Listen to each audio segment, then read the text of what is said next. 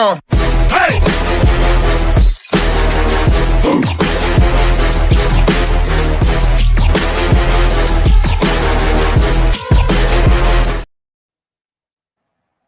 All right, what's good? What's good, man? The Unfiltered Sports Podcast is back after a week of hiatus. You know, CEO had business, and I know all of you guys missed us. Unfortunately, we didn't miss any of you guys, and I think CEO can agree with me on that. CEO, say what's up to the peasants. Yeah, what's good, peasants? Surprisingly, they haven't flooded the comment section just yet. Yeah, by the way, CEO, how was Austin? You know what I'm saying? Don't tell us about your business, but how was Austin? How was Texas, CEO? Horrible. He says. Why? It was just horrible. It's overrated. Austin sucks as a city. No one should want to go to Austin. It sucks. But it's horrible city, bro. It's a hippie ass city. Won't people come up to you and try to sell some shit or whatever? Nah, it's just a horrible. It's a college city. It's horrible. Yeah, Austin is a college city. He's fucking partying and shit like that. What's good? The Rainer says, as fellow Texans, we don't consider Austin a part of us. So I mean, listen, I did not visit the rest of Texas, but if Austin is anything to go by, Texas is overrated as fuck. Okay. Well, I mean, Austin is known for being a woke fucking piece of shit state. I mean, part of the Texas. So, nah, it's not even that. It's just lame. Like, it's just a lame city. Yeah, I mean, it's called Austin. I mean, come on. I know people are like, oh, well, you should go to Dallas, but I don't know. Hopefully the rest of Texas isn't as lame. If it is, then Texas might be overrated. So, Texas has always been overrated. Look at the fucking Cowboys. You know what I'm saying? Yeah, I mean, not surprised. But speaking of that, CEO, let's get right into it. CEO, your Baltimore Ravens beat the Cincinnati Bengals on Amazon Prime on Thursday. Now, CEO, what's your thoughts on this? I mean, in terms of the game, I was happy. We won, obviously. You know, fuck the Bengals. I hate the Bengals. Everything about them is disgusting. They're a relevant franchise in Ohio. Surprisingly, the Bengals are more relevant. I mean, the Browns are more relevant in Ohio than the Bengals. Ohio State is more relevant in Ohio than the Bengals. Agreed. The Bengals are, if it wasn't for Joe Burrow, I mean, they'd be probably the Detroit Lions before this year is what they would be. Yeah. I mean, the Bengals are really, there's just nothing special about them. The city's horrible. Cincinnati's garbage. I mean, who the hell goes to Cincinnati? First of all, who the hell goes to Ohio? But if you had to go to Ohio, you wouldn't go to Cincinnati. All right. Be the last place to go. So I'm glad we beat them. People are going to be, oh, Joe Burrow's out. So you can't do that. All right, yeah, but you Bengals fans were celebrating like a motherfucker when you beat Tyler Huntley. Right? Let's not forget that. We're going to get into that. Yeah. So, I mean, and by the way, we would have won that game if Tyler Huntley wasn't such a bastard. You know, I might actually agree with that. So the fact of the matter is, your quarterback, my quarterback got injured. All right. Yep. Your quarterback got injured. Multiple people got injured in that game. Too bad, nigga. All right. Our left tackle's injured. Our best cornerback is injured. Our tight end is injured for the rest of the season thanks to your shitty player. We're going to get to that real soon. And I mean, it is what it is. It's the NFL. It's week 11, I think. 11. I mean, shit, everyone's injured at this point. So we swapped you, get the brooms out, your clown franchise, your whole playoff hopes are dead now. Thanks, because you know, Joe, at least the Ravens without Lamar Jackson, we actually made the playoffs. Guess what, Bengals? You're not gonna make the playoffs without Joe Burrow because he's everything you ever had. All right, that's it. Because we had Super Bowls before Lamar Jackson. We're probably gonna have Super Bowls after Lamar Jackson, but you don't. You're a poverty-stricken franchise. No one likes you. All right, go ahead. I actually agree. Fuck the Bengals. You guys came in my comment sections talking shit. Talking so much shit. And guess what? Karma came back to bite at you pussies. Fuck you. Fuck your franchise. You guys are overrated. Joe Burrow's over fucking rated. Dude is trash in the fucking playoffs, and Lamar Jackson owns him when it's playing at a fair field. You feel me? Fuck y'all niggas. You guys got hyped for beating fucking Tyler Huntley, who almost beat you guys. So fuck the Bengals. Y'all ain't shit. And you guys are going to miss the playoffs. Like I said, you're poverty. You're always going to be poverty. And you know, you're probably a lower tier of that fuck. Because at least the Browns have some history with Jim Brown. What the fuck do the Bengals have? With Carson Palmer and Andy Dalton? Fuck out of here. Vontaze Burfict? Fuck out of here. I mean, the Bengals are just I mean, first of all, we're going to get into depth about the Joe Burrow injury later, but I'll say what I have to say about them. But all I just want to say is shout out to my Ravens. We swept them. Lamar is 8-1 against the Bengals. All right. So the whole narrative that the Bengals own Lamar, RJ, you remember that? Yeah. Where the hell did that come from? Because he's 8-1 against the Bengals. Where the hell did that come from? This is more Joe Burrow dick riding. So. It's propaganda because it's a lie. All right. That's what it is. Oh, yeah, by the way, I said this in my video, too. I find it funny how Joe Burrow has missed more games than Lamar Jackson. Lamar Jackson has been in the league longer than Joe Burrow, but he doesn't have the term injury prone on him. Joe Burrow, since 2020, missed 14 games. Lamar Jackson missed 10 since 2018. Since 2018, but yet he's injury prone, and Joe Burrow's poor Joe Burrow. That's the narrative. Joe Burr. CEO with a capital B-U-R. What like a fucking bag. Shiesty. Fucking shiesty. Oh my god, I can't stand this. Oh my gosh, bro. Whatever, man. Good riddance, Bengals. We got rid of you. Thankfully, you know what I'm saying. You know, I'd rather have the Texans there. At least the Texans are a good feel-good story. What the fuck are the Bengals? All right, anyways, moving on. The Lions have defeated the Bears 31-26. CEO, your thoughts? I know you have a lot of thoughts on this. I'm happy, because this is why losers can't have anything nice. Okay. Yeah. The Bears fans, especially one in particular, Michael, you're probably watching this and you're not commenting because you're a little dork. They were all happy because they were beating the Lions, I think, up to the fourth quarter or something like that. And it looked like they were about to win. And guess what? In classic Bears fashion, they choked the game away. Even though Jared Goff had 2 interceptions, they really couldn't capitalize on it because they're a shitty franchise run by a crappy ownership, a horrible head coach, horrible offensive coordinator, horrible quarterback. Everything about the Bears is garbage. The Lions... I'm gonna be honest. The Lions have a great record and good season. I don't believe in them. That's just me personally. Yeah, of course. Their schedule is soft as Charmin tissue. So there's really, in my personal, I just don't believe in the Lions. But the Bears are horrible. They've always been horrible. They choke. They can't close games. They'll always be horrible. Always will be horrible. Michael, go cry. That's why you left the Discord, because you're crying. It's your Bears because you said Justin Fields is him. This is why Michael can't have nothing nice. This is why Michael cannot have anything nice. Because the slight moment that you're up, you start talking about how Justin Fields is the greatest quarterbacks since Joe Montana, how he's fantastic. He's him. He's this. He's that. And guess what? He choked. Okay? He's garbage. This dude Get the fuck out of it, bro. I can't wait. Yeah, go ahead. He was talking shit when they were up, and this is why he's banned until after football season. No, I can't with people like Michael, because he doesn't learn his lesson, RJ. He will never learn his lesson. Never. Like, there's not he's like, oh, we're up against the Lions. First of all, it's the Lions. I don't care what the record indicates. They're not a good team. RJ, who have they really beat? I mean, they did beat a few. I mean, they beat Seattle. They beat the Chiefs.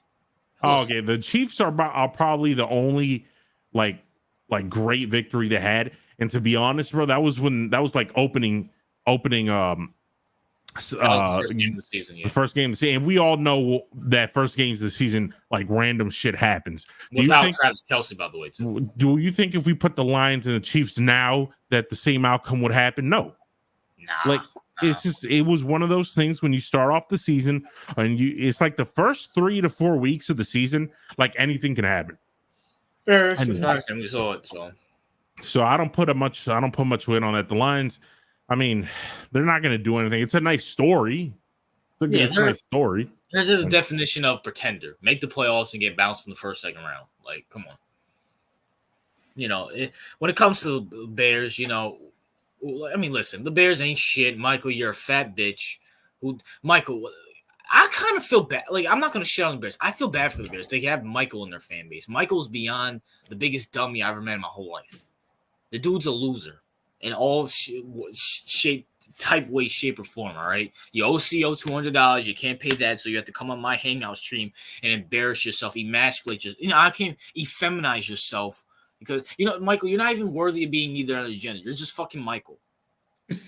I feel bad putting you. I get called a sexist all the time, but I would feel like a misogynist piece of shit for putting you in the women's section because you don't deserve to be a woman, Michael, because you're just a fat bitch. You talk all this shit, but then you get mad when it's returned. Yeah, I think Joey can handle the Discord better than your punk ass. The fact. And as it goes for the Bears, who gives a fuck?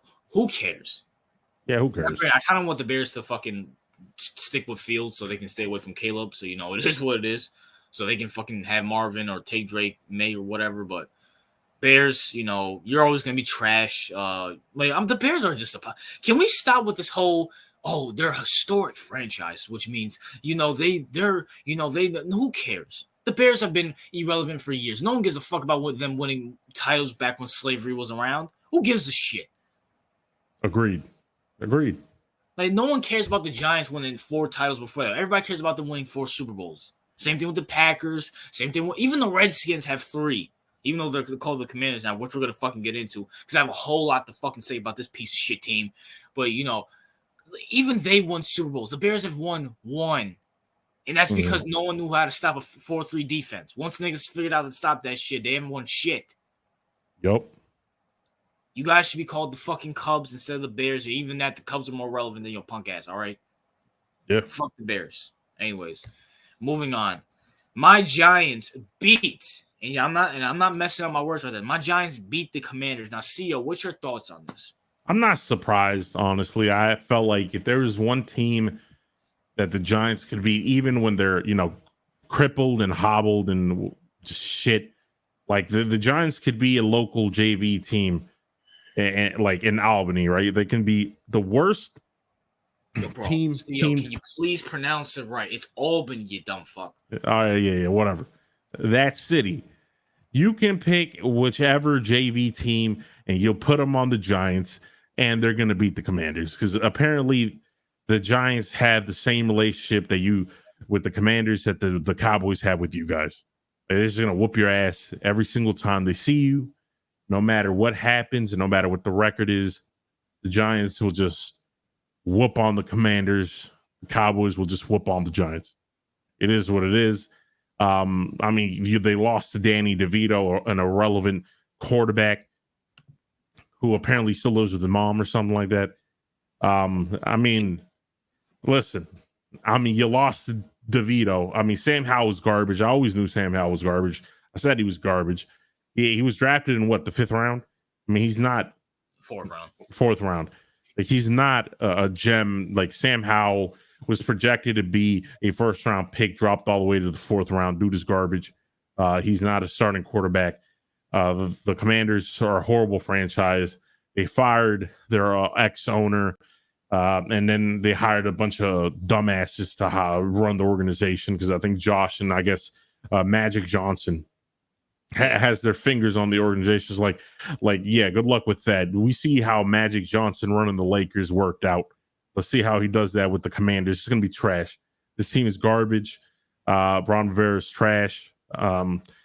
Their defensive coordinator is horrible. Purely just disgusting. You have all that talent on defense. You can't do shit with it. That's just pathetic.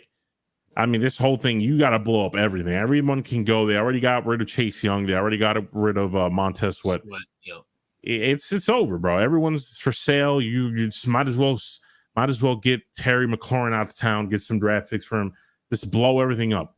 Because honestly, there's nothing worth saving in this franchise. So, like, everyone's fed up with it. All the players want to leave. This is a horrible, horrible, horrible organization, and you just lost to one of the worst teams in the league. with Danny DeVito at quarterback. And you know, I don't even know if the Commanders. I mean, obviously, I believe that they're this trash, but I feel like at this point they might just be like letting you win just so you don't get a good quarterback.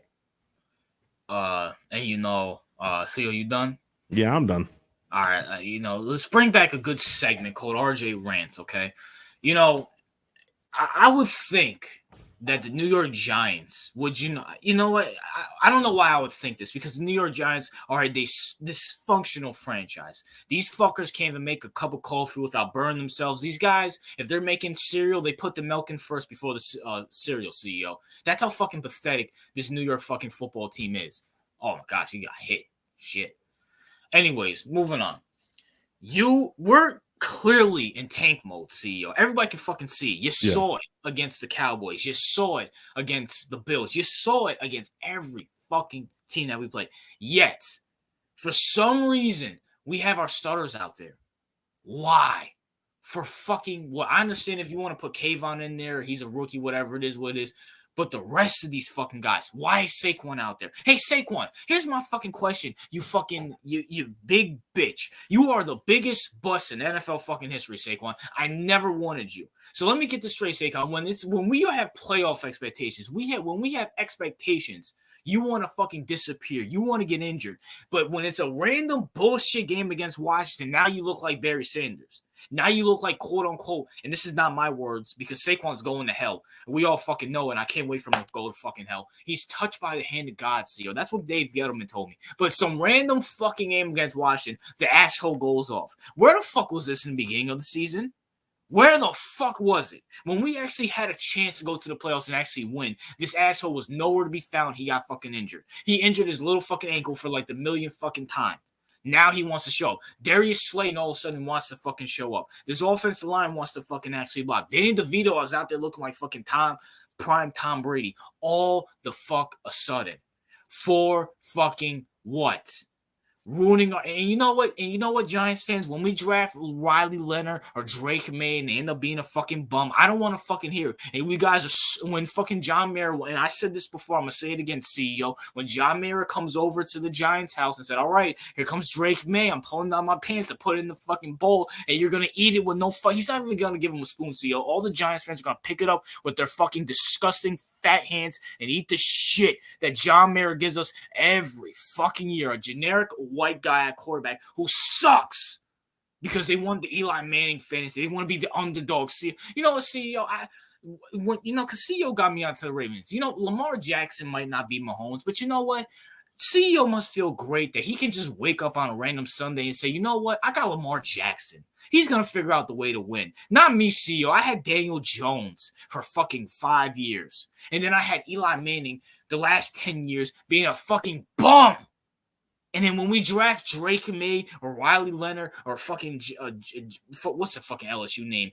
Jaden Daniels, whoever the fuck, when he sucks it up next year, John Mayer's like gonna be like, he's gonna put sprinkles on it the next year's studio as he gives us more shit in a fucking bowl. Well, guess what, John Mayer? I'm not eating your shit. I'm actually smart. I take that shit and throw it in your fucking fat face, bitch. And once again, this goes back to my point. Why are we winning this fucking game? For fucking what? This is beyond stupid. Whatever, man. I'm so done with the Giants. I'm just so done with this. That goes for Washington. Listen, Washington, you know, you guys actually were in playoff contention and you fuck it up. This is beyond. I can't even I'm not like you said it best. I'm not surprised we beat them because they're just idiots. Now I feel like the only time the Giants will win is if it hurts them long term. Exactly. Like when you have to win, you don't. But if it fucks you up, that's when they win. Like that's what I don't get. And by the way, because I guess people can make the argument that Dable and Shane is they're fighting for their jobs, right? So they don't want to lose out. But at the same time, I feel like Mara already told them that they're good for next season because obviously the dumbass Mara forced his quarterback on them. So they should get one more season at least with their people. So I feel like, their job is safe regardless. So what's the point of like fucking up the draft capital? Like you're not making the playoffs. No. Like, what's the point at this? Like, if you're not making the playoffs, then there's no point. Like, I don't believe in all that. Let's win for morale's sake. What morale? Like, no, because that's the argument. Like, oh, let's just win out so we can bring that good energy to next season, right? And I'm like, well, that makes no sense because you're gonna fuck up your draft stock. Because instead of being in a position to draft, I don't know, like Penix or Caleb or something like that, you're gonna be in the position to draft Raleigh Leonard or freaking JJ McCarthy. You know what I'm saying? Suck. Like, that's what you're going to be in the position. And I know there's a lot of quarterbacks in the draft, but guess what? The reality is that one, maybe two will be good. The rest will be trash. Like that is the reality of the quarterbacks. Like people say it's a deep draft, right? Like it's a super deep quarterback draft. But let's be honest, RJ, when we look at track records, maybe two will be good. Maybe two will be good. I mean, let's look at 2018. Besides Lamar and Josh Allen, all of them suck. That's what I'm saying. That was a deep quarterback draft, right? Yeah. Remember that. Like, let's be honest. One, maybe like two will be good. If you're lucky, three, but that's so rare. So it's most likely going to be two. You're like, it's not like you're going to get a what's it called? A Big Ben, Eli Manning, Rivers situation. That's like a rare thing. Yeah, so because I think the last time that happened was Jim Kelly, John Elway, and Marino, and that was back in 79, 80? Right. So the likelihood of you hitting on three good quarterbacks in draft is bullshit. You're probably going to end up with one, maybe two. Yeah. Like that. So if you don't get the guy, right? If you don't get that dude, in this case, I guess it's Caleb. Yeah. If you don't get Caleb, most of those quarterbacks are going to be ass. Like, let's be honest. Can I just say something real quick, too, before we move on? Yeah. Listen, and I'm talking about on the field. Caleb off the field, he dude's a fruitcake. I'm not going to defend him. But I just want to say something about Caleb. I'm an Oklahoma fan. Everybody knows this. So I know Caleb Williams and Lincoln Riley. Lincoln Riley is a horrible head coach. The dude focuses on nothing on defense and focuses all of his shit on quarterback and fucking, okay, I'm putting all the pressure on my fucking quarterback. Not to mention, he can't make a good O-line to save his fucking life. So we can shit on Caleb for playing trash. If you watch USC, Caleb Williams is trying to carry a shitty-ass offensive line with a shitty-ass fucking defense. Can we really blame the guy? It's not like he's going out there, like he's averaging 25 points a game. Can we really blame the guy? I mean, at some point, CEO, you're going to fucking fuck up. No, like I said, I do think Caleb's going to be a good prospect. Yeah. I don't think he's going to be as great as people think he's going to be, but I do think he's going to be a good prospect. I do think he needs to go to the right situation. It can't just be a random situation. Yeah. Because someone said it, and I do agree with them. If you switch Bryce Young and you put Caleb in with the Panthers, they're not going to be that much better, to be honest with you. They're still probably going to be garbage. Maybe they'll be a slightly better, but he needs to go, and that's why he was kind of bitching about going to a certain situation. Yeah, but I can understand. But because not everyone's going to be like CJ Stroud, you know what I'm saying? Yeah. Who can go to shit and turn it to gold. But you're talking about the Bears. Like, why the fuck would you want to go to? I'd rather go to the Texans than the fucking Bears. Nah, and the Texans are arguably a worse franchise than the Bears. Arguably. No, bro. The Texans had success with Deshaun Watson and shit. The fucking Bears, they have no success. They're living off the fucking 85 Super Bowl. Like, they are so dysfunctional, it's not even funny. Like, they have Jake going around over there. Like, come on, bro.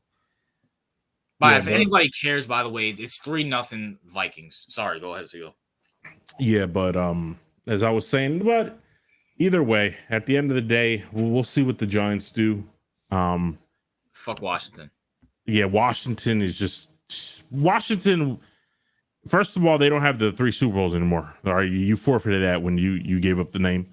When you gave up to the woke crowd. I'm a firm believer that if you change your name, and basically you change your name and your logo, you change your identity. You might as well just got rid of the color scheme as well, RJ, because what's the point of keeping the color scheme?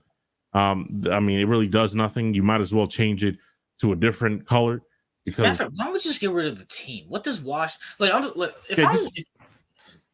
just relocate. You know what, bro? If I'm commissioner, right? Yeah, I'm getting rid of a lot of teams. The Bears is one of them. The Reds, I don't give a fuck about the history. Goodbye. You think these little kids know anything about the Bears? Who gives a fuck? no. Washington can go. The Texans, since they got CJ Stroud, they can stay. The Bengals, you can go too. I don't give a fuck. Joe Burrow can go play in the CFL for all I give a fuck and fucking tear his ACL over there. Like, a lot of these teams just need to go. And speaking of teams that need to fucking go, the Titans lose to the Jacksonville Jaguars. The Titans is another team that can fucking get the fuck out of here too. The Titans, Will Levis, back to reality. All right. No more mayonnaise in the fucking coffee and bananas and shit. Right. So back to reality. I mean, all those people, got a little hyped over Will Levis, but as we said, this shit, he was going to go right back to reality. Listen, the Jaguars, it's not like the Jaguars are a great team. I mean, they're a good team, but they're like the Lions of the AFC. Right. Yeah, exactly. Yeah, they're the Lions of the AFC. I'm not overly impressed with Trevor Lawrence this whole season, personally. Yeah. I think he's more of a game manager this season. Yeah. It's not like he's, flashing or living up to the potential that he had coming out of college, obviously. So, but I'm not gonna, the team is still doing well, even though he's game managing. Travis Etienne doing his thing. I'm saying defense is decent. Coaching, Doug Peterson's a good head coach. The Titans, on the other hand, have nothing. All right. Titans. This is the thing I don't understand with the Titans. All right. So you got Ryan Tannehill, then you drafted Malik Willis, and then you drafted Will Levis, and then you're not sure about either of those quarterbacks. Like, what's the point? Like, Titans, are you in or out on a quarterback? Like, I don't get this. What do you want to do? Do you want to win now or fucking build for the future? Like, yeah, that's what I don't get. Well, what's with this whole, like, okay, we have Tannehill, but we're keeping him, but at the same time we'll draft other quarterbacks, but we're not going to draft them high. We're going to draft them in the second, third round. We're not going to, like, I feel like they're half-assing shit. They're trying to be half pregnant. Yeah, I'm like, you're getting quarterbacks. Okay, fine. You got Malik Willis. That shit didn't pan out. You got Will Levis in the second round, but it's like, RJ, I see. It feels like they're getting quarterbacks, but they don't want to overly commit and get that quarterback in the first round. They don't want to tank, basically. Right. They don't want to be like, oh, let's go get our first round quarterback and be the future. No, let's just get some second, third round talent and develop him, and maybe he'll become some. Like, the Titans are all like, they're just weird. Listen, Mike Ravel, I know you don't want to rebuild and shit, but rebuild, okay? Rebuild. Yeah. You got nothing. Derrick Henry is a corpse. Why the hell did you get DeAndre Hopkins? What was the point of that? Did you really think he's on the fucking team? Did you really think you were going to compete with an aging, injury-prone DeAndre Hopkins and a 30-year-old running back in Derrick Henry? Do you really think that was a formula for success? I mean, like, Derrick Henry's a power back. He's an aging power back. He already did not have speed. He's not going to get faster as he gets older. That's not how it works. No. So my thing is, Titans, just blow it all up. Commit to a quarterback. If Will Levis, if that's where you want to go, I think that's a disaster. He's ass. In my personal opinion. I mean, at this point, I don't even know, because it's like, it feels weird telling them to go draft a third quarterback, because it's going to be like back-to-back drafts of quarterbacks. So that's kind of weird. So, okay, listen, just blow it all up. Trade Derrick. You should have traded Derrick Henry to us, but you didn't want to do that, Titans. So you can go fuck yourself, because now you're garbage. And so you could have got something for Derrick Henry, but you decided not to, because we got Will Levis. RJ, we got Will Levis. So Will Levis had a great game, and we think we can do something with Will Levis and Derrick Henry. Yeah, good luck with that. You got blown out by the Jacksonville Jaguars. You're a shitty team, and you're not going to the playoffs, and you're going to have to rebuild, and now you're stuck with Derrick Henry when you could have got some compensation for him. Now he's probably going to leave in free agency. So good luck with that. You wasted money on DeAndre Hopkins for no reason. No money, like no fucking reason. And DeAndre Hopkins, listen, I don't know the contract situation behind doors. I don't know if it was good, if other teams offered him a deal, whatever. But the fact that you went with the Titans over other teams, if those other teams were available, you're dumb. He probably went for money purposes. I really can't fucking blame the guy. So yeah, but that's my take on these two shitty teams. But when it comes to Jacksonville, I would be scared of them in the playoffs off the simple fact Doug Peterson's still a top 5 coach. So he knows the situations and stuff like that. So yeah. I will say that. And CEO, I hate to say it, especially now with Mark Andrews being out, I would not sleep on the Jacksonville Jaguars. No, I mean, I'm not saying they're a bad team or like. No, they're not going to do anything. I'm just saying they're like one of those teams that can ruin people's season. You know what I'm saying? Yeah, I can see that. I can definitely see that. Let's move on. The Packers. I don't know if Josh is in the chat, but the Packers beat the Chargers 23-20. CEO, what's your thoughts? I mean, first of all, a game that once would have held some kind of meaning is now one of the crappiest games to see on Sunday. Because let's be honest, the Packers may be a storied franchise, great for the past 30 years, but they have Jordan Love. I know he had a good game. Great game, yeah. But I don't believe in him. Yeah. I don't think he's the guy. I mean, yes, the Chargers have good defensive pieces, but guess what? Brandon Staley is garbage. All right. He's supposed to be this defensive mind. He can't stop shit. All right. You have Justin Herbert, who I'm very anti Justin Herbert. Everyone knows that. But listen, at the end of the day, he's a talented quarterback. And if he had a defense, he probably would have at least double digits wins than what he has right now. But because his head coach is a horrible defensive coach. You got Khalil Mack, you got Derwin James, you got Joey Bosa. You can't do shit with it. I mean, you can't stop Jordan Love with those defensive pieces. You're garbage. I mean, the Ravens are doing great with the likes of Kyle Van Noy and Jadeveon Clowney, and you can't do shit with Nick Bosa, and you can't do shit with Derwin James. I mean, come on. You can't do nothing with Khalil Mack. You're garbage. I mean, Khalil Mack had like a 6-sack game like a month and a half ago. And you can't you can't do anything, Brandon Staley. You're not good. This is the problem. The Chargers are a fraud team. I think a lot of people had them missing the playoffs. I think you had them missing the playoffs as well. Including me, yeah. I got called crazy by the Herbert sexuals. Yeah, Herbert sexuals. Listen, you could love Herbert sexuals, but all Justin Herbert is a different is a different version of Josh Allen. Maybe even worse. Worse? Like crazy talented, right? On paper. Yeah. But does not do anything with it. So listen, Herbert throws a nice football, I guess, if you're into that kind of shit. Yeah, he throws a beautiful ball, CEO, as the fucking Herbert sexual, which I don't give a fuck about. The beautiful ball. Who gives a shit? Right, he throws a beautiful.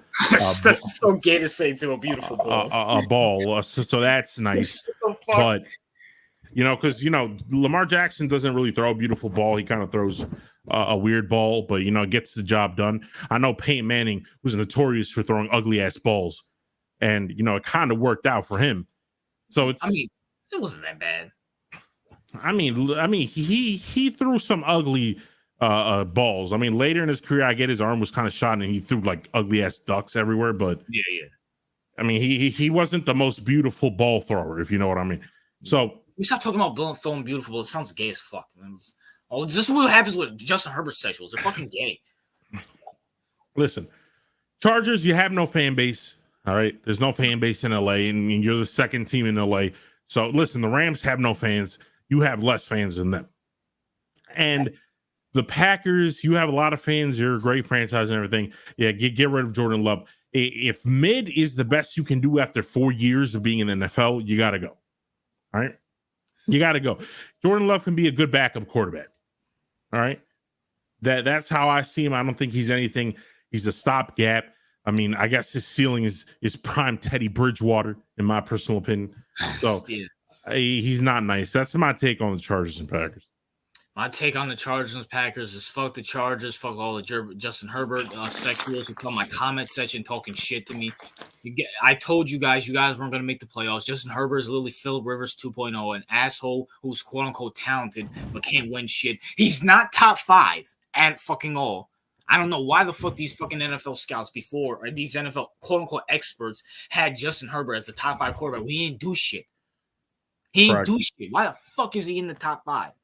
And as it goes for the Packers, listen, Jordan Love had an amazing game. Jordan Love has to do a lot of unless Jordan Love has a game like this throughout the rest of the season, it might be time for the move off him. So, it is what it is with that. Let's talk about something we got right, CEO. The Texans, C.J. Stroud beat the Cardinals, the Kyler Murray Cardinals. So, CEO, what's your thoughts on this? Okay, listen, I'm impressed with the Texans. I think they could be a wildcard team. Yeah, 6-4, so and they might even, there's still a possibility they can win their division. So that's interesting.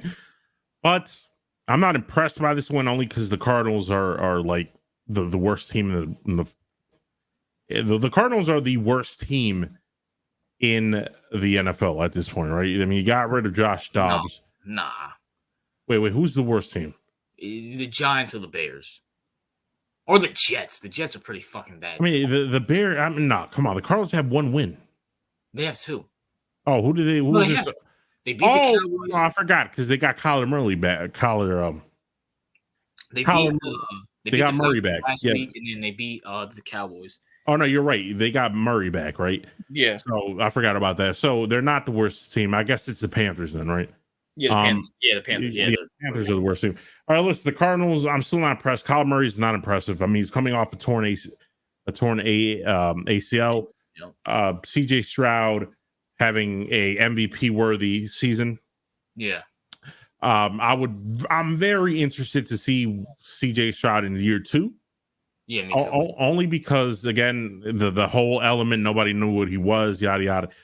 So I feel like NFL defenses catch up real quick. So we'll see what he turns out to be in year 2. But so far, I'm impressed with the Texans. Ryans looks like he's a very good head coach. Miko Ryans, yo. Just went out there and just switched the Texans over. Can you imagine if the Browns just ended up with C.J. Stroud instead of what they traded for? But either way, listen, at the end of the day, Texans, I'm very impressed. I hate your franchise. You're a piece of shit. Because I still have conspiracy theories about your franchise. So I'm very anti-Texan. Yeah, but I'm very pro CJ Stroud. So Texans ownership and the franchise can go fuck themselves. But I do like CJ Stroud and I do like Ryans. Cardinals. You're the Bears. You're the Bears before the Bears were even the Bears.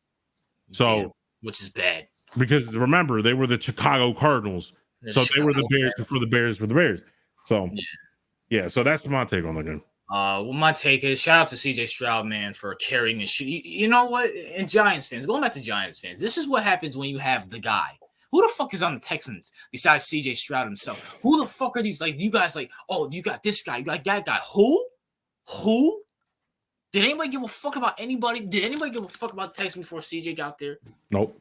But Daniel Jones, he needs the offensive line, RJ. He needs Saquon. He needs this. He needs to get the fuck off my franchise and go get surgery.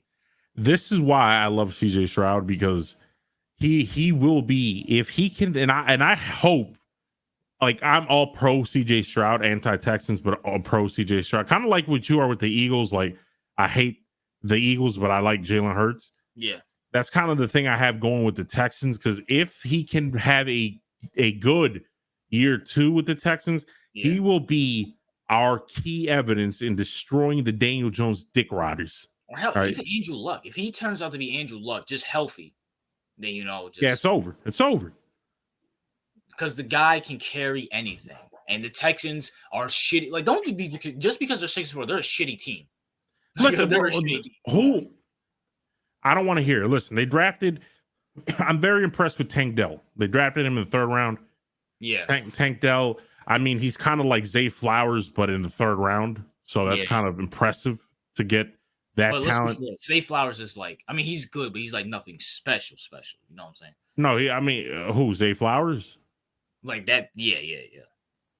Zay Flowers is kind of like a high-end number 2. Yeah, but I'm just saying, for him to be a number 1 and for the Texans, for CJ Stroud to be using that and 6-4. No. Listen, Tank Dell is kind of like, what I'm saying is Tank Dell is kind of like a slightly worse version than Zay in terms of prospects. No, but what I'm saying is that the simple fact that CJ's still bowling with that. No. Yeah, that's what I was getting to. Oh, okay. Because I'm just trying to compare the type of player because Dell and Zay are kind of similar styles. So this is what I'm saying. He went with Tank Dell, a 3rd round talent. The corpse of Robert Woods. I think Antonio Pierce was the running back. He got injured last year.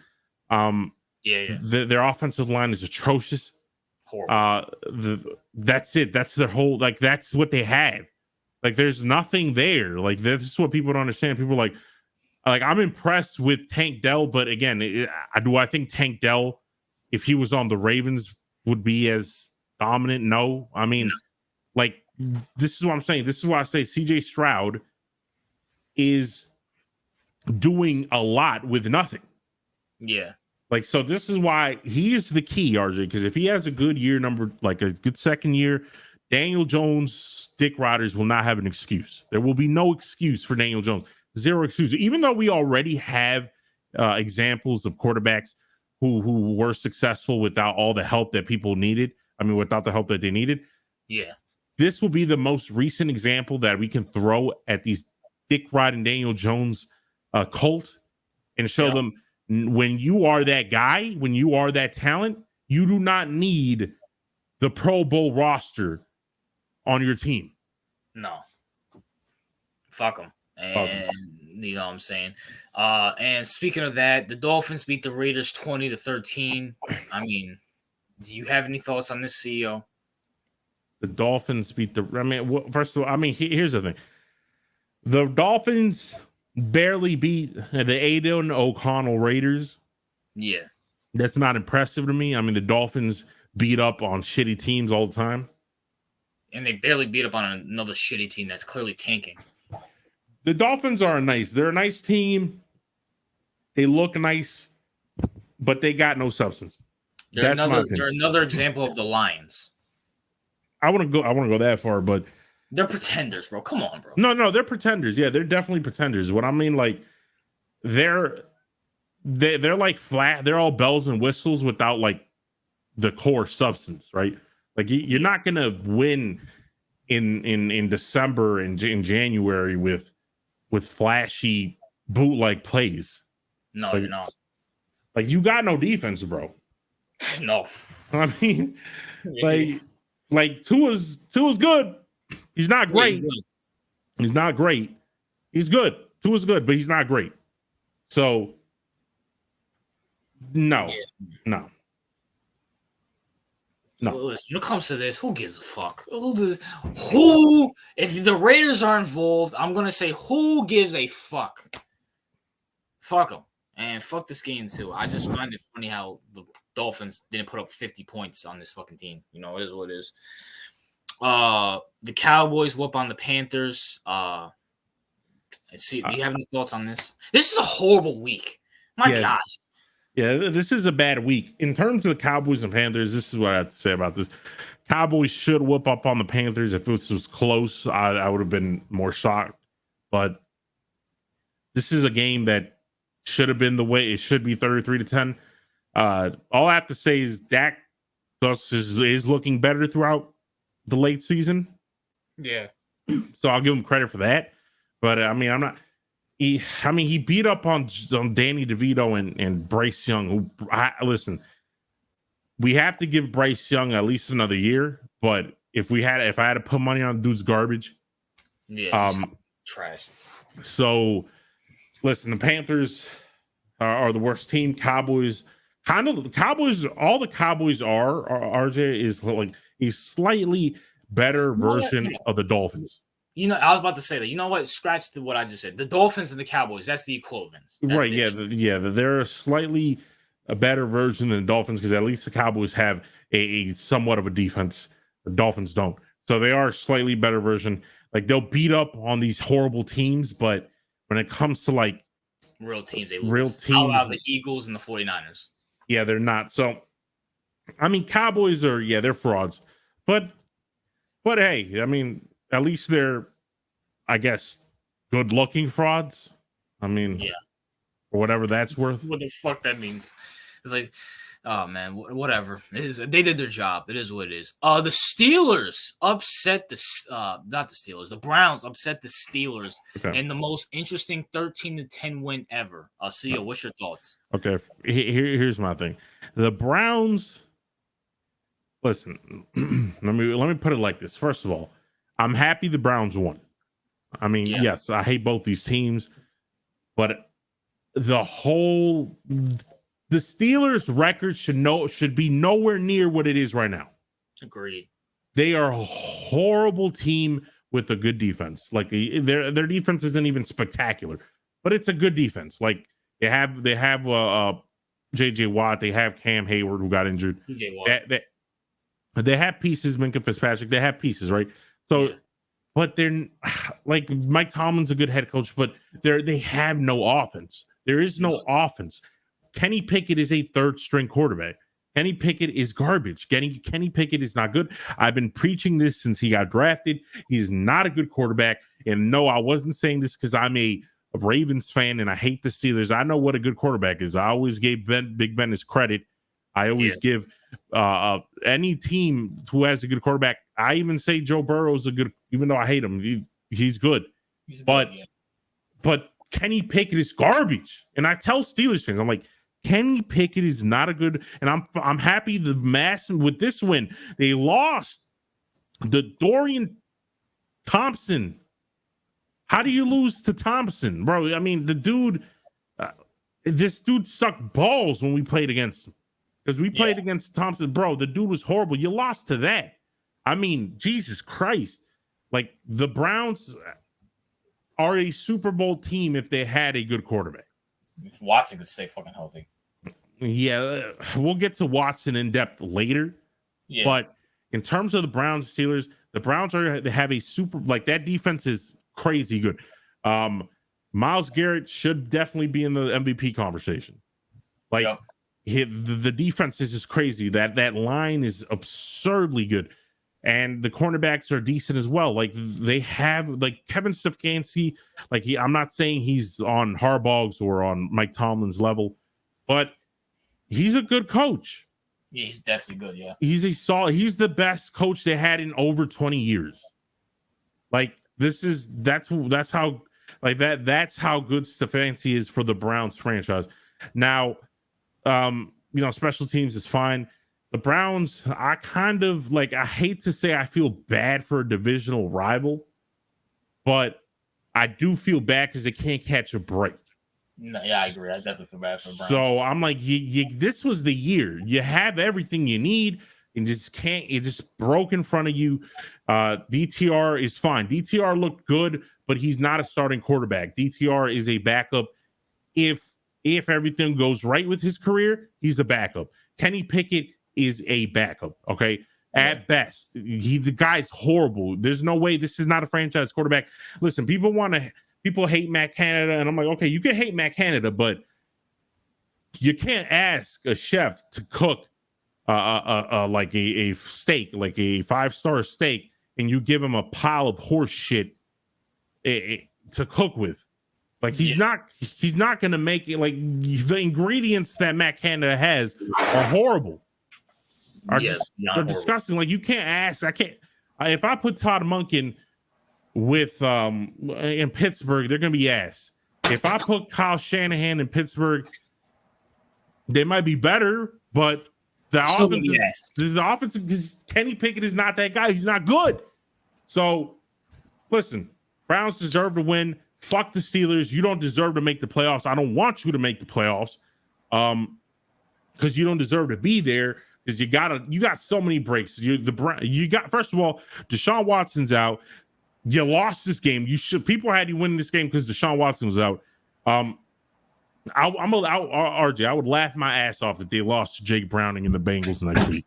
I would laugh my ass off, and that would be poetic justice because the Steelers, if I'm a Steelers fan, I want to lose.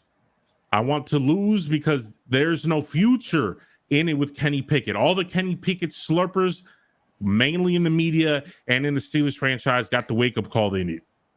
Yeah. Let me just say something real quick. You see, so me and CEO kind of went on a rant about Daniel Jones supporters and how we kind of want them to go away.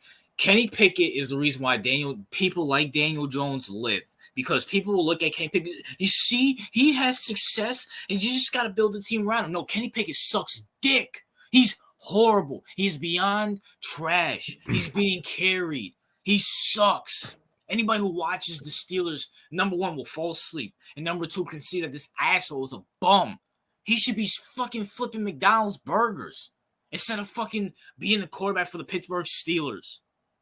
Like, the Steelers are a good team because Mike Tomlin's a good coach and they have a good defense. That's it. It has Kenny Pickett sucks dick. Stop hyping up bums. Yeah. I'm so tired of NFL fans. Like, they want the Eli Manning shit so bad. They want to have that magic carpet ride. Eli Manning what did was great, but that's never gonna happen. That's once. You know what, CEO? I was talking to one of my friends about this, right? You know what Eli Manning is, CEO? What? He's Bigfoot.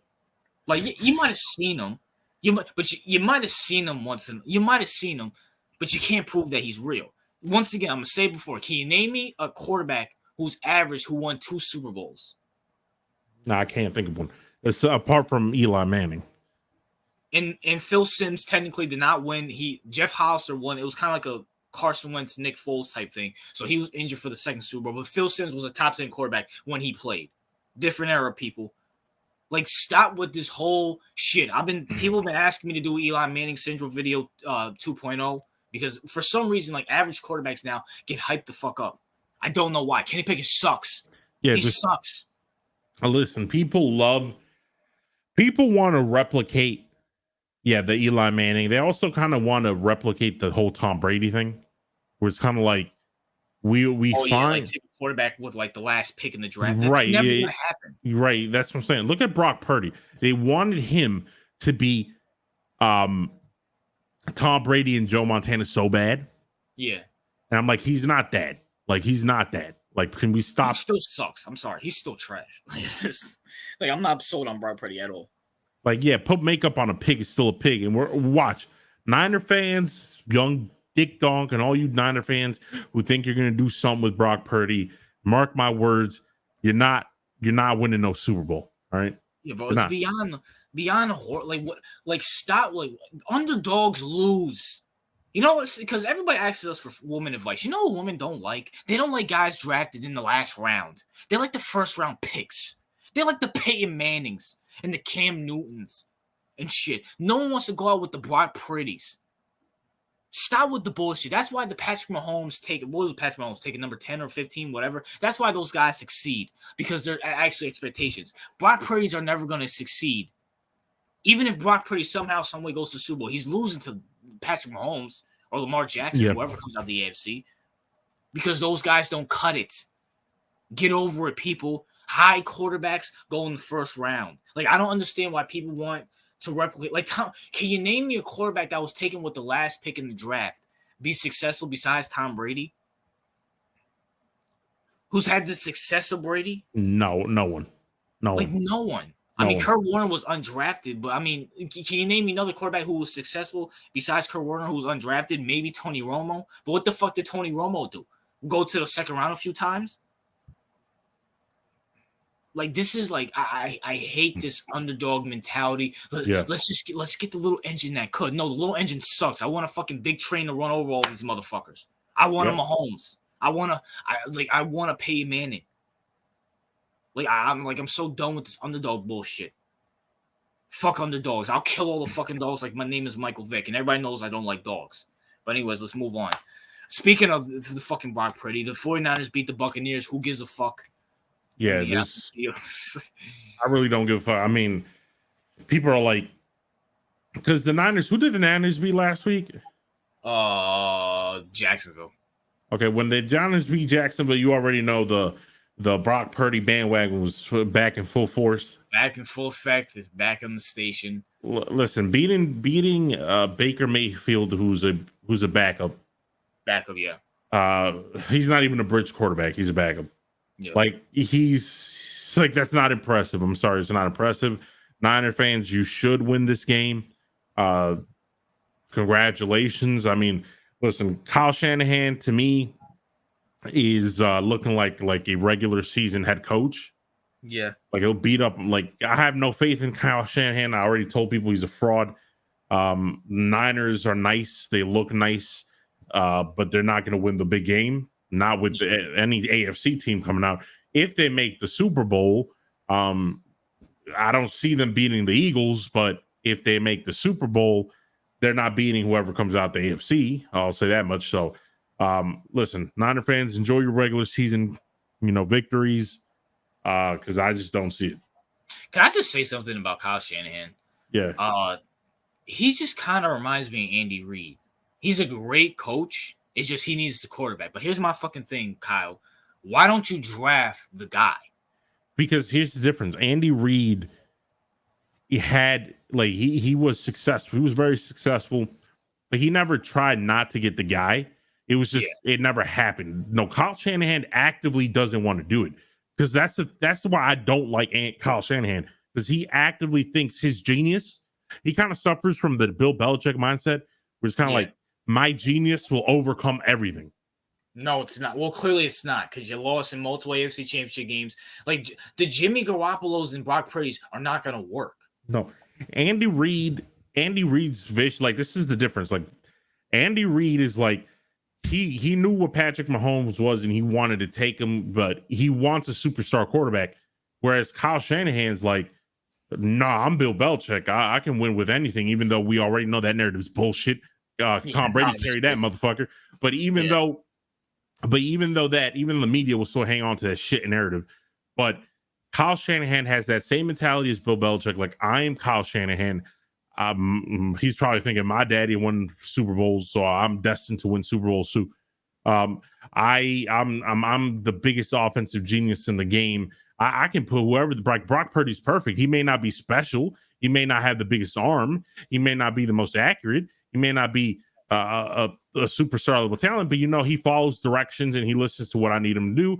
And I'm Kyle Shanahan is using Brock Purdy as a vessel, right? Like he's using Brock Purdy as a way. Is like Brock Purdy is like Kyle Shanahan's plays come to life, whereas Patrick Mahomes is a superstar quarterback. Andy Reid gives him the plays, and if that shit breaks down, Patrick Mahomes will find a way to make the play work. Like Brock Purdy doesn't. If this shit breaks down, that's it. You're fucked. You're fucked. That's what I'm saying. Like he's a vessel. He's not a superstar franchise quarterback. This is what people do not understand. Kyle Shanahan wants to control his quarterback. He doesn't like off-script bullshit. That's why probably Trey Lance never worked there, because Trey Lance is probably doing off-script shit that he didn't like. He doesn't like the Lamar Jackson, Josh Allen, Mahomes type of like, oh, shit broke down, now let me do my own shit. He doesn't do that. He wants to... Guess what, Kyle? What you've been doing hasn't worked. So, but I highly doubt that. You had Matt Ryan, who's in the fucking top. Like Kyle, you know what works. Why are you just stop being a fucking ignorant fuck. You see how Bill Belichick's legacy is looking. The only difference is at least he has 6 championships. You have 0. Yeah. Like Kyle, you're just an asshole. And this is why I never will believe in the 49. Unless Kyle's like, you know what? Maybe I need to pull Andy Reid and trade up to get him a Holmes. Like trade up maybe to get, hypothetically speaking, to get Caleb. But or Penix or whoever the fuck. Right. Because this Brock Purdy, Jimmy Garoppolo shit ain't cutting it. Clearly. And you're just wasting Christian McCaffrey, Debo's time. And when those guys are gone, you're going to be irrelevant. And you're going to be somewhere in college fucking asking a job. Kyle Shanahan, you big nose fuck. I'm so sick and tired of these ignorant assholes acting like they're smarter than everybody in the fucking room. You're not. You're the biggest dummy ever. Me and CEO are smarter than you. And that's why we have the best show in fucking sports talk right now. Queer. Fuck you, Kyle. Anyway, moving on. I don't know. It's just Kyle Shanahan. Like his face just annoys me. I don't. He just has one of those faces I just want to punch him. Yeah. He's just the smartest one in the room. Like, oh yeah, what's it like? I'm fucking 7-3. Okay, Kyle, who gives a fuck? You're still gonna lose. Yeah, he's just Bill Belichick, but offensive. Like he's an offensive younger version of Bill Belichick. That's all he is. Yeah, bro. Fucking Kyle. What kind of whatever, man. Fuck Kyle Shanahan. And as it goes for the Niners, listen, no one cares. You beat the Bucs. Who gives a shit? Who gives a shit? Anyways, moving on. The Bills beat the Jets. Who gives a fuck? Okay, Bills, you finally did your job for once. You're 6-5. I was rooting for the Jets because I fucking hate the Bills. Josh Allen's overrated, even though if he came to my Giants, I would love it. Diggs wants out, and you miss your I was gonna peak game, right? I was gonna post a video. If it wasn't for Deshaun getting injured and Joe Burrow getting injured, I was gonna post a video on why the Bills missed their Super Bowl window. I might post it sometime this week.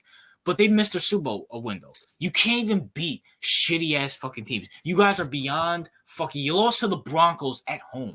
How the fuck does that even make sense? Like, whatever, man. Listen, they beat the Jets with what, Zach Wilson? Yeah, Zach Wilson. I mean, who's another backup? That dude's not a backup. That dude's a fucking Walmart worker.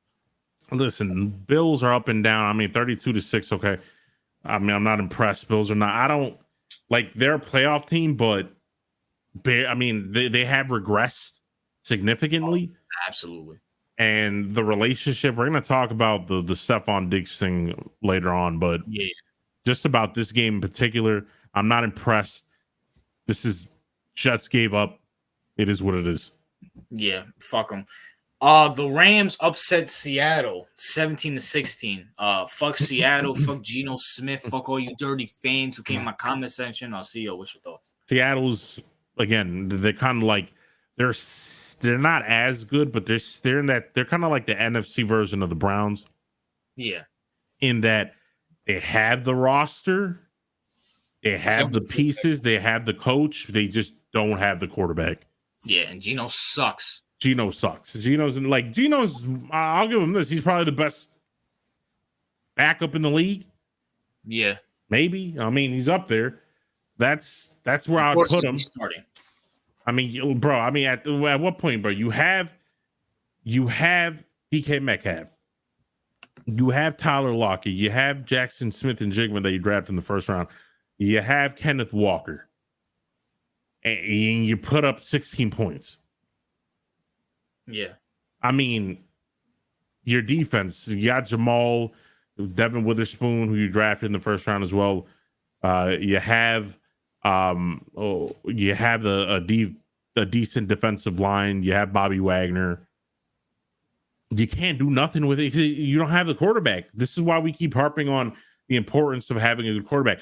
Geno Smith is a journeyman, and I've said this since the beginning. Like, any Seattle Seahawks fan who took Geno Smith as anything but a stopgap quarterback before you find your next franchise quarterback, you don't know football. You're stupid.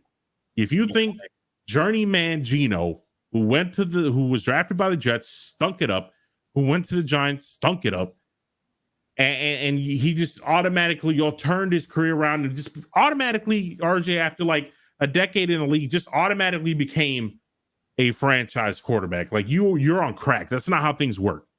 He's a backup journeyman quarterback. Congratulations. That's why you suck and you're not going to do anything. Yeah, I'm so done with this fucking whole bullshit. Like, people love hyping up shit quarterbacks. I'm sorry. It's like this league is infatuated with hyping up mid. Yeah, I don't. Maybe the rules really like hype up these mid ass fucking bitches. Like, I swear, like this is. No, it's just that fan base is like, if I have a shit quarterback on my team, I automatically can identify that's not a good quarterback. I want a new quarterback, but the people just get attached. First of all, Seahawks fans, I could understand if Russell Wilson was still on the Seahawks and he was like downgrading. He's not as good as he used to be, but you're still holding on to him. I would get that. I would understand that because he has history. Geno Smith has zero history in Seattle. Geno Smith is nobody in Seattle. Why the fuck do you want him as your quarterback? He has no history of being good in the NFL. Zero, not one. Like what is like? No, he sucks. Like, that 30 touchdown shit, it's a fluke. We've seen that multiple. Like history repeats itself. Geno is a good backup quarterback. That is what he is, and he'll be paid handsomely as a backup quarterback. Yeah, man. Fuck Geno. That's why he got punched out by his fucking teammates. And then the final game, the Vikings are up 10-3 against the Broncos. Now, I have a question, CEO. All right. Now, granted, the Broncos are down, but if the Broncos somehow, someway win this game, they will be 5-5. Now, with Deshaun Watson and Joe Burrow going down, do you think there's a chance that the Broncos could sneak into the playoffs. There is a chance, obviously, statistically speaking, it's plausible, but I wouldn't put my money on it. But they could, if they win this game, they could. But again, the Broncos are not a good team. Yeah. The Broncos are a bad team. I'll give credit to Sean Payton for switching, like literally being the worst team in the NFL and kind of like slowly but surely becoming a 500 team. Yep.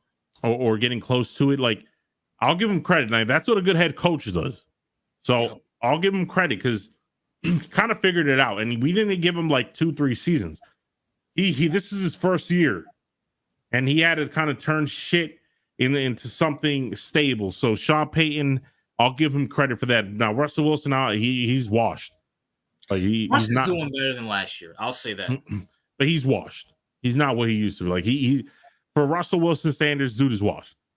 All right, I'll say that you put Russ on the fucking Broncos, not the Broncos, on the 49ers. I would fear them a little bit more than fucking Brock Purdy. No, I agree with that, but he's not what he once was, and I think Sean Payton realizes this and plays more towards his strengths and what he is now. He's not asking him to do the things that maybe he used to do in Seattle. So I give Sean Payton credit for that, for identifying the fact that Russell Wilson is washed, considering his old Sanders, or has taken a step back, if you prefer that terminology. So, but no one fears the Broncos. No one. Yeah. No. Well, I'm just saying, is it hypothetically possible? I mean, with the with the Browns losing Watson and with the Bengals losing, and the Bills still could miss the playoffs. They wouldn't shock me. So no, it wouldn't shock me. No. But speaking of that, we have one of our favorites. We have Rorb in the chat. What's up, Rorb? How you doing, bro? Warb's back. He's Rorb, I forgot the Browns fan. Yeah. You know, I'm not gonna. I like the Browns. You know what I'm saying? What's good, Kaiju? But that's a perfect way to transition into the whole Deshaun Watson fiasco. Him having shoulder season injury. Yeah, listen. Say hello to the chat. Meanwhile, I get a water. I'll be back in like a minute. All right. Well, while CEO is very unprofessional, has to go get water. I'll start off this Deshaun shit by saying, listen, I was rooting for Deshaun on the simple fact that, I mean, I think CEO alluded to it earlier. I thought there was something fishy about the Texans. He demands a trade from the Texans, and now all of a sudden, all these women come out. He's basically R. Kelly with a helmet on. Like, for some reason, he demanded a trade from the shitty ass Texans. Now all of a sudden, all these bitches come out and say they were fucking touching him in their private parts.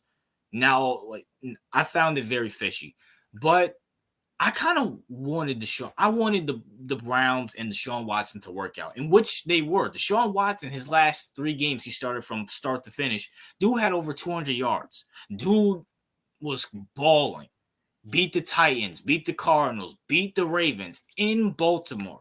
Ravens are a good team, and he beat them on the road. And for this to happen, it's very devastating. I'm keeping it to football. The Browns were going to be a feel-good story. And honestly, the Browns were my dark horse. Because if Deshaun could have stayed, Deshaun was looking like old Deshaun statistically. He was still making plays on the field, off the field. Yeah, he still makes those bad throws. It is what it is. But at the same time, it looked like something was happening. Now to have this season-ending injury, at some point we might have to sit here and say maybe Deshaun can't be that guy anymore.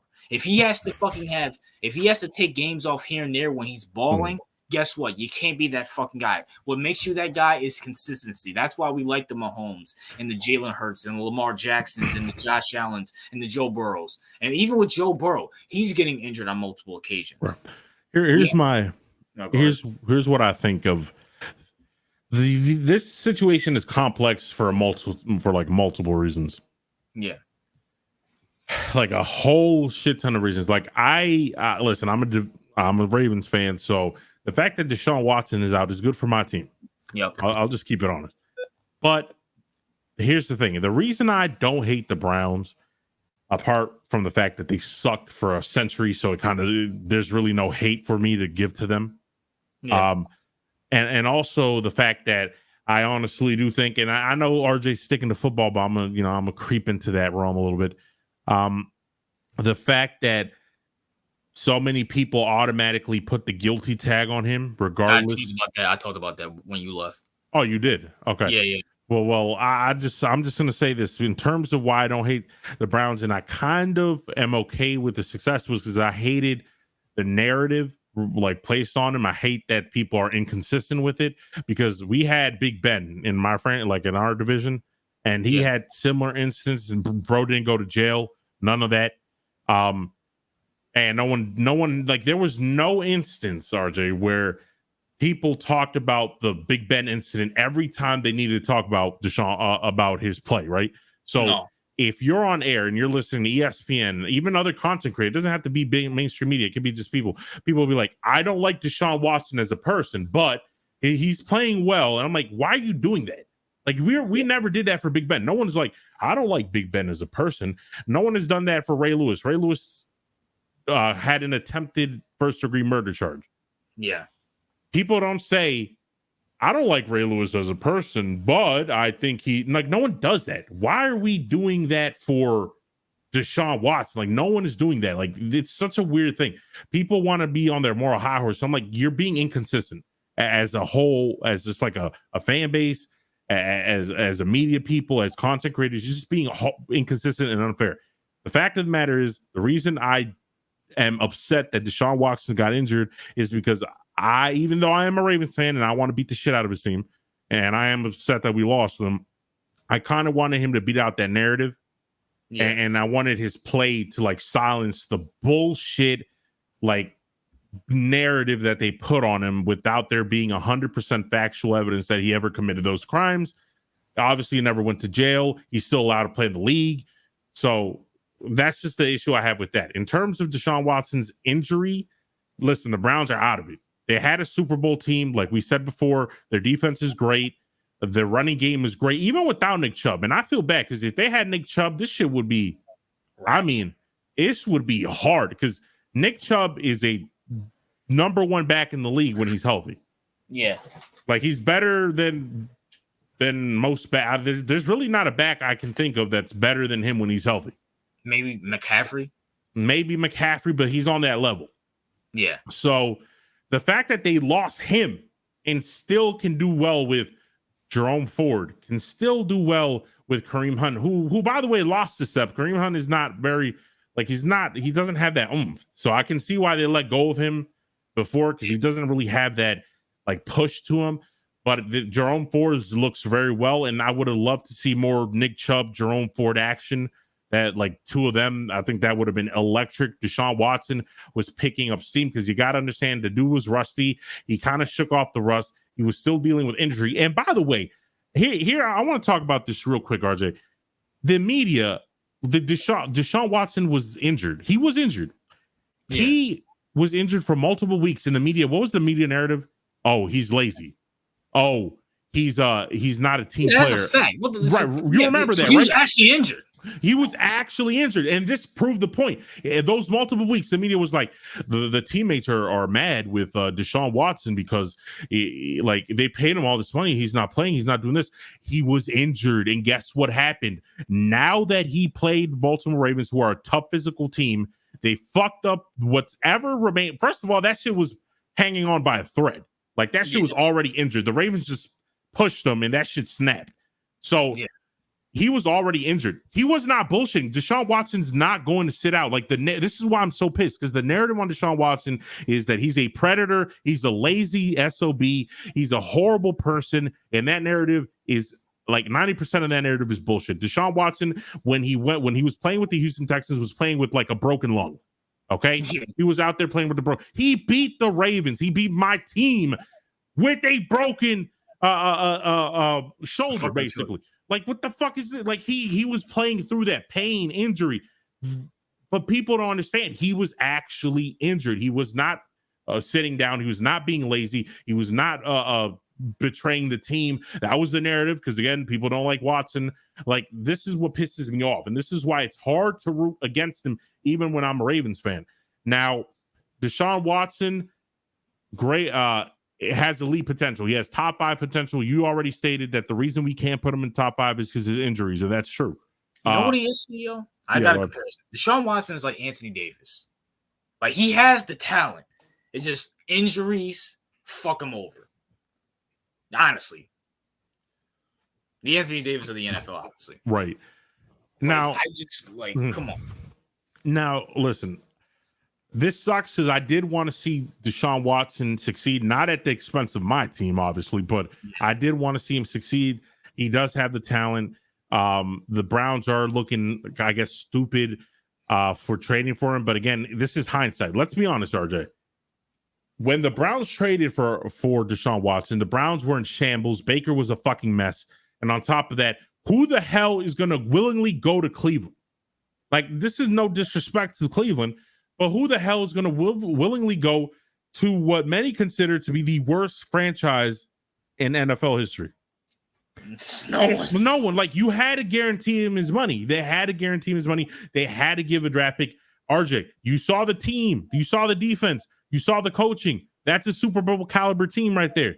All they need is that quarterback. And Deshaun Watson has the ability. Unfortunately, he cannot stay healthy. But fuck the media. Fuck other content creators for trying to malign Deshaun Watson every fucking opportunity they get. I'm absolutely tired of it. Go fuck yourself. Listen. Deshaun would probably have to honestly win a Super Bowl to get over this or go to AFC Championship, which the Browns could have done. I mean, the AFC is not looking as tough as we thought. Right. Like, the Browns have the defense. They have the offense. Deshaun was clicking with Amari Cooper. Like, Deshaun looked good. Does he make boneheaded plays here and there? Yeah, but so does Patrick Mahomes. Like, Deshaun, can you name me a team that can go to Baltimore and beat Baltimore? Not many. With that hellacious defense. Give Deshaun his credit. And to come back down, by the way, too. Like, they were up. Now, granted, the Ravens did choke that one, but at the end of the day, you still got to make plays. Yeah. You still got to make the Ravens fucked up against the Bengals, and the Bengals couldn't fucking come back. Yeah, I'm sorry to say this, Joe Burrow can't beat the fucking Ravens, but Lamar did. And this is not me to shit on Ravens. I actually like watching the Ravens play, and I actually like Lamar, and I hope Lamar wins MVP this year. But at the same time, give him his credit. Stop with this off the field bull. What is up with just listen? He's innocent. Legally speaking, yes, absolutely. Legally speaking, I don't give a fuck. Don't give me this athlete bullshit. Aaron Hernandez and Michael Vick got locked up. If they wanted to lock his ass up, they would have locked him the fuck up.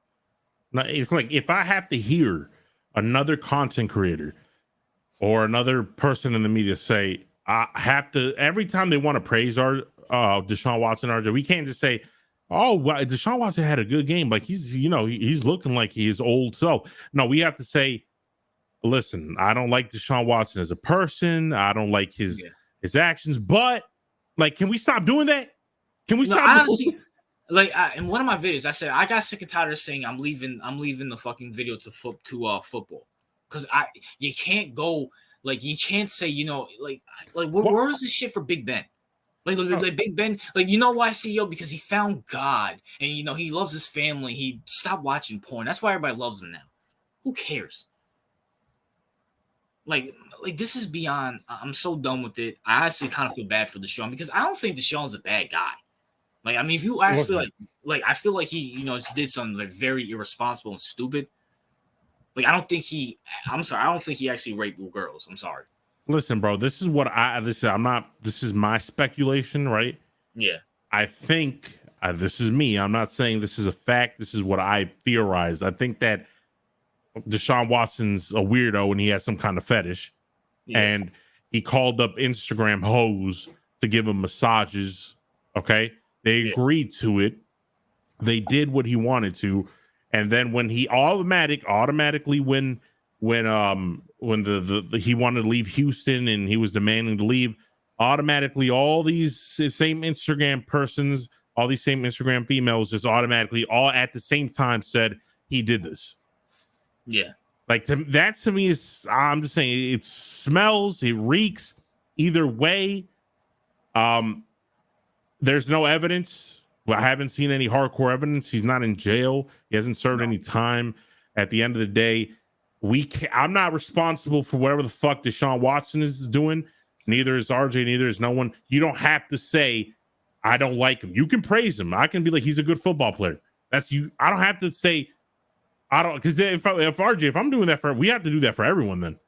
Because it's not fair. We have to do that for everyone. Oh, okay. Every time, okay, no one's when I want to praise Tyreek Hill, do I have to say, oh, he did this? Kareem Hunt. Remember when Kareem Hunt did that? The whole thing? Like, do we have to do that for every player? Because I'm gonna get tired of doing that. No, bro. Listen, everybody's not fucking perfect. And CEO might be right. Maybe Deshaun has a fetish, but at the end of the day, it's not like he did it legally. It's not our business. He did it legally. Listen, it's not our business. Yeah, it's not our business. Like he didn't go to jail. He didn't go to prison. So Molly Cam and RG3, your simp ass RG3, like stop with this whole Deshaun Watson bullshit. And unfortunately, Deshaun, you're like all the feminists are fucking eating on your fucking grave right now. Listen, Odell likes to get shit on his chest. It's not my business. All right, I mean it is what it is. Like, it's not my business. Yeah, I really can't think of anybody on my team who does weird shit. But still, man, fucking listen. Whatever these players want to, like, we need to stop acting like these players are different than regular human beings. They have flaws like everybody. Unless you're God himself with a capital G, you have a flaw. Whether it's a fatal one or just a minor one, you have a flaw. Deshaun likes masseuses. Okay, great. Who cares? He didn't do anything illegal because if he did, he would be in jail. So stop with this whole, like, it's like it just pisses me off. Like, it is what it is. Now, as it goes for the Browns, I don't maybe try to draft JJ McCarthy or something like that and see what Deshaun looks like next year. Maybe get an insurance plan. Yeah. Through the future. But I would say Jordan Travis, but unfortunately he broke his ankle. So, I mean, maybe try to do that. But, I mean, you got to give Deshaun – I don't want to say you have to, but you have to keep him for next year at least. He got like 3 more years on his contract, so – yeah, so you got to give him.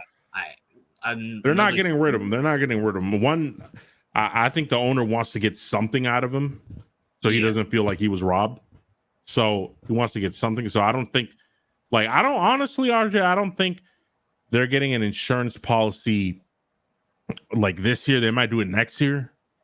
Yeah. I think they're just gonna run it back with Deshaun and see what happens. You know what, bro? Yeah. Try to give him another. You know what? Hold on, time out. Let me think of something. I just thought of something. You know what I would do if I'm the Browns? Yeah. Why not trade up to get Marvin Harrison? Give Deshaun another. If we're gonna go in on, let's try to get Marvin Harrison. Why not? Because I mean, besides the Cardinals, because I don't think the Cardinals are taking a quarterback. Honestly, I think I agree with TRL. I think they're keeping Kyler. Right. Why not try to get rid of some of our first round, second round picks? And get Marvin Harrison and get him with Amari Cooper. Maybe if we're gonna go in all on Deshaun.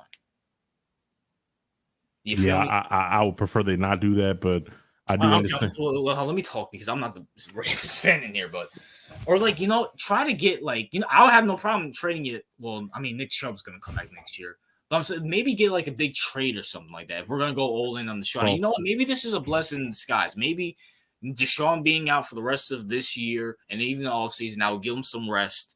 Listen. For his shoulder. He has his shoulder surgery. He has basically a year to get better. So, maybe just go all in. Just say, you know what, we're going to make big trades. If Diggs wants out, go trade for Diggs. Do something like that if we're going to go in on Deshaun, if you're not going to get an insurance policy. Because, I mean, Deshaun's still in his 20s. So, right. I still... Well, I mean, it's going to be hard to trade for Harrison because I don't think they have a first round pick to trade. Well, but you get my thinking though. No, I think go get some more weapons. Maybe get a more O line, like a better O line. Yeah, offensive. Yeah, get a better offensive. Yeah, go get a left tackle. I mean, since the quarterbacks and receivers are good this year, maybe you can get like a good tackle or a good guard or something like that. Right, I don't think they're ready to give up on Watson just yet. I think they're going to give it one more year. Listen, if you maybe draft another running back, because I don't know how Chubb is going to recover from that injury. I was going to say maybe I have no problem trading Saquon to you guys, but once again, Nick Chubb is coming back, and you're going to have Kareem Hunt and Ford out there. So, I mean. Listen, Kareem Hunt, I think he's gone after this year.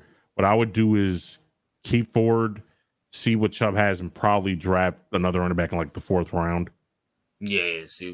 But other than that, Deshaun, bro, get better. As it goes for Molly and RG3 and the rest of you guys, I don't like any of you, and I hate ESPN.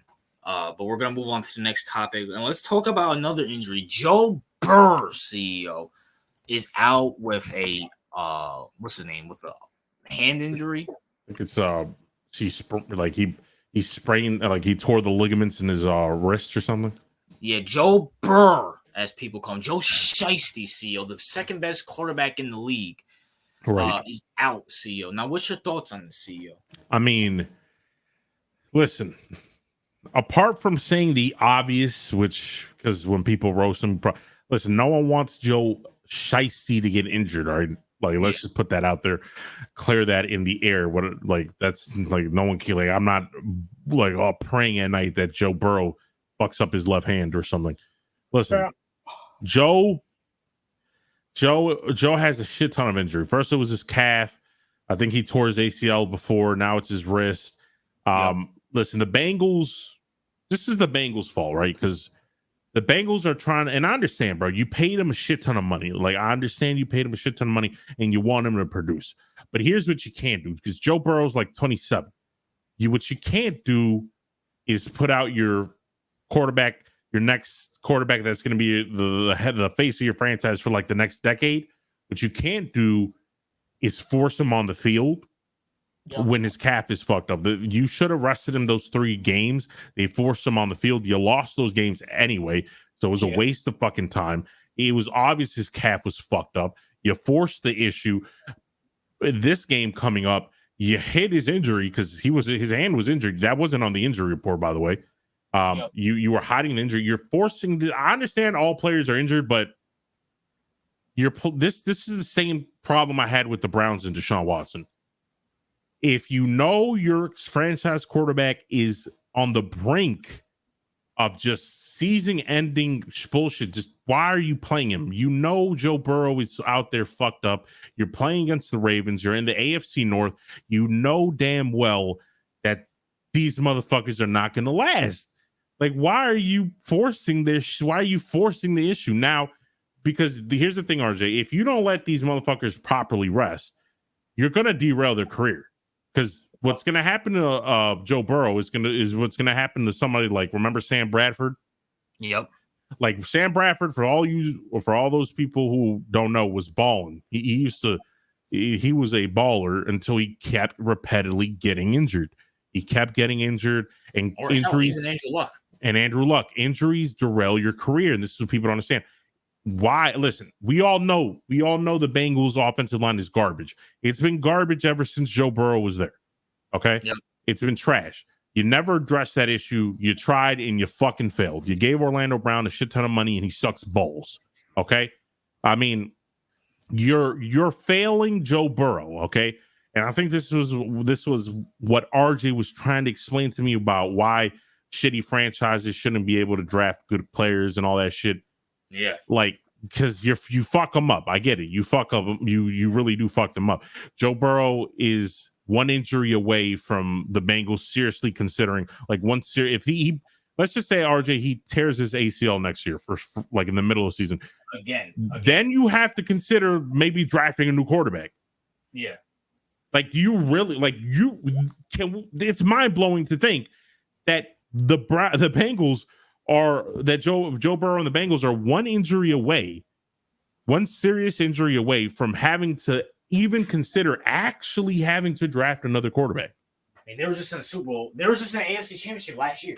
Yeah, that's what I'm saying. They call him the Mahomes killer. They call him just as good as Patrick Mahomes when he's firing on all cylinders. And this is the motherfucker that you might have to replace because you mismanaged. In my personal opinion, I think the Bengals mismanaged Joe Burrow's injuries, and you put him against the Ravens. This dude is hobbled, and you put him against the Ravens. The Ravens just finished off Deshaun Watson's season. They just finished off Joe Burrow's season right now. Why the hell would you put him up against the Ravens? They're a fucking physical-ass football team. Yeah. Like, this is why I don't understand, bro. Bengals, you already out. You're not competing for a Super Bowl. How about you rest Joe Burrow? But these motherfuckers don't want to do it, RJ, because they paid him a shit ton of money. I get it, but at the same time, you might just fucked up his whole career trajectory by doing so. And fucked up your franchise, basically. So, I mean, what's your take on Joe Burrow's injury? My take on Joe Burrow, like CEO said, I didn't root for Joe Burrow to get injured, but at the same time, listen, the guy is injury prone. Let's call it for what it is. I get people don't like Mahomes now. They think he's the next Brady now, and people start to hate on him, and people hate greatness for some reason.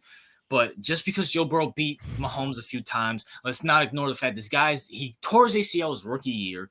His second year, he went to the Super Bowl and lost. But last year, he was injured last year, but pushed through it and then went to an AFC Championship game and lost. This year came in injured, had to play because the Bengals were like, hey, Joe, we gave you the bag and we kind of want you to play. Even though your fucking leg is about to fucking get decapitated, he go out there and play against the fucking Browns, and he lost that game, sucked. Started picking up steam, and now got fucked up against the Ravens. Everybody knows the Ravens and the Bengals. Everybody knows that fucking division is a hard-nosed fucking, we're going to fucking hurt you and injure you fucking division. You throw him out there like he's a piece of fucking meat. Now, guess what? You're going to miss the playoffs, and I pull my pants down, shit all over your shitty-ass stadium, and shit all over your fucking franchise because Cincinnati, and this is my point on why CEO is right. If you're that guy, you should go to a team like the Bengals and prove that you're that fucking guy. But I'm not going to sit here and shit on Caleb Williams for not wanting to go to the Bears because look what the Bears have done with the quarterbacks. From a business perspective, I'm a quarterback. I don't want to go play for the Bengals. I don't want to go play for the fucking Bears. I don't give if I'm that guy, why would I risk it there where I can go to a team like the Ravens where I can succeed? Like, I can understand it from a business perspective. And I think CEO can understand it being a businessman from a business perspective where Caleb Williams is coming from. Because look at, bro, your offensive line has been trashed for 2 fucking years. And CEO, if you had a franchise quarterback, wouldn't you think, I got a franchise quarterback here. Let's go try to draft or fucking pay some offensive linemen to fucking protective. No, instead, he's just out there getting his ass whooped. And now guess what? He's out for the fucking year. And now it's a wasted fucking season. And wasted money too, because you paid him before the season started, and now all that money's going down the drain. Right. I feel like the Bengals are like, okay, let's get this elite quarterback and let's put some elite weapons around him, right? Yeah. But let's just leave his protection and let's put a bunch of tin cans in front of him. Like, I feel like, listen, this is what you should do. You should have an elite quarterback. Yes. Having a good to elite offensive line and maybe have one good weapon and the rest can be guys. Because let's be honest, Brady played with guys the majority of his career. He didn't play with super elite talent. He played with super elite talent some years, but for the vast majority of his career, he was throwing to Julian Edelman and Wes Welker and like, Chris Hogan. Like this is like it, but he had great offensive lines. And he was an elite quarterback. It's much better, RJ, to have an elite offensive line and an elite quarterback and maybe have one weapon and the rest can be guys. I feel like that's better than having, let's have what they have in Seattle, like 3 number 1 receivers, but no O-line. No O-line. No, that's not a good, that's no. Like, if you have that one elite receiver, the other receivers are going to look good because they're going to be open. Facts. Come the fuck on. And you have Joe Mixon. Like, bro, you have a franchise quarterback and you don't think to protect him at all. The golden goose. The first thing I'm drafting is a fucking left tackle. Like the second thing I'm probably drafting or signing, or matter of fact, I might sign a left tackle and a fucking guard because that's the golden goose. You gotta fucking protect him. If he's not what's the point of having weapons if he's getting fucking hit in the fucking if he's getting hit in the backfield? Yep. And especially if he's like Joe Burrow, who, let's be for real, is not the most mobilist and who has an injury problem. Like, this is beyond stupid. This is kind of like the problem I have with the fucking Chiefs. The Chiefs' offensive line is like not really that good. But at the same time, it's we have Mahomes, so who cares? Well, you should fucking care because Mahomes, he's another one that has fucking leg problems himself too. And if the random editors in here, he would agree with me. Yeah. I don't understand. Like, offensive line is important. If you have the guy, Joe Burrow's proven to be the guy. Yeah. Protect him. It's not like a Daniel Jones situation where it's like, okay, his offensive line sucks, but Daniel Jones sucks as well too. So it doesn't really matter if you protect him or not. Fucking what's his name? Joe Burrow doesn't suck. He's good. Protect him. Like, this is like the most success you had in your franchise since Boomer Asylum back in the fucking 80s. Yeah. What's wrong with you? And this is why I'm an advocate for getting rid of some teams and Bengals. Guess what? I'm keeping the Browns over you pieces of shit because no one wants a bunch of dirty fucking frosted flake tigers in my fucking league. Queers. Anyways, let's move on. As it goes for Joe Burrow, I really have nothing against him. I think he's overrated, but that's not doing that. I mean, Joe Burrow is a good quarterback. When at full cylinder, he's a top 5 quarterback. Oh yeah, and he wouldn't do anything inherently to piss him off. It's just his fanboys and Bengals fans and themselves. Like, you had a little bit of success, and you guys think you're like God's gift to earth or something. Like, shut up. Like, shut up. Agreed.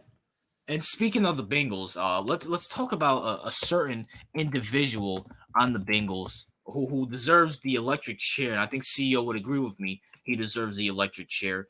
Oh, hell yeah. I don't understand how this guy is not suspended for injuring 3 Ravens players on national TV or on Amazon Prime. CEO, what's your thoughts? Here's the thing. This is why sometimes with the Bengals, it pisses me off, because Logan Wilson took out Mark Andrews, right? And people can be like, oh, that's a legal tackle. How are you going to take out Mark Andrews? He's so big, yada, yada. And he took out, he damn near almost took out Lamar Jackson. Like, yep. And by the way, effectively ending our season. Yep. The OBJ tackle was, I won't hit him hard on that one. It was, he did have bad intentions. He did try to hurt OBJ, but it was illegal. It was a hard hit. I'll let that one go. The one I'm more upset about is the Lamar Jackson one and the Mark Andrews one, because I feel like he intentionally, literally try to put his whole body on his ankles purposely, and then kicked him while he was on the floor. And I think he flipped Lamar's leg as he was going up. And a lot of people in the media are like, oh, they're trying to defend this son of a bitch. They're trying to defend him. Like, they're in the same breath, they'll shit on Vontaze Burfict. Yep. But then defend the likes of Logan Wilson. Listen, Logan Wilson's a scumbag. And the reason I know he's a scumbag is because, guys, there are other Bengals on the field. They tackle. Trey Hendrickson's a big motherfucker. He tackles a lot of Ravens. He don't injure them like that. Like, he doesn't intentionally injure them. Like, Logan Wilson is out there intentionally doing dirty shit. And I don't care what these analysts want to tell me.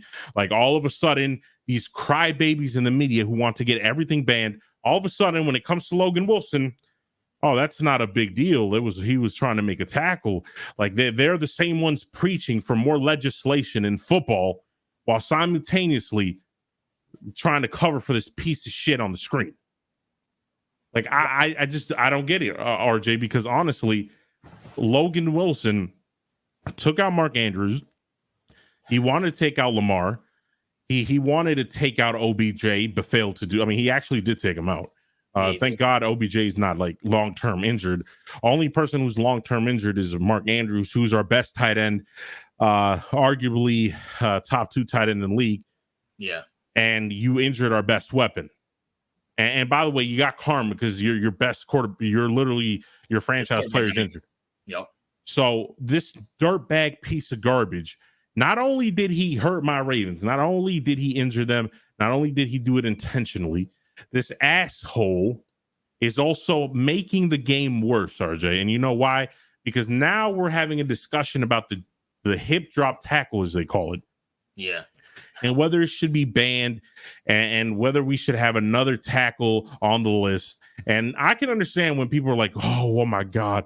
Like, I can understand some people defending Logan Wilson just because they don't want more rules in the game. Yeah.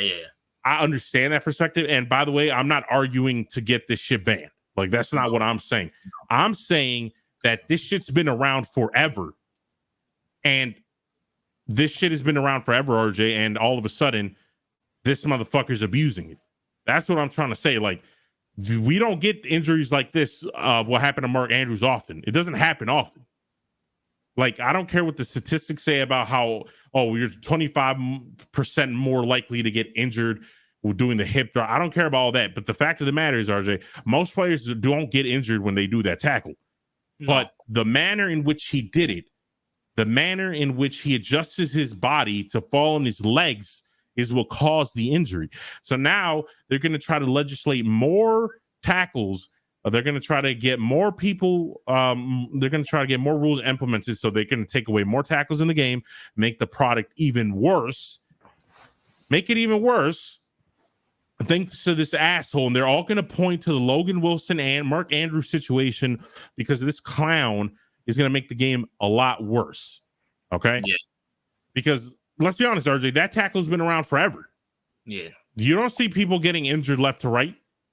No, it's just he's a dirty player. That's all he. And it's ironic he wears Vontaze Burfict's same number, 55. Listen, Vontaze Burfict is the reason we have like lowering the head penalty, like the lowering the head thing.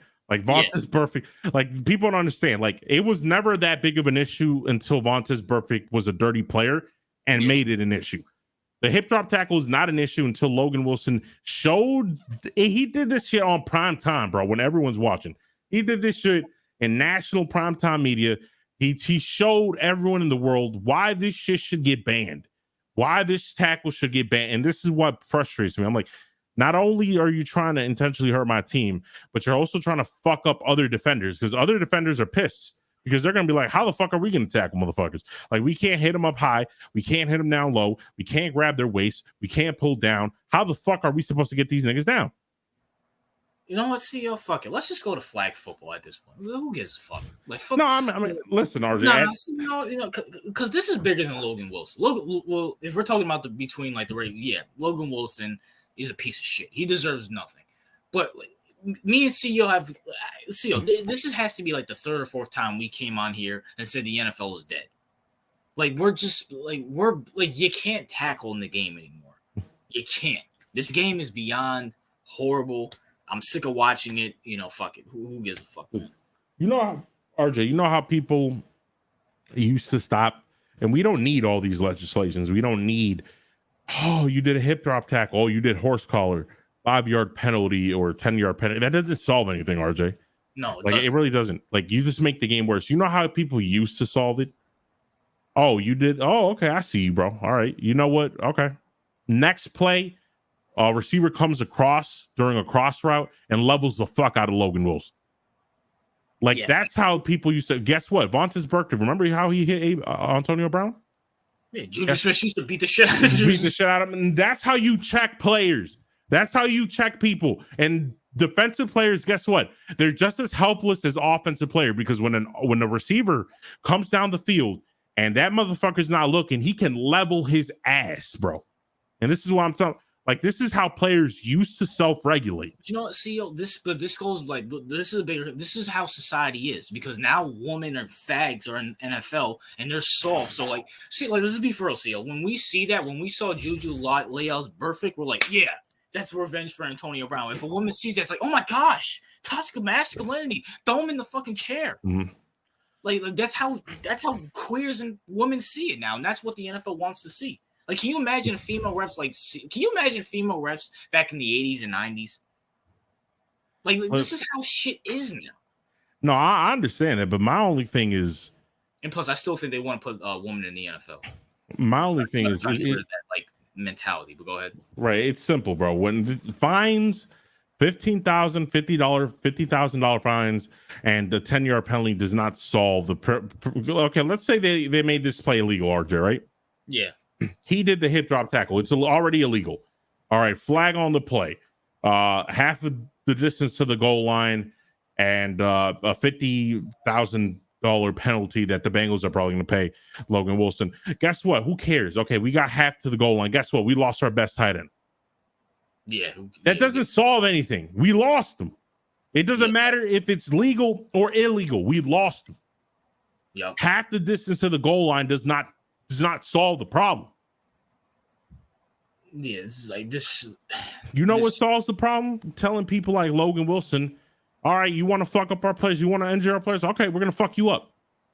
You know what? Shannon Sharp, and me and CEO are very critical of Shannon Sharp, at least in the media. But Shannon Sharp said it best himself that if one of his players went down, he's getting one of the other players. And if he can't get that same player, he's gonna get someone else on that player. Right. That's how football. What happened to fucking? But that's what I'm saying, RJ.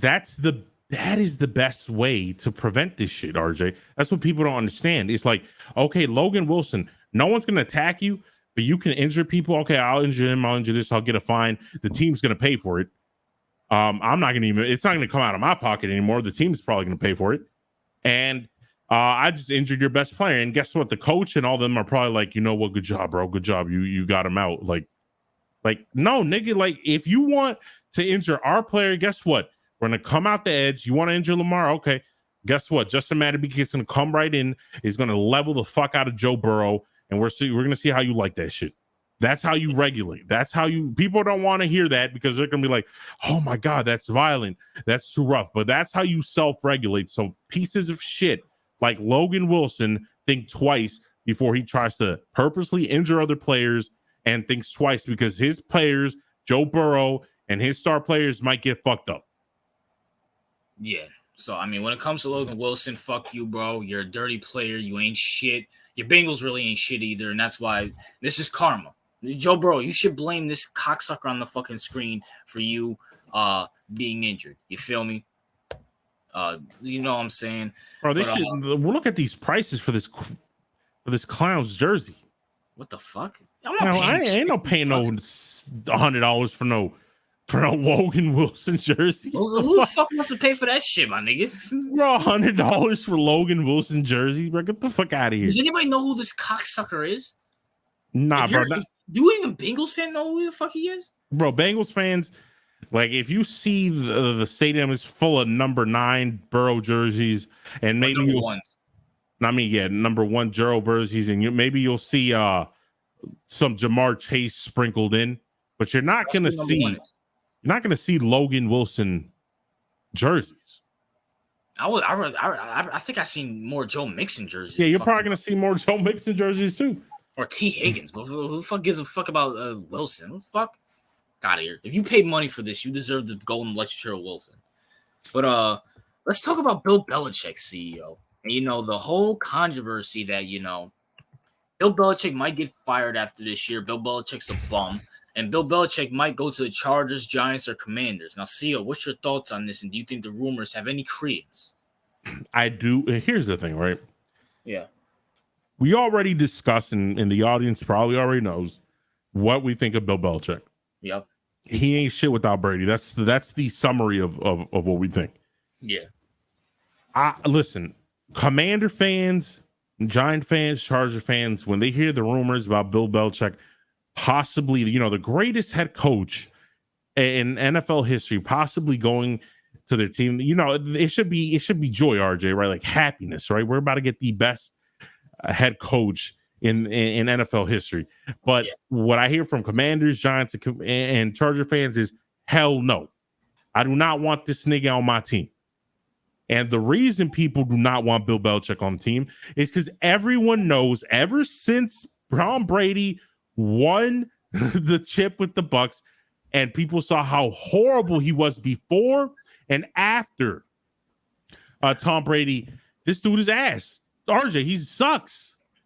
I'm sorry. Like, he's not a good. Here's the thing. He's the best defensive coordinator. Yeah. I'll give him that. But as the head coach, bro, first of all, he's a horrible GM. I think everyone agrees that. Like, everyone, there's no one that does not disagree with that. Even the most avid Bill Belichick supporter would agree that him as a GM is a no-go. He's a horrible GM. That's one. Number two,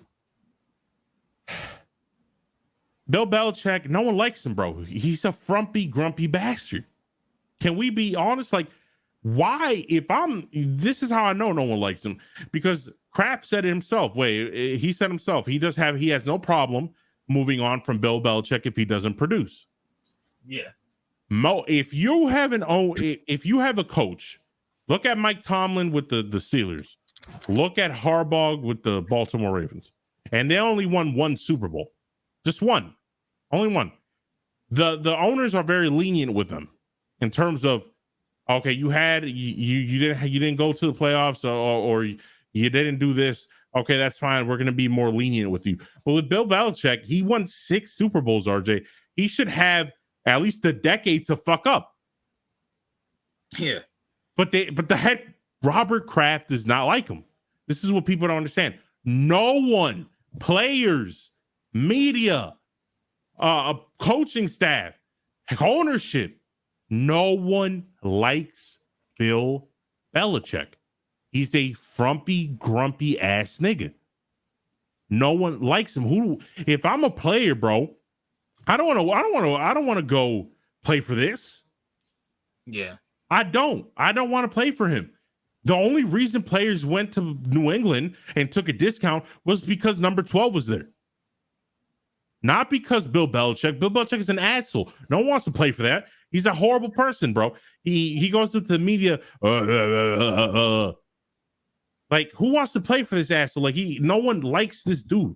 Like, no one likes him. Rob Gronkowski does not like him. No. Multiple ex-Patriots players do not like him. David doesn't like him. Doesn't like him. Then maybe they respect him on a football level because of his success, but they do not like him. They don't want to play for him. Players in the draft. I've seen multiple players drafted to the New England Patriots in the first round. You should have seen their faces. Upset. They were upset. Not why would they should be happy, RJ. You're going to the place, you're going to the best, one of the best franchises in the NFL. You're going to be coached by one of the best legends in NFL history, but no one wants to play for him because everyone knew that the reason you're good is because number 12 was actually the general. We played for number 12. We played for Tom Brady. We like Tom Brady. We do not like Bill Belichick. The moment Tom Brady left, no one takes a discount to go and win with Bill Belichick. They don't believe in him. His own players don't believe in him. His ownership doesn't believe in him. Fans don't believe him. And no one is happy and no one wants to take him. No one wants to take him. Really. No. And the whole horrible thing is I could literally think of a situation where he just goes to the Giants, and I think you would be miserable. Oh, that's where I cut in. All right, so I'm actually gonna play devil's advocate. I wouldn't mind Bill Belichick as my head coach. Okay. I'll say this. If and only if we get a great offensive coordinator. And I wouldn't mind Josh McDaniels because Josh McDaniels is a good offensive coordinator under Bill Belichick. I'll be fine with it. You know why? Because we'll have the quarterback, and Bill Belichick's not the GM. Joe Shane's the GM. He's picking the talent, which Joe Shane has picked good talent, a la Kayvon Thibodeau. Well, RJ, but if you hire Bill Belichick, he's going to want control in terms of he'll pick his offensive coordinator. Well, I'm assuming that he knows that he's not going to have control. That Joe Shane's the okay, that's what I'm assuming. Now, if he wants to be like, "Oh, I want to run it like the Patriots," Bill Belichick, you can go fuck yourself. You know what I'm saying? Okay, so you would only hire him under the condition that he would only coach. Yes, only coach. Because I think Bill Belichick with this Giants defense is amazing. I'll take him over Wink. I'm still not sold on Wink. I mean, yeah, Wink. I'm not a big fan of blitz. It's not working. Blitz some more. I'm not a big fan of that. Like, that's just me personally. Listen, if Bill Belichick went somewhere personally, if I had the opportunity to put him somewhere where I think he would be most successful, I would pick the Chargers. Yeah. And the only reason I would say that is they have the defensive pieces as we stated previously, and the offense is already taken care of. Like, Kellen Moore is not a bad offensive coordinator. The problem here is that defense. Now, Bill Belichick could go in, fix the defense. Kellen Moore can handle the offense. I think that's a recipe. And on top of that, he doesn't have to because he's a horrible person. He can't pick talent. We already know this.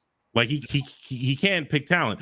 So the talent's already there for him. Like, he needs to go to a place where he can just coach up defense and have the players in place and the offense in place. And that's LA.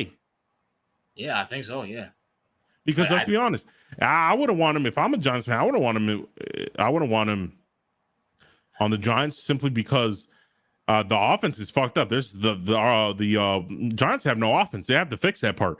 At least with the Chargers, that shit's already taken care of.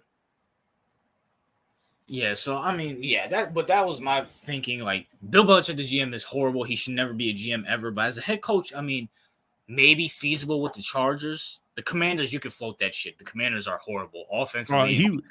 Bill Belichick, I know he's not hearing this, but if Bill Belichick ever considered the the Commanders, he would eviscerate his legacy because he would stink it up. You know what? How about the Cowboys? I heard rumors about the Cowboys, but I don't think it's gonna happen. I mean,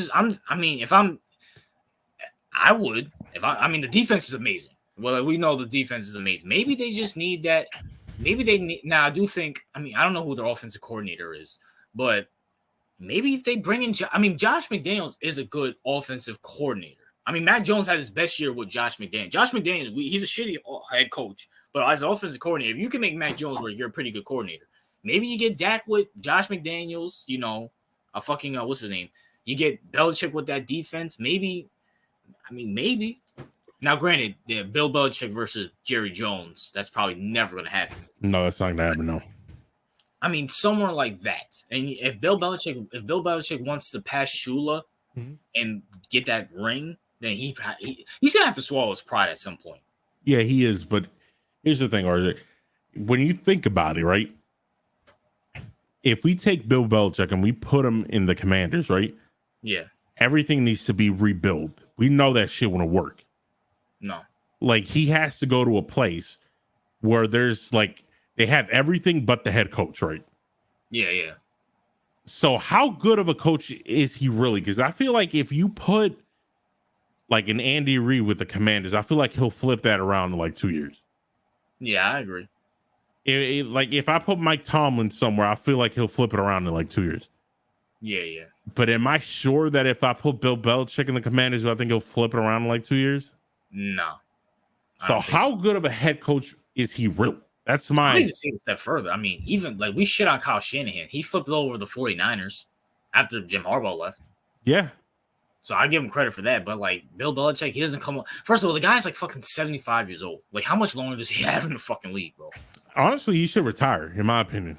He's not gonna. You know why he's not gonna retire? Because he's so close to going to get Shula's record. That's why. No, I know he wants to, and I think he wants to win a ring without Brady. Yeah. Which I don't think will ever happen. No. But unless he goes like a Chargers and gets lucky, but I don't know. Well, I just whoever gets him, good luck. That's all I have to say. Good luck, because it's gonna be Ron in Cincinnati. So it is what it is. What's now? Is it time for NBA? We talked about the Diggs and fucking the Diggs situation. So Stefon Diggs is coming out against Josh Allen. And I'll see you. What's your thoughts on this? All right, and so I guess his brother's saying he needs to get the fuck up out of there too. Okay, so I hear a I see a lot of Stefon Diggs, supporters or dick riders, talking about, listen, Stefon Diggs is not responsible for what comes out of his brother's mouth, or he's not responsible for what another man says. And I feel like slapping the shit out of those people, because Trayvon Diggs would never say that if Stefon didn't greenlight that shit. Yeah, I agree. Stefon Diggs, because he's such a coward, he's using his brother, who's on a different team, as a way to take shots at Josh Allen, because he can't do that publicly himself, because he'll be deemed a diva, which he is. He'll be deemed a cancer, which he kind of is. Yeah. He'll be deemed all those things. So he lets his brothers speak about that. RJ, if you were in the NFL and you had a brother and he said, and you were in the same situation and what he said was not true, would you not call him and tell him, what the fuck are you doing? Yeah, I would tell him to tweet out and say sorry. Tweet out and say sorry, because that's not how I feel. Stefon Diggs didn't do that. No. He didn't correct his brother. He didn't say he's incorrect. All he said was, I'm not my brother and I can't really, like, what he says is not what I represent. You can't say that. If you know for a fact that what he's saying is bullshit, you go on the media, you say he's wrong, and I'm gonna make him apologize for that shit, because that is wrong. He is being a coward. He's using his brother to take shots at Josh Allen. Listen, if I'm an NFL GM and if I'm a head coach, I don't want Diggs on my team. The only person who I think that could possibly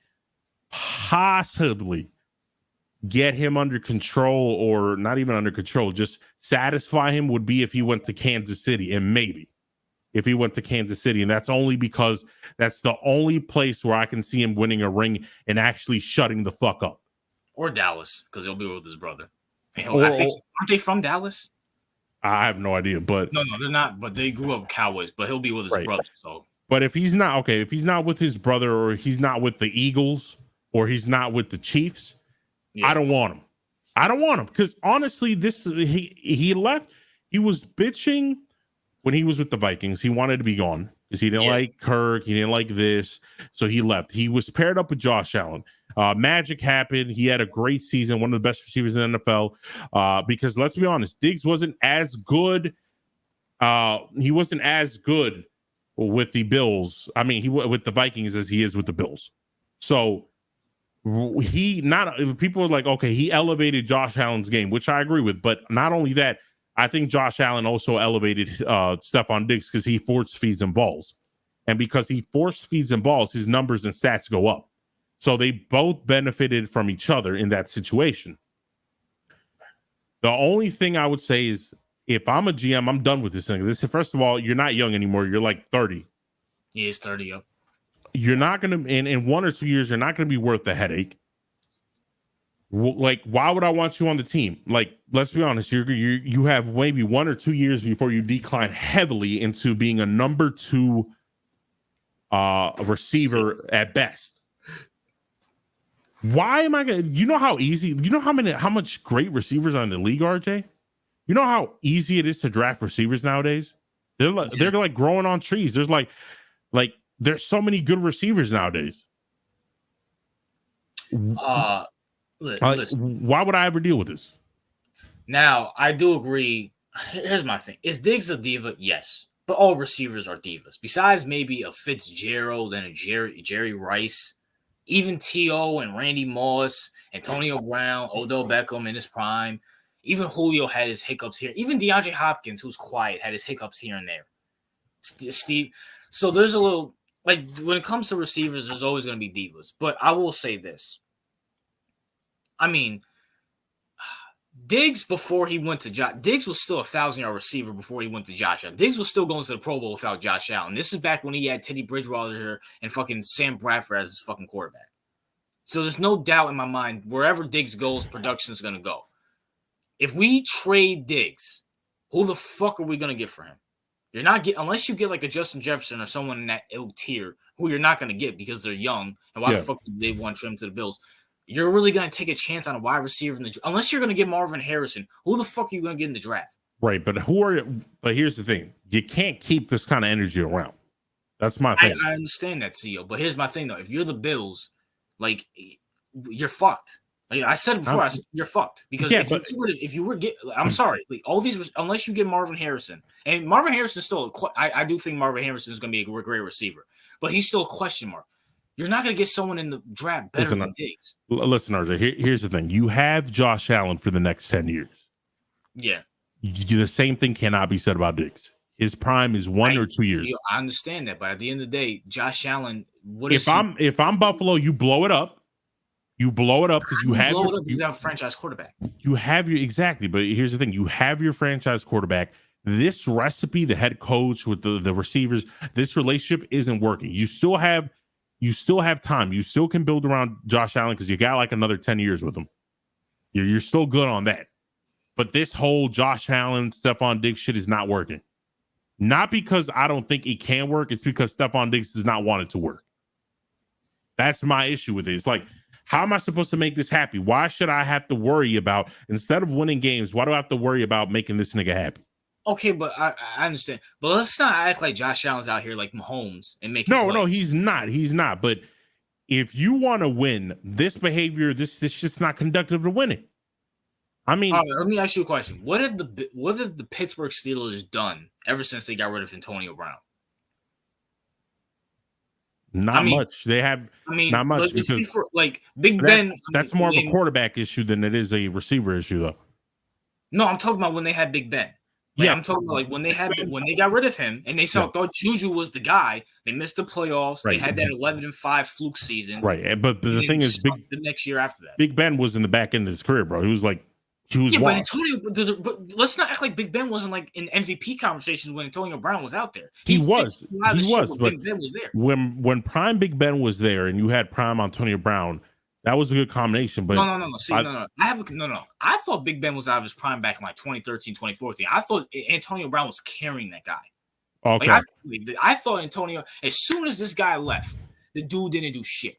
He didn't do absolute shit. He got injured 1 year, had that fluke 11-5 season, that COVID year season.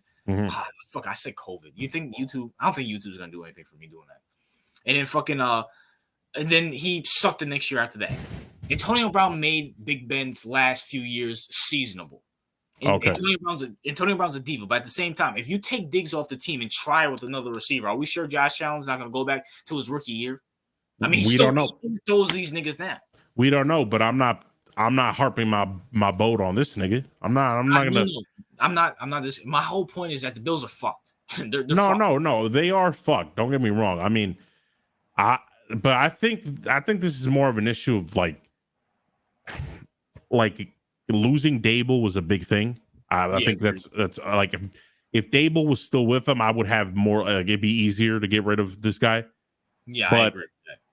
Because Dable hurt. Like Sean McDermott he's not a good he's not an offensive coordinator. No, he's horrible. So Dable was a big recipe. Now Dable, I don't know how he is as a head coach.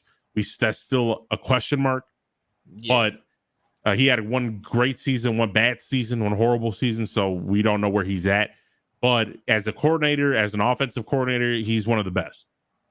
So losing Dable was a big ass punch. Now I do agree the Bills are fucked because we don't know. Like, let's be honest, Josh Allen has regressed. Yeah, hugely without Dable. Without Dable, he leads the league in turnovers. Yeah. I mean, he's looking like a worse version of Brett Favre. People are like, oh, he kind of reminds me of Brett Favre. He kind of looks worse. Yeah, facts. So I do agree with you. Like, they're fucked either way. So like my thing is, why would Diggs is not. Diggs probably knows this and wants to get the fuck out of there, which I understand. But it's like, if I'm the Bills, you have to get rid of him at this time. You got to get what you can for him. Obviously, I'm not trading him to the Chiefs. Obviously, that shit is never gonna happen. I will not. I'd rather have him crying and throwing tantrums, and I'll tell that nigga to shut the fuck up. I'll cut your check, but you're not going to the Chiefs. Or having fucking hires. Yeah, you're not gonna go to the Chiefs. You want to go to the Lions or something? Maybe we'll make that happen. Oh, even Dallas is better than that shit. Or Dallas. We'll make something in the NFC will happen, but he ain't going to the fucking Chiefs. That's not happening. Also, by the way, CEO, I also want to throw this out there too. So Fish also threw out the fact that maybe since the Giants are going to get a high draft pick, why not the Giants trade their first round pick for this year, next year, and their two second rounders this year, and we get Josh Allen. So they get Caleb and rebuild around Caleb, and we get Josh Allen with Brian Dable. I would not want to do that. If you're in whose camp? Just think about it for like a few minutes. Okay, so basically you're saying if I'm the Bills, I trade Josh Allen. Yes. And acquire the Giants first round picks for the next 2 years. So this year, next year, our 2 second rounders this year, because we have 2 second rounders, and we get Josh, and they get Josh Allen. No, they get Caleb, and possibly, can build around Caleb and build that whole team and get a new head coach and shit and rebuild. And the Giants get Josh Allen with Brian Dable, who we know is successful. I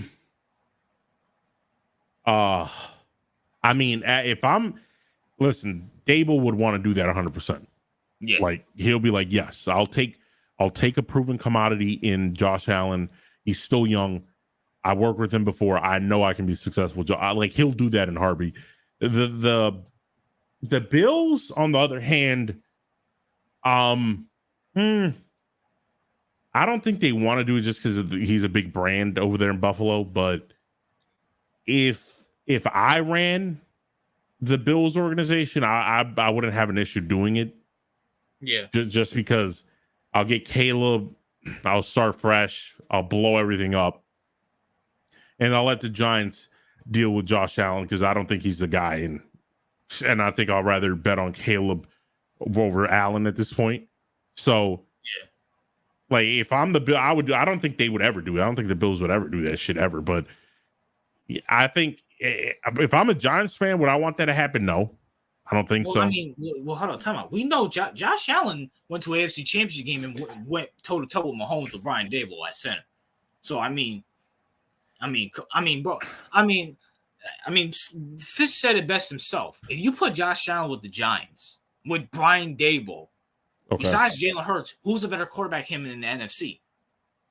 That Cowboy shit's dying right there. Like, go against Josh Allen can go blow to blow. No, I understand that. It's just, listen, I mean, Josh Allen's proven, but at the same time, I feel like Giants fans would be very frustrated with the Josh Allen. Like, personally, I feel like they would get frustrated real quick with when that shit doesn't work out. Hold on. Time out. Frustrated about what? I had to deal with Daniel Jones for 5 fucking years and watched up Eli Manning for 10. I will not get frustrated by Josh Allen.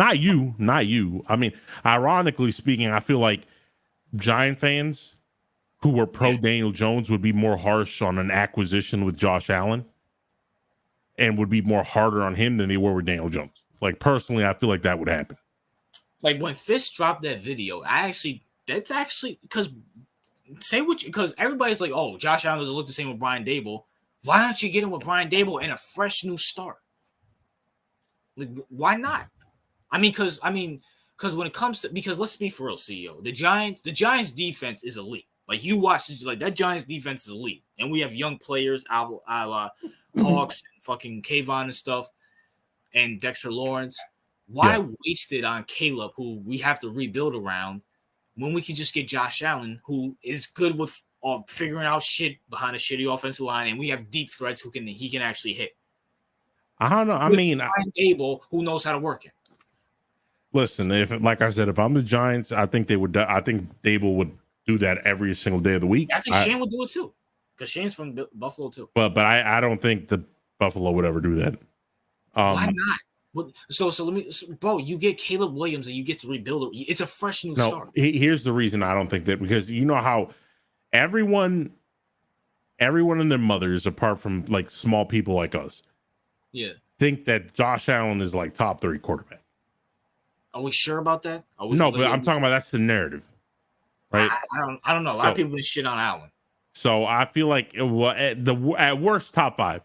But I don't think anyone realistically has him outside of the top 5. Yeah.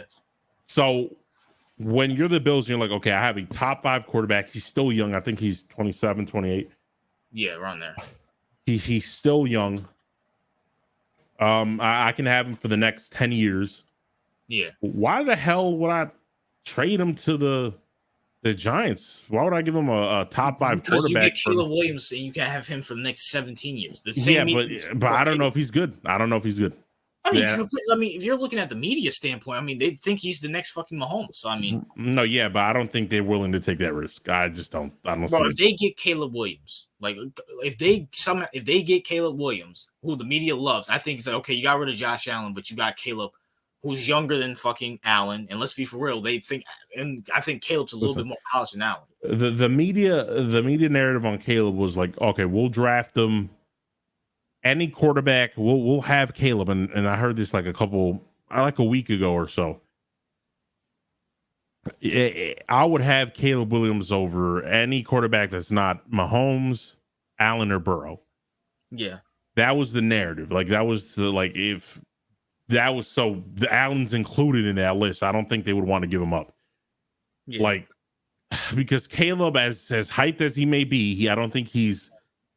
And by the way, now getting closer to the draft, seeing a lot of the quotes, seeing a lot of people, I think he's starting to even tank to a point in hype, right? Yeah. Where he might not even be as hyped as Trevor Lawrence was, right? Yeah. Because his hype is falling thanks to, Riley. His hype is falling in his quotes. Like, I think people are already turned off by the whole pitting. Like, if we're being honest, right? Yeah. Like, I know some people are like, that doesn't matter. Who cares? Well, let's be honest. A lot of people are getting turned off by his painting of the nails and his crying to his mom. Is crying his mom and talking about he wants to cuddle with his dog and watch Netflix after the game. Like, a lot of people are turned off, and not because they don't think he can be successful, but because you're in a room with a lot of grown ass men, and you're in a room with a lot of people and a lot of football players who grew up in the ghetto, whose mom, who was a single mom, who got beat by their fathers, who grew up in rough childhoods where gang violence was prevalent. And now you have Caleb Williams, who comes in talking about, hey guys, I'm gonna cuddle my dog and watch Netflix later after the game. Like, paint my nails. Do you think that's gonna go over well with grown ass men from Compton? Like, that's not gonna go over. This is gonna be a whole Russell Wilson, Marshawn Lynch situation. Like, that's the only reason. Like, I think his tank is dropping because I don't think people like his intangibles, RJ. His intangibles, I don't think are that great, if I'm being honest. Okay. Like I said before, lad. And listen, I'm not disagreeing with you, but I watch. See, no disrespect. I watch a lot of more college football than you. We could probably both agree on that. Yeah, I can Lincoln Riley. You know what Lincoln Riley is? He's a worse version of Kyle Shanahan. He thinks he's the smartest one in the room. You know what he is? He's the opposite of Kyle Shanahan. He thinks because he has the guy, he can't build around him. Like, Kyle Shanahan thinks, if I have a good defense and a good offensive line, if I have all these weapons, it doesn't matter who I have at quarterback. Lincoln Riley's the opposite. Lincoln Riley's like, well, I have the guy, so I don't need an offensive line. I don't need receivers. I don't need a defense. I just have the guy, and I'm just a fucking genius that can make the guy work. Right. So you can't work with that. Like, Caleb does his best. It's not like he's out there stinking up the fucking joint. He does his best. He tries to stay with if you watch the Washington game, they were in it. The reason why they lost is because Caleb's trying to oversaturate because that offensive line is beyond fucking horrible. And Lincoln Riley, once again, refuses to put up, you have one of the best prodigies in college football. Someone with a smart brain would say, maybe let's try to recruit some fucking offensive linemen to protect them, at least, if you want them to go out there and score 50 a fucking game. Right.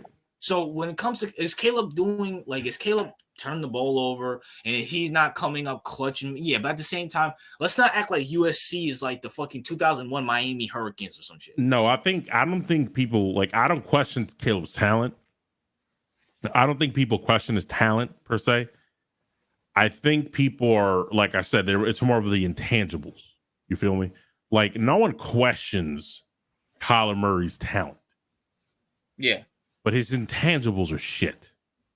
Well, here's the thing. When it comes to, I've seen Caleb Williams win clutch games. I'm an Oklahoma fan. When it was 4th and 2 and the running back fumbles, this dude Caleb picks the ball up and runs it all the way for a touchdown. He has intangibles. It's just fucking USC sucks dick. No, I understand that. As an Oklahoma fan, Kyler Murray never had intangibles. So I'm speaking from personal experience. I watched both of the fuckers. I mean, I'm not. Listen, I think you're more sold on him, but I don't think you're like, listen, if you think that about Caleb, then I think scouts and people who actually do this for a living probably would have the same opinion if what you're saying is true. So I do not think, I don't know about that. Like, go ahead, but I'm gonna debunk that too. If scouts thought that Caleb, here's the thing with Caleb, I don't like his intangibles. I don't. From what I saw, I just don't like him. Because I don't think grown men will follow him the same way they could follow a Mahomes or a Jackson. You know what I'm saying? Yeah. He's not the biggest quarterback, too. He's smaller. He's on the smaller end. Hold on. He's not even. I mean, yeah, but I mean that really doesn't fucking. How tall is he? Oh, he's 6'1". I could have sworn he was fucking taller. Yeah, he's not even 6'1". He's like 6 foot. So that's a lot. Yeah, it's a lot. When talking about football, RJ, the mass majority are like an inch shorter. So kind of like the WWE, but less exaggerated. That makes sense. So Caleb is like 6 foot. And I don't doubt his talent. I think he's super talented. You know what I'm saying? I do, he's, I do agree with everything you said. Like, I heard because I don't stay watching USC games, right? Like every single game. I heard his offensive line was atrocious. I heard the defense was trash. I heard Lincoln Riley can't, people said that I think someone in our Discord said he's like Mike D'Antoni, but for college. That's exactly. He's just an offensive play caller and nothing. He cares about nothing else. Yeah, he's like I said, he's Kyle Shanahan, just the reverse. Like but I'm Oklahoma. I watched him his whole you're getting the source right here. I watched the fucker with Baker and Kyler and Caleb his first few years. Like the dude is a fucking retard. Yeah, but you were angry when he left, though. You were. I was angry, but now I was more angry on the fact that he lied and said I'm not leaving and then left. Okay. Honestly, I was kind of more angry that Caleb left more than fucking him. But Caleb was like, "Oh, I don't know. I'm going into the transfer portal, but we'll go back to Oklahoma, bro." As soon as Lincoln Riley left and he went into the transfer portal, we all know he was going to US. At least I knew he was going to USC. Right. But listen, his talent's there. I don't think anyone. Okay, you know what, CEO? All right, let's say you're right. Okay, say if you have the pick to pick any quarterback in the draft, then go get if you're the Bills, then go get a fucking Penix if you believe in Penix. Go get who you want. You have the Giants pick, and let's be for real, the Giants are picking at worst top 5. You have any pick in your fucking hands if you don't believe in the fucking guy. Right, but they don't think if I honestly believe that the Buffalo Bills don't think that there's any quarterback in the draft that's better than Allen. I don't think that. I truly believe that they're sold on Allen for the long haul. Period. Well, I mean, hey, then you know what? See what happens. Then see what happens. Yeah, if you're the Giants, I think the more I think about it, if I'm the Giants, that'd be great because I don't have to guess. I know what Josh Allen is. And you get him with Brian Dable. And you get him with Dable. I know who he is. I don't have to go through the whole rebuilding phase. Yeah. It would be a lot. Of course the Giants would do it, but it's just I don't see the Bills ever considering it. You're getting rid of Diggs. You're most likely getting rid of Gabriel because he's a fucking bum. You have no running back. Your offensive line is mid at best. Mm-hmm. Von Miller's fucking 50 years old. You're gonna get rid of. What is the point? So you're gonna try to rebuild around Allen again? You're gonna go through a few years of being mid and try to hope to get another receiver like Diggs and try to hope to you lost your window. Yeah, they have. They did lose their window, but I think personally, the Bills are going to try to rebuild that window again with Allen.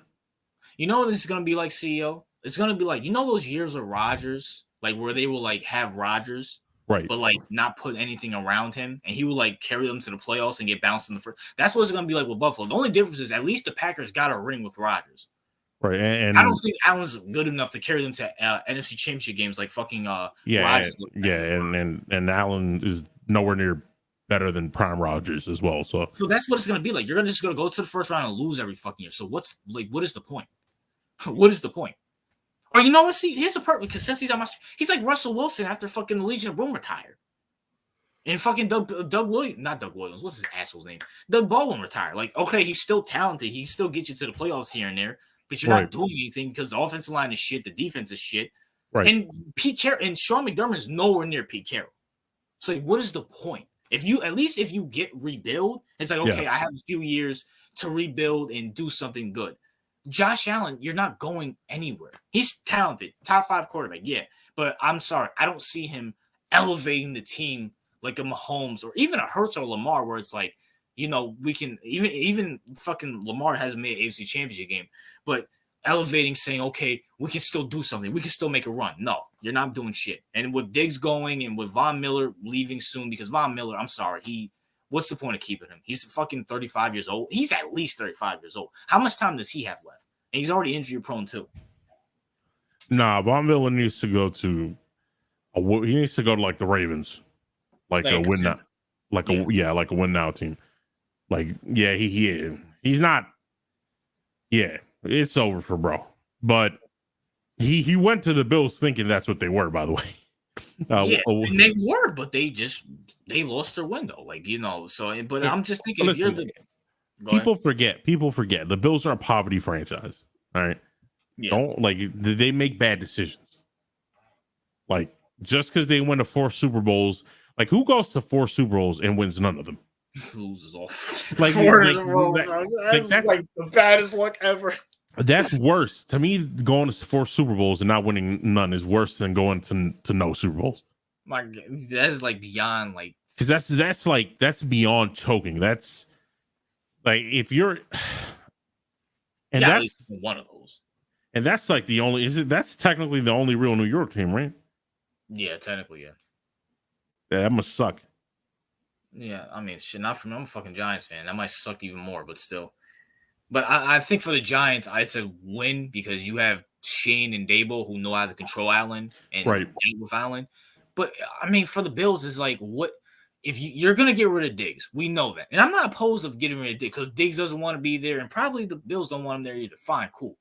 There's no one in this draft unless you get Marvin Harrison Jr., which you're most likely not. That's going to fucking replace Diggs. I'm sorry, these gem receivers, no. Justin Jefferson, Jamar Chase, Diggs, all win the first round. Right. This shit's not happening. In fucking at least even if you I'm just saying Caleb has even if you get Penix or whoever the fuck you is, at least you have a few years to rebuild around him. At least you have that excuse and fire that fucking idiot McDermott. Like you have a chance to get rid of this while it's still young. Okay. And build something new instead of fucking being mid with Josh Allen. Because guess what? Josh Allen's good enough to. Josh Allen looks garbage with Diggs out there now without Brian Dable. Can you imagine what he's gonna look like without fucking Diggs? Right. And whoever else you're gonna hire, because we all know if you get a new coach, it's gonna take him a few years to fucking figure out what Josh Allen wants. And by the way, are we sure that fucking head coach is gonna want Josh Allen? Are we sure about that? Yeah. I mean, now I understand where Fist is coming from. Like, I understand where he's coming from. I feel like this is more of an attempt for Giants fans to avoid possibly fucking up another quarterback acquisition. Possibly. I mean, I'm not opposed to getting Caleb. Like, I have no problem getting Caleb. Joe Shane loves Caleb because he's been to the majority of USC games. So I have no problem getting Bears. I understand it. Because we know Bears are front runner for Caleb right now, right? Bears. I don't know. The Bears. I guess the Bears are kind of pissed off. He said he doesn't want to play for them, so they're thinking about getting Drake May. Those are rumors. Which I mean, CEO, it's the Bears. So do you is it shocking if they took Drake May? No, it wouldn't be shocking, but I don't. I think they would take. I think they would still take Caleb, kind of like how there were rumors that Joe Burrow didn't want to go to play for the Bengals. Yeah, or like Trevor Lawrence, and they took him. Nah, I feel like. If the Bears are there to take Caleb, they're going to take him. And you're probably going to end up taking... if we take Drake May, If you take Drake May, because, you said, Joe, we're not taking... Because Joe Shane said he don't want Drake May. But remember, RJ, GMs lie and throw smoke screens all the time. You know that, right? Yeah, but at the same time, he's been to all the Caleb's games. Like, he's been to multiple USC games. But we don't know. Sometimes that's I wouldn't listen. I do think that if the Giants had an opportunity to draft Caleb, they would. I don't think that's not what I'm just saying. If he's off the board, right? Yeah. I do not think that Drake May is automatically no, we're not picking Drake May. Yeah, you have Drake May sucks. He sucks. The only reason because when well, time out. Hold on. Finish what you were gonna say because you just reminded me of something. The only reason I would. A GM isn't going to say I'm not drafting this person out loud. They would never do that unless they plan to draft him. All right. I want to expose something, and I hate and see. I'm not trying to come at you, but see, you don't. Let's be. When's the last time you actually watched college football on a consistent basis? Last month. So you don't watch college football as much. No, I recently got into it. Okay, so you're just starting to begin. You're kind of like me in UFC. You're just starting to Correct. So you're making rookie mistakes. Okay, I've been watching college football since 2013. So I've been watching it for damn near a decade now. Right. Some of the dumbest people on this earth are college experts. They sit here and say Drake May is better than Bo Nix, Michael Penix Jr. They say he's he's the second best quarterback behind Caleb Williams. I think Drake May is ass for just to no. I'm not. I'm just saying for everybody because even Michael, even though he left the Discord, he was saying the second best thing. He was saying the experts say these experts are fucking retarded. Let me tell you something, CEO. Do you know how big the Pac-12? The Pac-12 has USC, Washington, Oregon. They have a stack. You know what the Pac-12 is? It's like the AFC North of college football. These guys are gonna beat the shit out of each other. So a Penix, so a Bo Mix, so a Caleb, they're not gonna put up the gaudy stats because they're literally beating the shit out of each other. That's one of the most toughest divisions in college football. Listen, when it comes to a Drake May, I'm sorry, the guy's versing D3 talent and can barely beat them, is not putting up good stats. And he plays for North Carolina. Yeah, RJ, the reason I and a lot of people listen to college experts is because they, even though they sometimes don't know what the fuck they're talking about in regards to like who's better than who. Yeah. It's a good barometer to understand what scouts and NFL head coaches are thinking. And I'm not like front offices are thinking. For example, during the Deshaun Watson, Mahomes, Mitchell Trubisky draft, I was so out against Mitch Trubisky. I thought he was shit. Yeah. Like, I thought he was garbage, but I knew that college experts were high on Mitch Trubisky. And guess what? He got drafted first. Like, he was drafted before Deshaun. He was drafted before Patrick Mahomes. So the reason a lot of people take stock in what college experts say is because a lot of times when it comes to not like middle to late end prospects, they don't really know what the fuck. But when it comes to like first, second round talent, like they can gauge where like the front offices think. So a lot of people, and I think a lot of front offices, I'm being serious, I heard it like when people who are plugged in, like when you said the experts that are plugged in to the front offices, to these people, a lot of them are high on Drake May. I'm not high on Drake May. I think Drake May is Mitch Trubisky. All right, so you're basically saying a lot of these college experts are just fucking retards. Yeah, the fucking GMs and shit, they're just fucking retarded. Yes, I think that the college experts are echoing because a lot of these, like people like, let's say Chris Sims, right? Yeah. Or people like this, or Joel, like they have connections with like front offices. Yeah. Same thing with Colin Cowherd and these two. They have connections to front offices. They know like the room temperature of what they think of prospects. And this is why when the Mitch Trubisky hype went up, bro, I thought Mitch Trubisky was ass, but he got drafted up high. When Baker was up I personally thought Baker was ass, but he got drafted up. And Drake May, same thing, bro. I think he's ass. But guess what, RJ? He's going to get drafted top 10 in my personal opinion. Like, he's going to get drafted top 10. And I feel bad for whichever fan base pulls the trigger on Drake May. Listen, when it comes to, and this is why I know you're not big on Jordan Travis. Now I can't be because he broke his. I think I do think Jordan Travis needs to sit a year. I think he can be, if Kyle Shanahan gets his hands on Jordan Travis and especially sits him, the 49ers will be a contender. Because I'm sorry, CEO, he's beating more ranked teams than fucking Drake May. You can't. Drake May sucks dick. He's from North Carolina. Can you name me another? We saw Daniel Jones and Mitchell Trubisky. How many strikes have to be to fucking stop drafting these Duke assholes? Drake May, personally, I think Drake. Here's the thing, RJ. Right, same thing with kind of like Will Levis. Yeah, where it's kind of like I know he got drafted in the second, but he was never a second. He's not even a second round talent, RJ. But he got pumped up, and this is what I'm talking about. Like Kenny Pickett. Kenny Pickett is not a first round talent. Kenny Pickett is a fifth, sixth round talent at best. But he got pumped, and this is why I say, RJ, I hated Kenny Pickett coming out. I hated Mitch Trubisky coming out. I hated Baker coming out. But these fuckers, like when I listen to college experts, bro, and they rank their quarterbacks, that's usually how it goes in the draft, throughout the years. So when I take their opinions, I'm like, okay, this is like Drake May is definitely getting, like, you as a person who watches football, you're like, bro, this nigga's ass. Like, what are they seeing? Like, you're looking at it from a logical perspective. By the way, I'm a Florida State fan, so I watch a lot of ACC, so that means I watch a lot of North Carolina. Right. So you're watching it from like a fan perspective, like a scout, like someone who's looking at talent, but you don't know what the front office thinks about these people.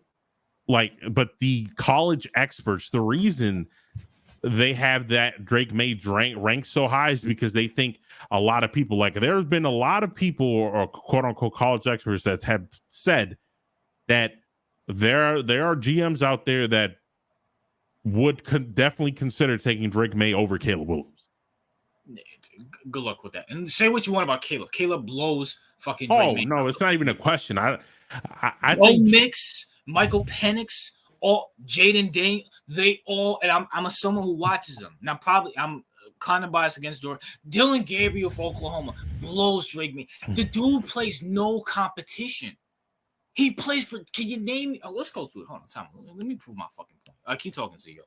Right. So, and like I said, when Kenny Pickett got drafted, I was anti Kenny Pickett, not because of the Steelers bullshit, because I'm not a homer. So I knew, bro. I think Drake May's horrible, bro. He you know what? His face kind of, and I'm not. He kind of looks like Mitch Trubisky. I'm talking about his face. And he plays for North Carolina. Listen, bro. I would never take Drake May. I personally, from the limited football knowledge I would know, obviously I would take Caleb because I feel like that if I had the opportunity, that's a surefire pick. If I couldn't get Caleb, then either I'm picking Penix. I'm thinking about picking who like it's Bo Nix. You got Caleb. You got what the fuck? The fuck? McAfee. Oh god, I hate McAfee's security system. Like every single computer gets stuck with that shit. But either way, listen, he's 6'4". They like his height. They like his arm power. You know, I don't see it. I don't see it. Or I personally don't see it. But he's so high on people's draft boards. It's not. He lost to Clemson. Clemson's not ranked, but it's still a good team. He went to overtime with Duke. Okay. Oh my gosh. What is this? It's McAfee. All right. Why does ESPN have McAfee on it? No, but ESPN doesn't have him. Your computer has McAfee on it. I've never seen that in my whole life. Like if you go to the search bar, I mean, go to the Windows tab and you search your apps, you're probably going to have it. All right. Let me try it again before I officially give up. All right, so he lost to Clemson. Good team, good ranked team. He went to overtime with Duke. Duke, decent team. It is what it is. He beat CMA. Don't know who the fuck that is. He lost to Georgia Tech. Georgia Tech hasn't been fucking relevant since they had Demaryius Thomas on there. And even is that the team with the bees on it? Yes. They lost. He lost to UVA. Virginia. All right. Virginia. He beat Miami. Okay, that's a good win. He beat Syracuse, not a good team. He beat Pittsburgh, not a good team. He beat Minnesota, not a good team. He beat APP, not a good team. Who the hell is APP? Abolition State, I think, or Abolition, whatever, some irrelevant team. Is that where all is? Okay, and South Carolina, I'm assuming they're not good. Carolina. Can you name me? Okay, he lost to Clemson. He beat Duke, they have Riley Leonard, another fucking asshole gets hyped. He beat Miami, who's ranked 25. Miami's up and down. They're going through a rebuild. Besides that, who else did he fucking beat? How many years has he been playing in college? I think. Let me see. Because I would like to see who he beat in 2022. Yeah, I want to see who he beat in 2022. All right, probably the same amount. Okay, so he lost to Clemson, who was number 9. He lost to NCS State, North Carolina State, I believe. Okay. Lost to Georgia Tech again. He beat Wake Forest, not a good team. He beat UVA, not a good team. Beat Pittsburgh, not a good team. He beat Duke by 3 points. He beat Miami by 3 points. He beat Virginia Tech. He lost to Notre Dame, another good team. He beat JAST. He beat Abolition State again, or Abolition. He beat FAMU. Okay, I don't know half the schools on this list, but so the schools that you know, Clemson lost. Who else did he lose to? Notre Dame, good team, lost. And then let's look at 2021. Let's look at his 2020. He probably didn't start this year. Yeah, he really didn't start. He lost to South Carolina. Okay. I mean, he only had like maybe one start because he only had one completion. And then I didn't find out about him until last year when he started. And then he beat WOF.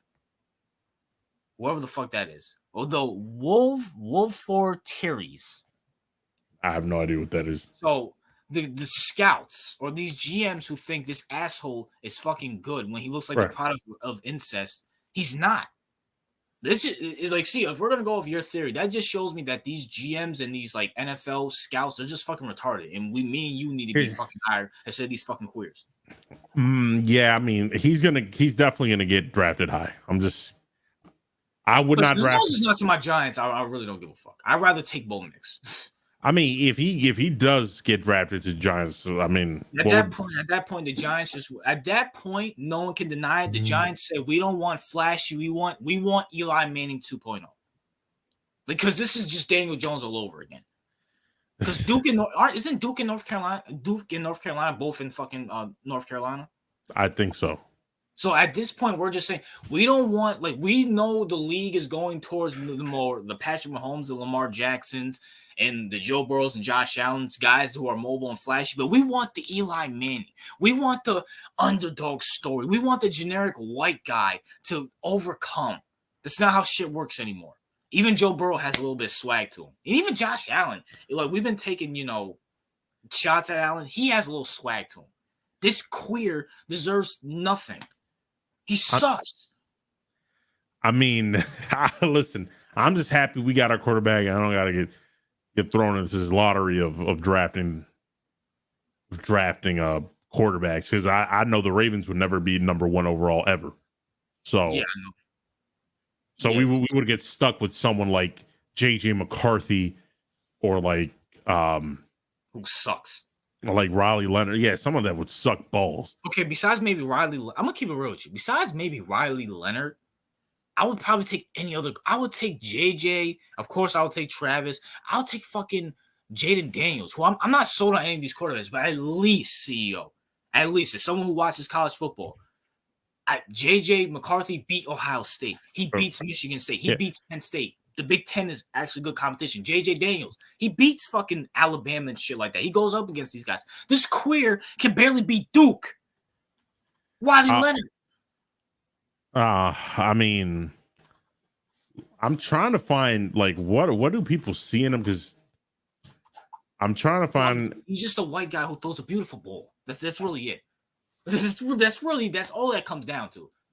Let me see. He says, tall, prototypical, well-built quarterbacks with superb mobility and quantifiably elite arm talent.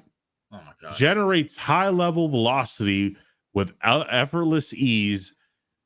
Throws an exquisite ball. Oh my gosh. So he throws a nice ball, RJ. This smells like Justin Herbert. I mean, listen, bro. I'd rather take Justin Herbert's upside over anything Drake May. Like, if I had to. And we're not even high on Justin Herbert. No, but I wouldn't smell like Justin Herbert, CEO. And he kind of looks like the fucker too. Speaking of it. Oh yeah, but without the like super long hair, yeah. No, I'm talking about. Well, let's look up Justin Herbert without the long hair. Hold on. Justin Herbert without long hair. And just put short hair. You can fucking die. Like, look at him, and then look at Drake May. I mean, I guess the hair is kind of different, but Drake May reminds me of somebody, but I can't put my finger on it. Yo, he looks like what's that asshole? He looks like Drake from Drake and Josh, bro. Oh, yes. Thank you. That was bothering me. I was like, who the fuck does this motherfucker look like? The beginning episodes of them, not when he had like the helmet hair. Whoa, wait. Oh, he looks like Drake, and his name is Drake. Oh shit. God. Yo, this is perfect. RJ, Drake and Josh in New York. Listen, bro. Listen. At that point, like, the Giants can't be that stupid. Like, we took a North Carolina quarterback. He sucked dick. He sucked dick. No. Listen. Even if you don't want to go Caleb, go Mike. I'm not big on Michael Penix because he's not mobile and he has an injury history. Okay. At least take him. At least he beat Oregon. He's beating competition. Like, he's somewhat, at least he knows how to go up against competition. What the fuck has Drake May done? Yeah, let me look because I think I'm more high on Penix than you are. The problem with Penix is that he's had an ACL. He's not mobile and he's kind of a sitting duck. And when that sitting duck has a bad ACL, that kind of screams red flags. Okay, so you're scared about like Giants having a shitty O-line and him getting pummeled to death. Yes, and he's not mobile. Okay. And he's a left-hander, right? Jordan Travis is a left-hander. I'm sold on him. Like left-handers can work, but if your left-hander's injury prone and you have a shitty offensive line, and let's be for real, Giants fans are going to be impatient and throw his ass out there. That's a recipe for disaster. Like the dude has his ACL tear. He has bad ribs. That's like, no, he's not mobile. Like at least Daniel Jones is mobile. Fucking Penix is just a sitting duck. Okay, so yeah, because Penix did not show the same high level escapability under pressure of Williams or Bryce Young, and he does not have the elite athleticism of Anthony Richardson. So I told you. So I watch college football. But they said he's a phenomenal pocket passer. So yeah, he is. But I mean, if this was like the 90s, and yeah, I would love to have Penix. But this is the 2000. You have to have some, especially if you're going to a team like the Giants, whose offensive line is shit. You gotta be able to move. All right. They're every comp I've seen of Michael Penix, they're saying he's just a bigger version of Tua. I think Tua's more like more mobile than him.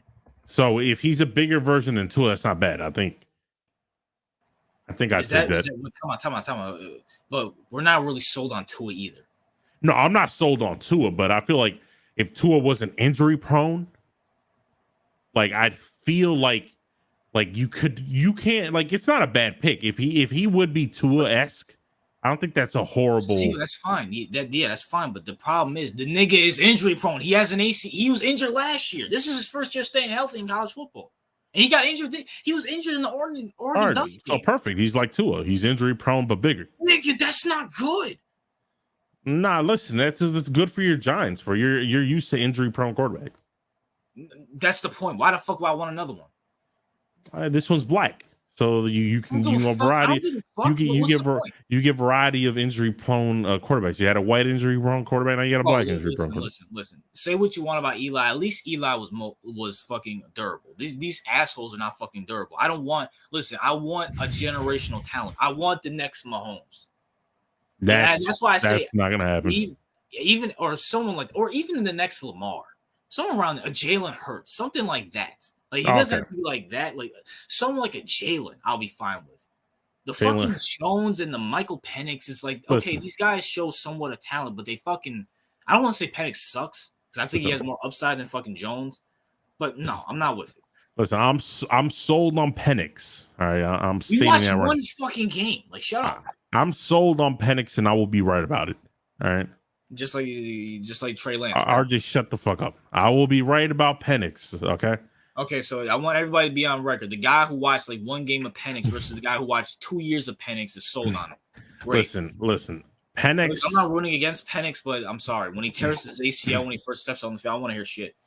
I think Penix Penix is him. All right, I'm calling it right now. Okay, like I'd have him over anybody that's probably not Caleb. I'll say that much. This bullshit. Like who would you take over Penix? I'm taking Bo Mix over him. Bo Mix will not be as good as Penix in the next level. He won't. How the fuck do you know that? I'm certain about that. Bro, CEO, listen, RJ. Listen, RJ. About that. I'm certain about that. Okay, so listen to this. So what if Bo Mix injury history comes? So what if Bo Mix goes to my Giants, right? Offensive line is shitty. He can't escape the pocket. What the fuck is he gonna do? And he tears another ACL. You mean Michael Penix? You said Bo Mix. I mean, Michael Penix. Then I would be wrong.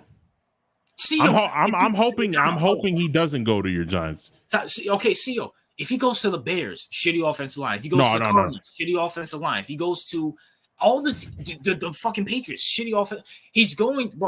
Listen, with Jordan Travis being out, college football kind of took Florida State out the playoffs. Listen. Washington's number. Hold on, CEO, because you're talking out your ass right now.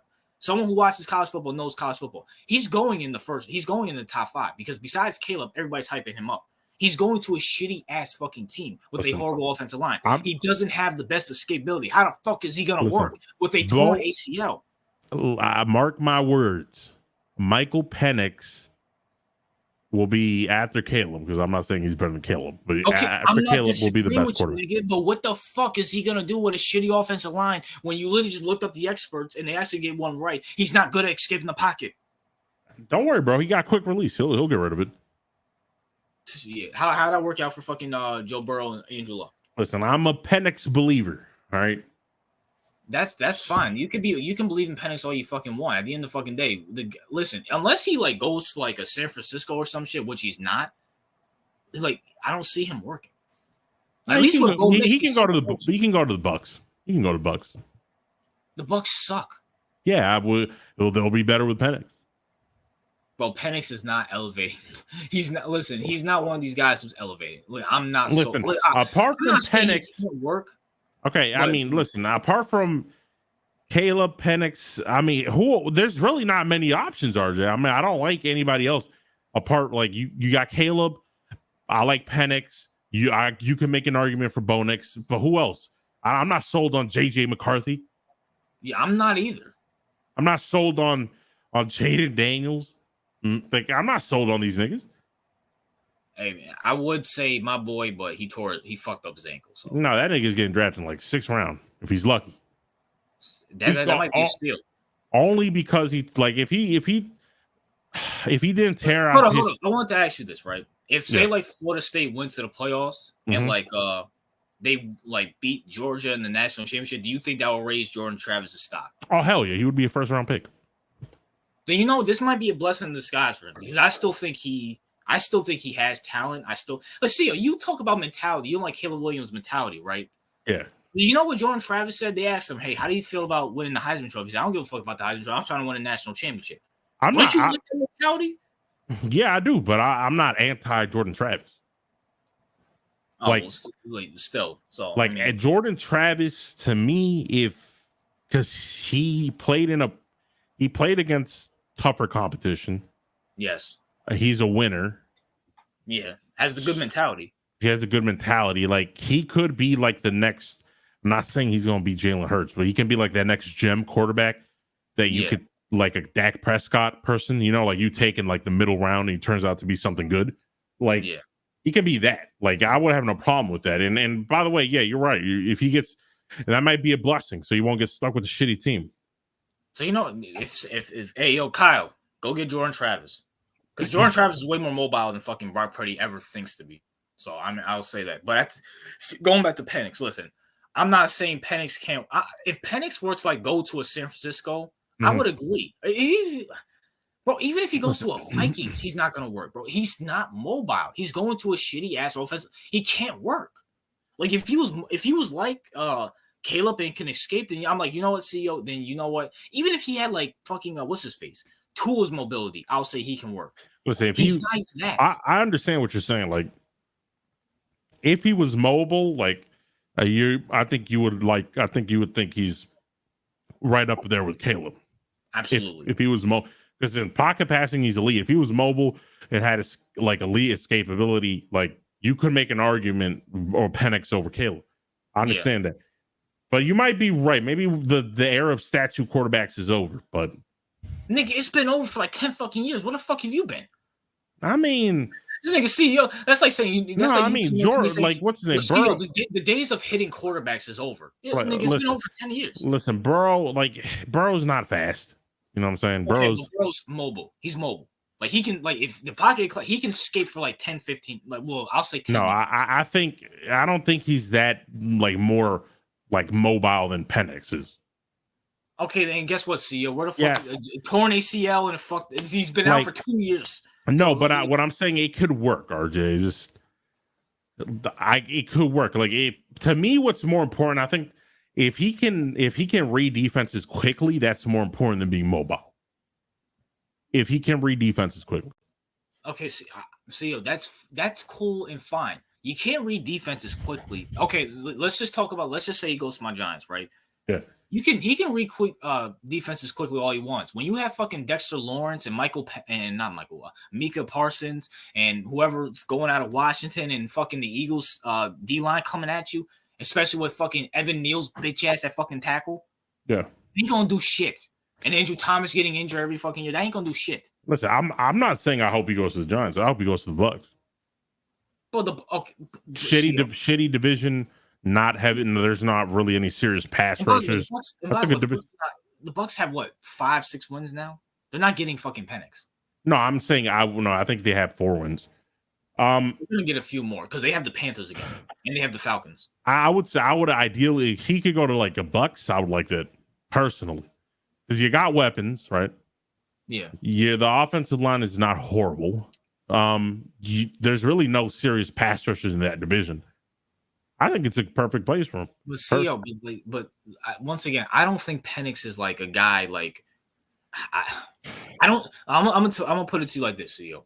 I don't even think he's CJ Stroud. He's not gonna elevate any fucking team he goes to. No, but I would lose to the right division. Here's the thing: I wouldn't compare him to Stroud because I feel like if we don't know what Stroud is yet, but I was high on Stroud before you came out the draft. So yeah, I mean, I was as well.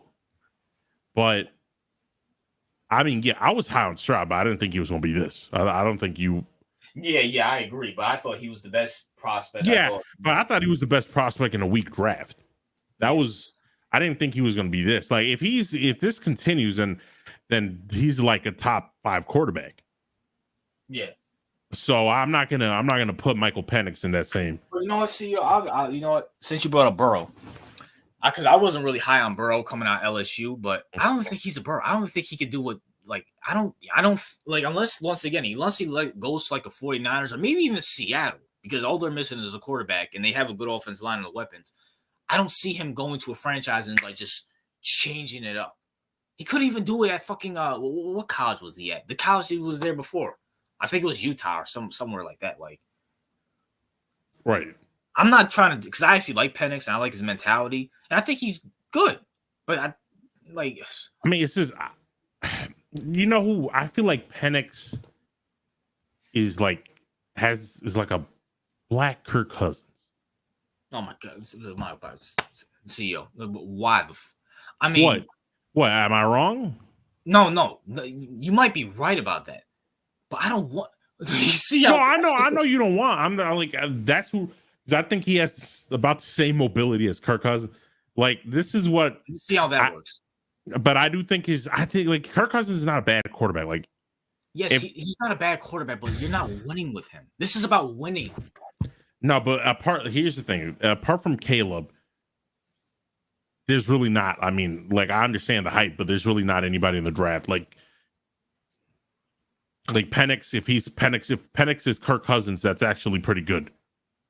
Like we can't. There's not going to be 3 Hall of Fame quarterbacks in this draft. There's just not. I understand that, but once again, it's like you can't hype up Penix with that shit. No, I mean I like him. Like I said, if I can't get Caleb, then I'll take my chances with him, maybe Bo Nix, and that's about it. I mean, I know some people like Daniels, but I don't know who the fuck likes Daniels. And JJ McCarthy, I'm not sold on him at all. JJ McCarthy sucks. Now, you know how bad he fucking is? When Jim Harbaugh got fucking suspended, they ran the ball all second half. Yeah. So. Like, no, I'm not. No. Travis, broken ankle, no. Riley Leonard can suck a dick. Fuck him. Who else is in this fucking draft? So if Caleb is gone, then I'm like, who? Like, your only real 2 options are Penix and Nix. Are we really sure the Bears are taking Caleb? I am. I do think they're gonna take him. Well, I guess May is gonna go off the board too. So I mean. Oh yeah, it's gonna be like Caleb, May, and then the other. How the fuck did we get talking about this when we were talking about the Bills? Oh yeah, we got severely sidetracked. Yeah. Well, I'm gonna be doing a video on each quarterback coming out the draft. But you were talking about Diggs and Trayvon. All right, so let's get to your favorite sport of basketball. Fuck basketball. You know what I'm saying? Let's talk about the system, CEO. Let's talk about James Harden. Okay. You know, the system. Now, I think they beat the Rockets. Okay. His old team. Okay. And they beat the Rockets, so they're 1-7 with James Harden. And this is the same guy that says, I don't need the system. I am the system. Okay. Now, can we please put to bed James Harden is this James Harden shit is beyond stupid. They should never fucking trade for him. And they're just doing this to just have big fucking names. And this guy's been overrated for fucking years. Years. Listen, James, they already got Kawhi. They got Paul George. They got Westbrook. Now you add Harden. I mean, you're adding all the washed ex-NFL stars. Yeah, it's obvious what they're trying to do. Sell tickets fill up the stadiums. I mean, because honestly, James Harden adds nothing to your team. Your team is full of injury-prone, washed veterans.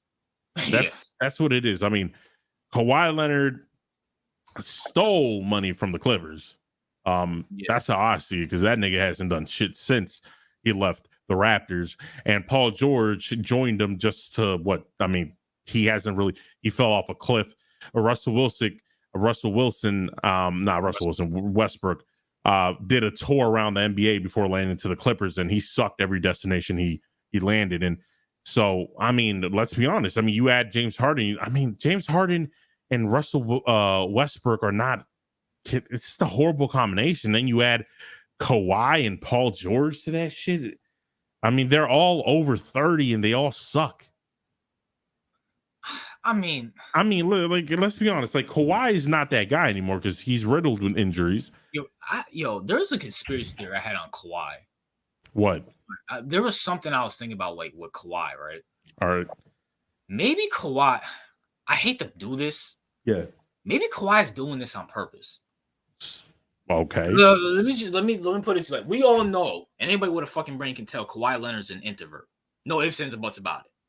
The dude literally just got on Instagram. Yeah, he's a weirdo.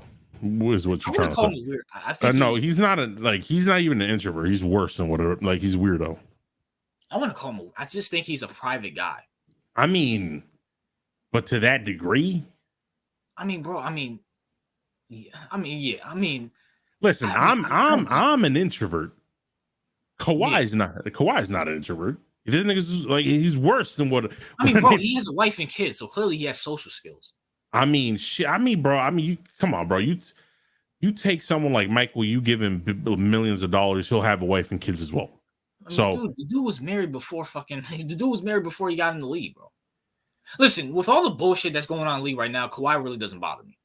Like, no, I'm not saying Kawhi bothers me. I'm just saying that. Okay, that's not the fucking point. The whole point is this: when he won the chip with the Raptors, that kind of like put his name up there. Because let's be for real, no one really gave a fuck about Kawhi with the Spurs, and no one really cared about Kawhi with the Raptors until they beat Giannis, until they beat all those fucking teams. So Kawhi is like, oh, why is the Kawhi is coming back from fucking LA? No, he's coming from like the Raptors to fucking LA in a helicopter. They're like zooming in. They're like literally following his car and shit like that. And to an introvert, it's like, what the fuck? Why are they doing it?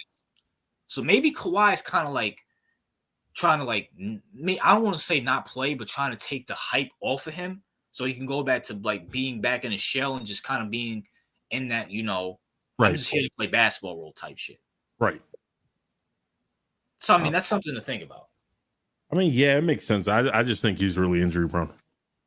Yeah, that's a possibility, too, because he does have knee problems. But, I mean, I understand, if he's trying to take the steam off. Maybe he doesn't want to win an MVP because he doesn't want that. He just doesn't want that attention. Because, like, someone like a LeBron, if LeBron would love if fucking everybody was following his car everywhere. Because he's just that guy. With Kawhi, it's just like he doesn't want to be bothered. No, I understand, but if your introversion is like, okay, I don't want to win the MVP because I don't want people following me. I mean, that's affecting your back. Like, you should want to win the MVP, right? Like, you should want to do that. Like, I feel like if your introversion gets to the point where you're like, I don't want to win an MVP or a championship, because either way, because the championship you're going to get just as much as, if not more, publicity or people following you around. Maybe that's part of the reason why he hasn't fucking won. I mean, maybe he doesn't want to win another championship. Maybe he just wants the money and just wants to play basketball. That's probably why he's fucking sitting out. All right, listen, if that's the case where he's so introverted he doesn't like winning championships, I want him the fuck out of my team. I mean, I don't give a rat. I'm not disagreeing with you, but if you're the Clippers, who the fuck are you? Like, besides, okay, you're gonna have Paul George and Westbrook. I mean, you need all the big names. You're gonna open a new stadium. You're going to open a new stadium next year. You're going to need all the big names that you're going to need. You already got Harden, so you're going to need big names. You need to put butts in seats. Right. And plus, you don't have a pick until 2026. So, yeah. I mean, I agree. I mean, I think they just traded that 2026 pick to get this fat fuck on my screen. So, listen, bro, the Clippers they don't care about winning, bro. They only care about selling tickets, because you already know all the Chinese folk going to go pack the stadiums over there at LA just to see this piece of shit James Harden. play. So, Ooh, I mean, the Broncos took the lead. oh shit, I wasn't even keeping attention to that. Oh, are you watching or no? No, I'm not watching that. I hate that. I mean, Broncos. Broncos took the lead. So how much? fourth quarter with 1:03 left. So all right, Russ would have fucking died. But going back to this fat fuck, listen. Let's talk about James Harden. Okay, have we shit on LeBron for being pampered? Has anybody been more pampered than fucking Harden? No. I mean, bro, the guy shits on Daryl Morey. Daryl Morey literally is one of these analytic queers who loves James Harden because he takes 3-point shots in the right spot and all this other bullshit. Right. Like, bro, you shit on Daryl Morey. Daryl Morey did everything with you for the Rockets. He traded for you for the Sixers. He traded you to where you wanted, the Clippers. Correct. Like, what? You can't be. How is this guy not out the league? That's what I'm saying, bro. It's like, because he sells tickets, bro. People like him for some odd reason. He doesn't play a good style of anybody who knows basketball. He doesn't play a good style like that. Like he'll have a good. Like I'm talking about prime James Harden. I'm not talking about now because no one can watch James Harden now. But hold on, time out. If you're saying people like him, what is there to like? This ain't fucking Rockets fucking Harden. The fuck? When's the last time Harden's been Rocket? Yeah, Harden? but they like what he used to be. Yeah, used to be. He's not that anymore. Right, but you know how people are, bro. They they stick to players like Lou. Just look at Michael and Justin Fields. I mean, well, don't ever compare Harden to fucking Fields. I mean, at least Harden's no, but I'm not comparing their talents. I'm comparing how fans interact with people with players they like. You know what I'm saying? So, Harden has a lot of fans that like him. There are people that view him like Kobe. What? Yeah. There's no. Listen, if I ever heard Kobe and James Harden in the same sentence, I'm slapping the fuck on whoever said that shit. No, but yeah, there are people that like him to that degree. Like he has a rabid fan base, and NFL owners know this, and they pay for his NBA. Yeah, NBA owners pay for his services to pack their stadium. I mean, listen. I mean, his shitty ass wine got sold out. But that was in China. That's not in America. Yeah, but like I'm saying, those Chinese dollars, bro. Well, yeah, I guess the NBA wants the Chinese money, so. Like he's a huge star. Like there's, like his stardom. Like you know how Kobe was also like a big star in China, I think. Yeah. And like that's James Harden's kind of like that. I'm not like comparing the talents, obviously, but I'm comparing like the stardom to the Chinese international audience. So the NBA likes that Chinese money. I know this is about since we're talking, so you can't mention China without James Harden. Yeah, and why I know there is no Chinese people in this chat, but can someone explain why the Chinese like him? I mean, I don't get it. I personally don't get it. I don't understand it. Like that's what I'm about to. Why does the NBA care? This is what I'm talking about. This whole international bullshit. This Chinese shit and all this other shit needs to go away. I'm so sick and tired of China. I hate them. This is the one thing I actually agree about with Trump is that China's just like they're ruining America in all types of aspects. It's annoying. TikTok is stupid. The NBA with this whole China shit is beyond dumb. Like I'm so tired of it. Like they have the NBA logos with like fucking Yao Ming needs to. I was gonna say something. I almost pulled a Michael. I was about to say something. But Yao Ming needs to go away. Yao Ming is overrated fuck he was just tall. And he had one good game where he fucking blocked Shaq 4 times. That's it. I'm so sick of it. Jeremy Lin is a bitch. He's a bitch. He had 2 good weeks with the Knicks. The one thing I actually agree about with Melo is when they overhyped this asshole. Jeremy Lin sucked dick. Listen, if Jeremy Lin, if he actually became a good player, would have been such a big would have been such a big cash grab for the NBA. It wouldn't be funny because the whole Asian unbearable. I mean, it'd be good business for the NBA. I won't lie about that. Peep game, right? I was talking, so we had a voice call in the Discord, and I think it was someone asked me something. I think TRL said, "Don't you hate Nikola Jokic?" or some shit like that. Yeah. Or I think it was Kaiju. I never said I hated Nikola Jokic. I just said the style of play is boring. But honestly, watching the Nuggets play against real competition, not a playing tournament like Miami, the Nuggets are really not that boring to watch. Like they actually like it's just the Miami Heat really sucked. And like they like really got lucky. Like if they actually went up against like a good team, they might have actually played like how they play against the Warriors, how they play against the Lakers, like actually like taking 3-point shots, not being fucking boring as shit. Right. And Luka Doncic is kind of getting on my good side because he's actually entertaining to watch. When it comes to these Asian boys, they're not entertaining to watch. They can't even shoot the ball because their eyes are fucking slanted. Who gives a fuck about these assholes? Who gives a fuck about China? What's the point? Who's that Asian bitch and for the Nets? He sucks. I mean, my gosh, like what? Why does the NBA care so much? I can understand the European queers. I can understand Africa because they actually produce good players. What is up with China? It can't be that much good of a money. It can't be that good money. What the fuck is China doing? Like your whole fan base is in America. I mean, listen, bro. I mean, that Chinese money is strong, bro. I'm telling you, that's some good money, bro. Listen, the Chinese are great customers. They buy out shitty wine. They buy out jerseys from this asshole right here. Like they're packed. Like a lot of these players, a majority of their money makes China. Like China's good money, bro. That's why it's like that. Okay, all right. So you're more into like all this other shit, right? Mm-hmm. What is good about the Chinese money? What makes it better than America money? Because I think if you have a fan base that's already grown in America, that makes more money than fucking. That's why the NFL is more popular than the NBA, or makes more money. The NFL is not even international. They make $15 billion. The NBA is making $7 billion. That's considering all the other countries they fucking suck the dick of. Right. So like, explain it to me, like enlighten me, and I'm being for real because I have no idea. Because Chinese money is kind of like. Chinese money is like one of those things where it's like you can sell shit that wouldn't sell here to China. Yeah. And it would buy out quickly. For example, like just James Harden's wine would not do great. And I mean, he would sell wine here, but Chinese buys it up like this, right?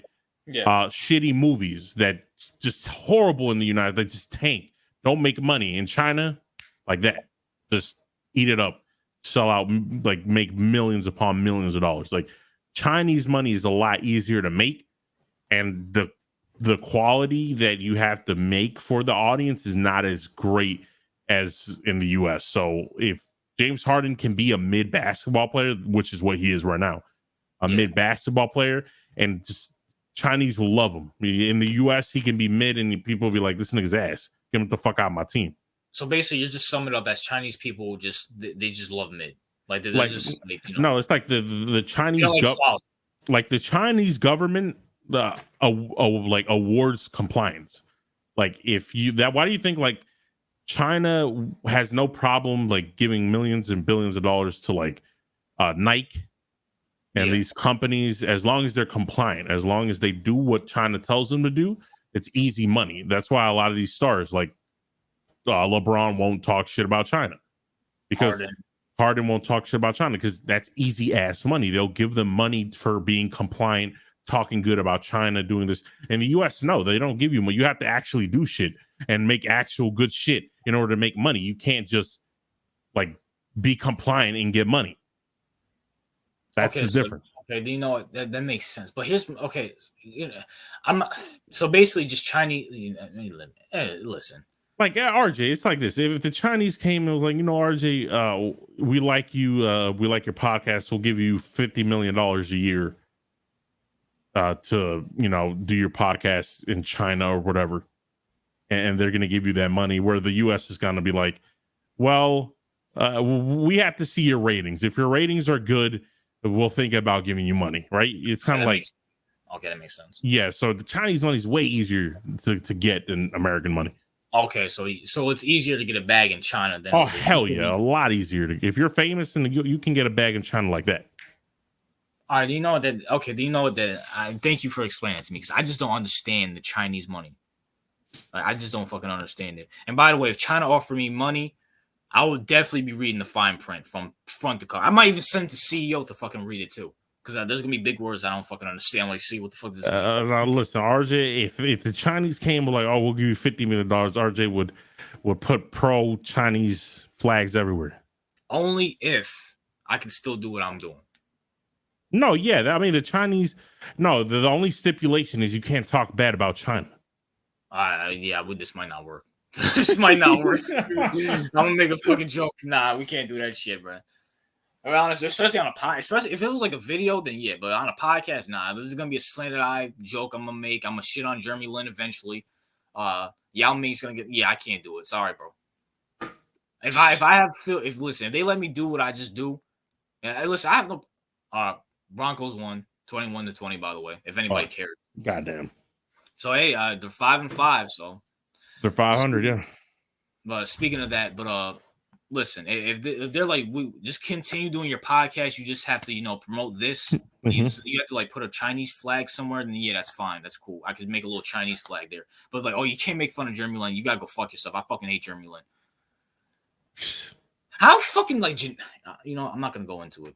I'm not gonna go into it. Fuck Jeremy Lin. This is supposed to be about James Harden. Listen, James Harden's a bitch. I think we can cover that. I really want to cover this Draymond Green, Rudy Gobert thing. Right.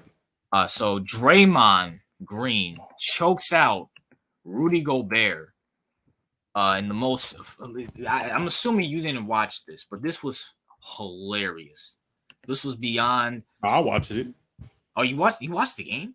No, not the game. The highlight. Well, this was beyond hilarious.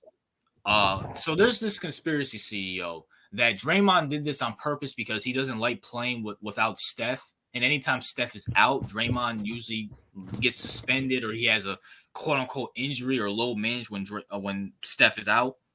Right. And now we see this. Now, see, what's your thoughts on this? Like, this is your overall thoughts on this whole Draymond Rudy Gobert situation. I'm just surprised niggas haven't laid out Draymond already, bro. Like, I mean, how do you let this nigga just bully you? You feel me? Yeah. Like, who cares, bro? You scared of that nigga? Like, look at Cat, bro. Cat, you're way bigger than him, bro. Cat is we all know Cat's pussy. So. Like, y'all can beat this nigga's ass if you want to, but you don't want to because you're afraid of him. Well, but I think I'll take Draymond in a fight over fucking Rudy Gobert and fucking Cat. No, but listen, look, he got your homeboy in a headlock, right? Yeah, this is hilarious, bro. You can punch him right there. Facts. Like, you can punch his ass out. Like, you don't need to square up one-on-one. That's not gonna happen. Just punch his face. He's right there. Like, y'all don't want to do that because y'all afraid of Draymond. Like, knock his ass. Yeah, just choke him out. Knock his ass out. Ant behind him too. That's Ant right behind him. You can like do something right there. Yeah, bro. You can hit him. You can knock his ass out. You can choke him. You can do whatever. But you're not. This is what I'm talking about. Y'all niggas pussy. Y'all afraid of. Why are you afraid of Draymond? Y'all 7 foot. Like Cat. You're almost like 2 times as big as this nigga. But you don't want to do nothing. Like, you're pussy. Like, y'all pussy. Y'all letting this nigga bully you and treat y'all like this. On national TV. On national TV. Like, nah. If I'm Rudy Gobert, I'm biting that nigga's arm. Like, do something. Kind of just gave up. Like, do something, bro. Like your teammates. If I had my teammate, if I'm an enforcer or I'm somebody and my teammates in a headlock, you got to do something, bro.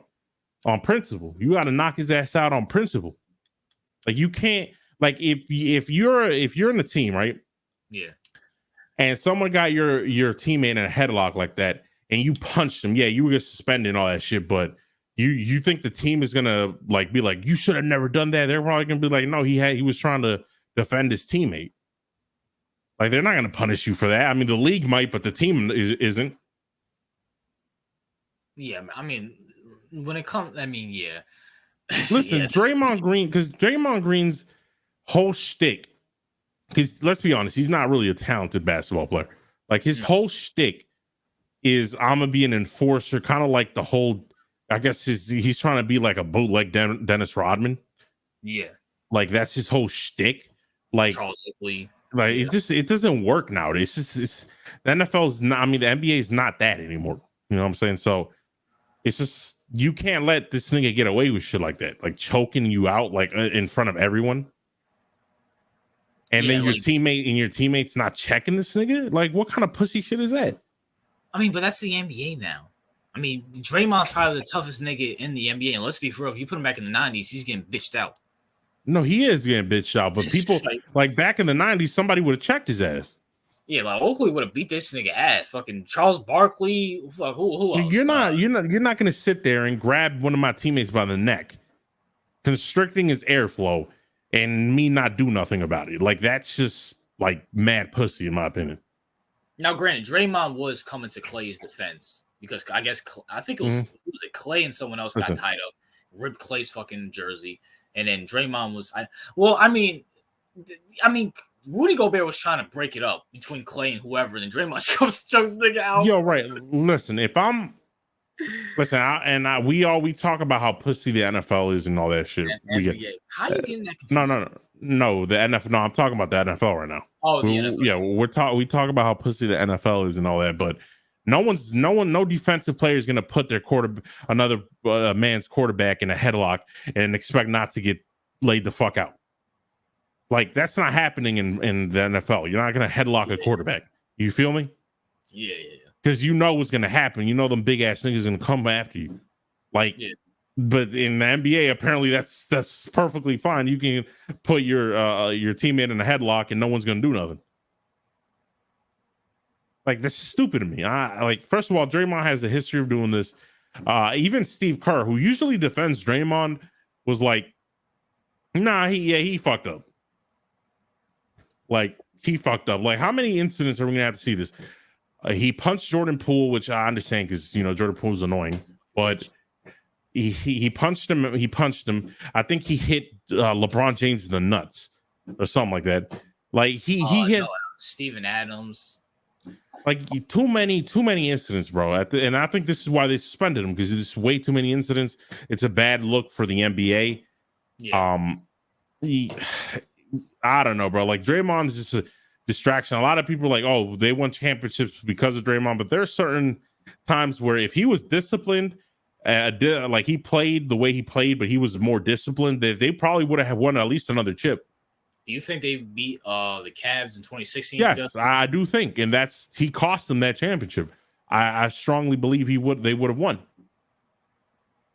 Like if he was more disciplined, RJ, and he didn't do these stupid ass things, like you don't think they have one more chip right now?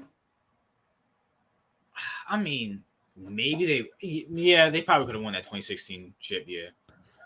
So I mean, to me, it's unacceptable, bro. At this point, the league can't allow this. The players shouldn't allow themselves to get choked out. Like that's just pussy.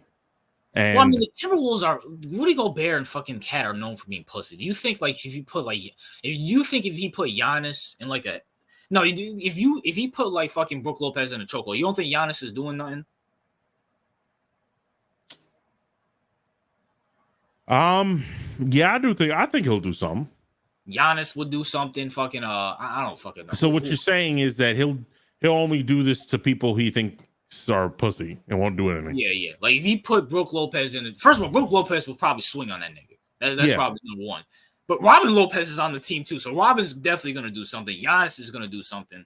So that's like two players right there who's gonna do something. I'm trying to think of another team. Fuck, if he did that to my Knicks, if he put Mitchell Robinson in a fucking chokehold, Mitchell Robinson is most likely gonna swing on him, and I know Julius hothead ass is gonna fucking try to swing on Draymond. Yeah, sure. You could be right. Maybe he's doing it to people that he thinks. But you know what's crazy though? If he put Porzingis in a fucking chokehold, none of your pussy ass Celtics players ain't gonna do shit. Jason Tatum's not gonna do. He's like, but Draymond, please release fucking what the fuck is Jason Tatum gonna do? Hey, yo, RJ, worry about your Knicks. All right, worry about your Knicks. At least my Knicks are tough. Your Knicks are pussy. All right, they lost my Celtics twice. And prepare to lose again. Guess what? We're gonna tie it back up, pussy. No, enjoy. You lose one more game and you owe me my money.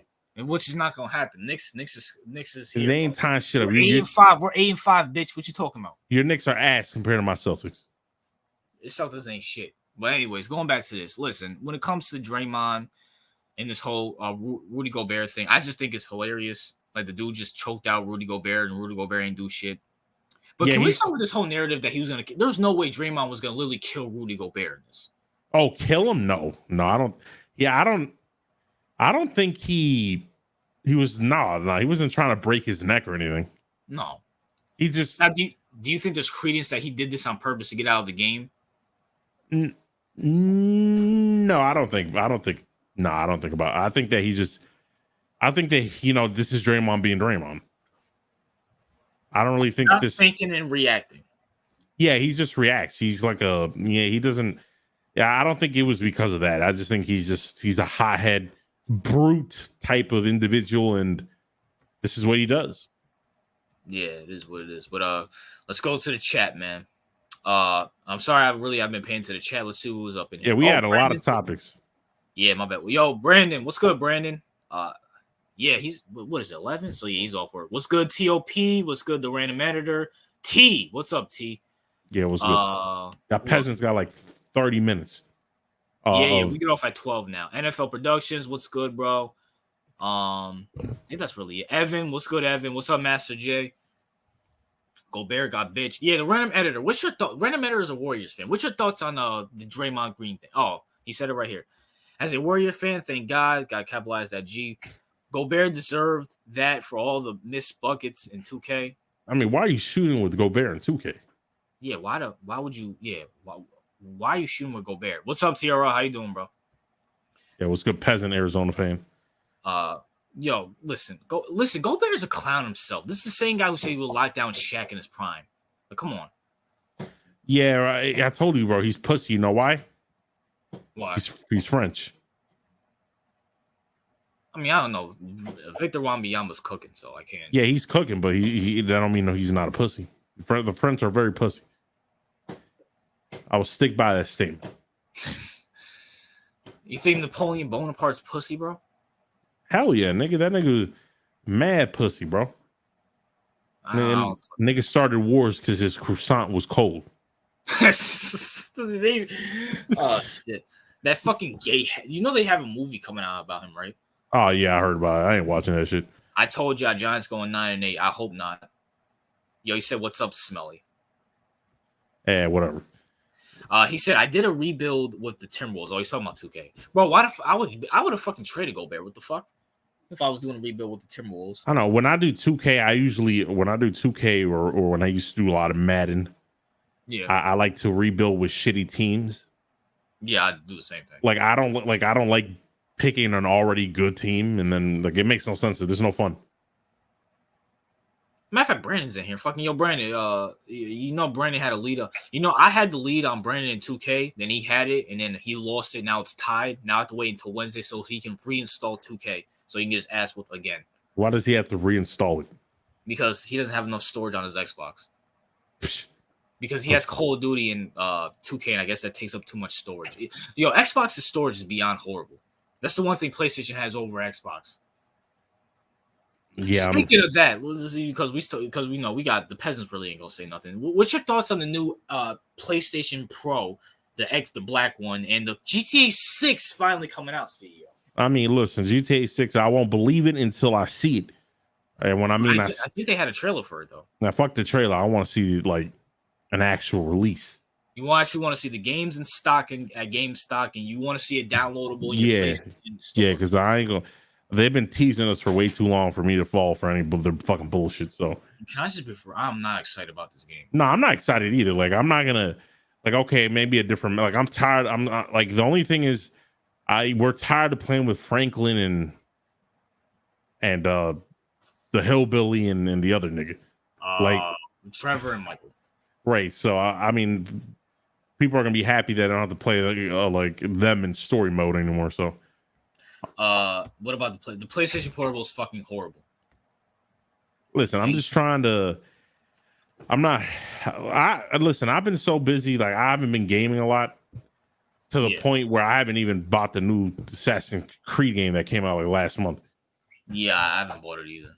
And I heard it was ass.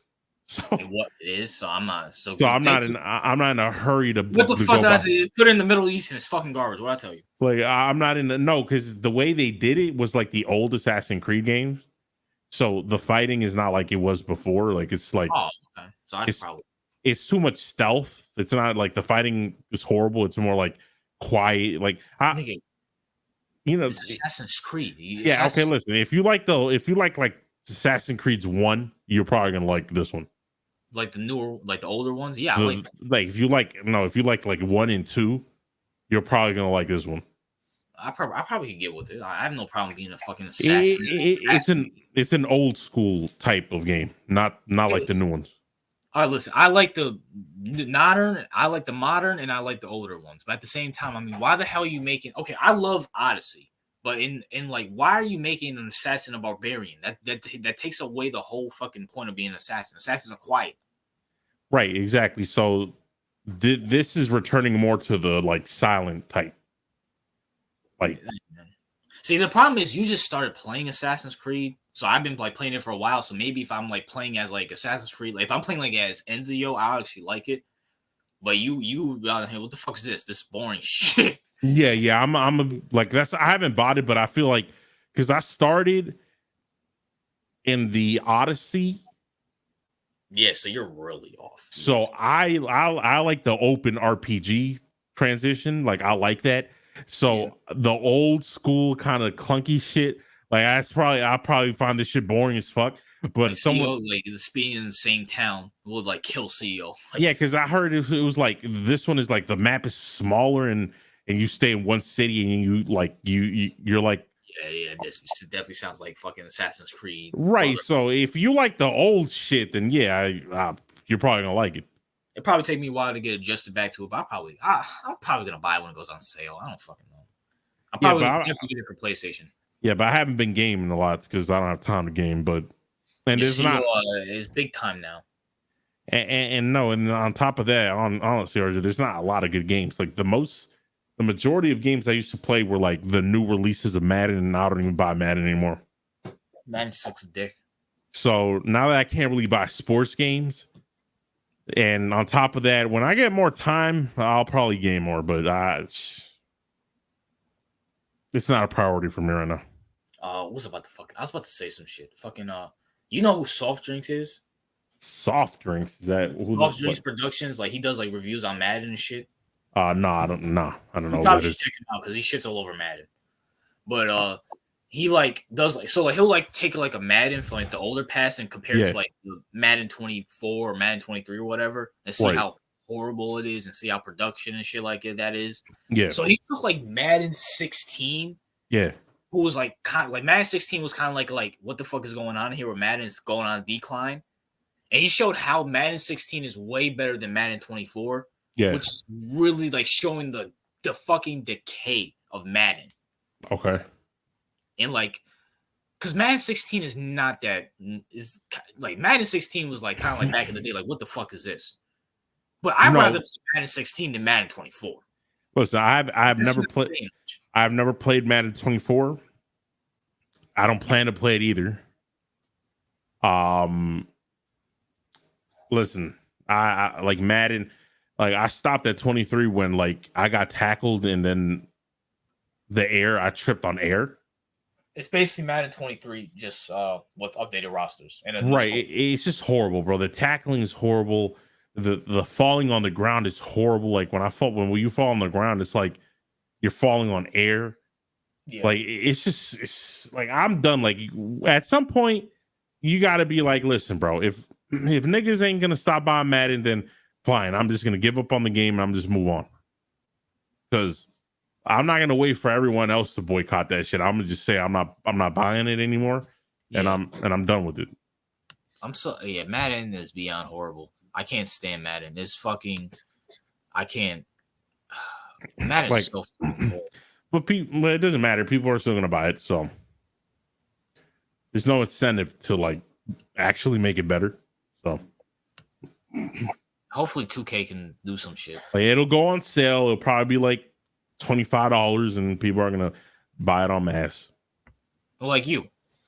Like I did last year, but I bought it for I bought it for super cheap. I bought it for like almost 30, but it was like 25. Yeah.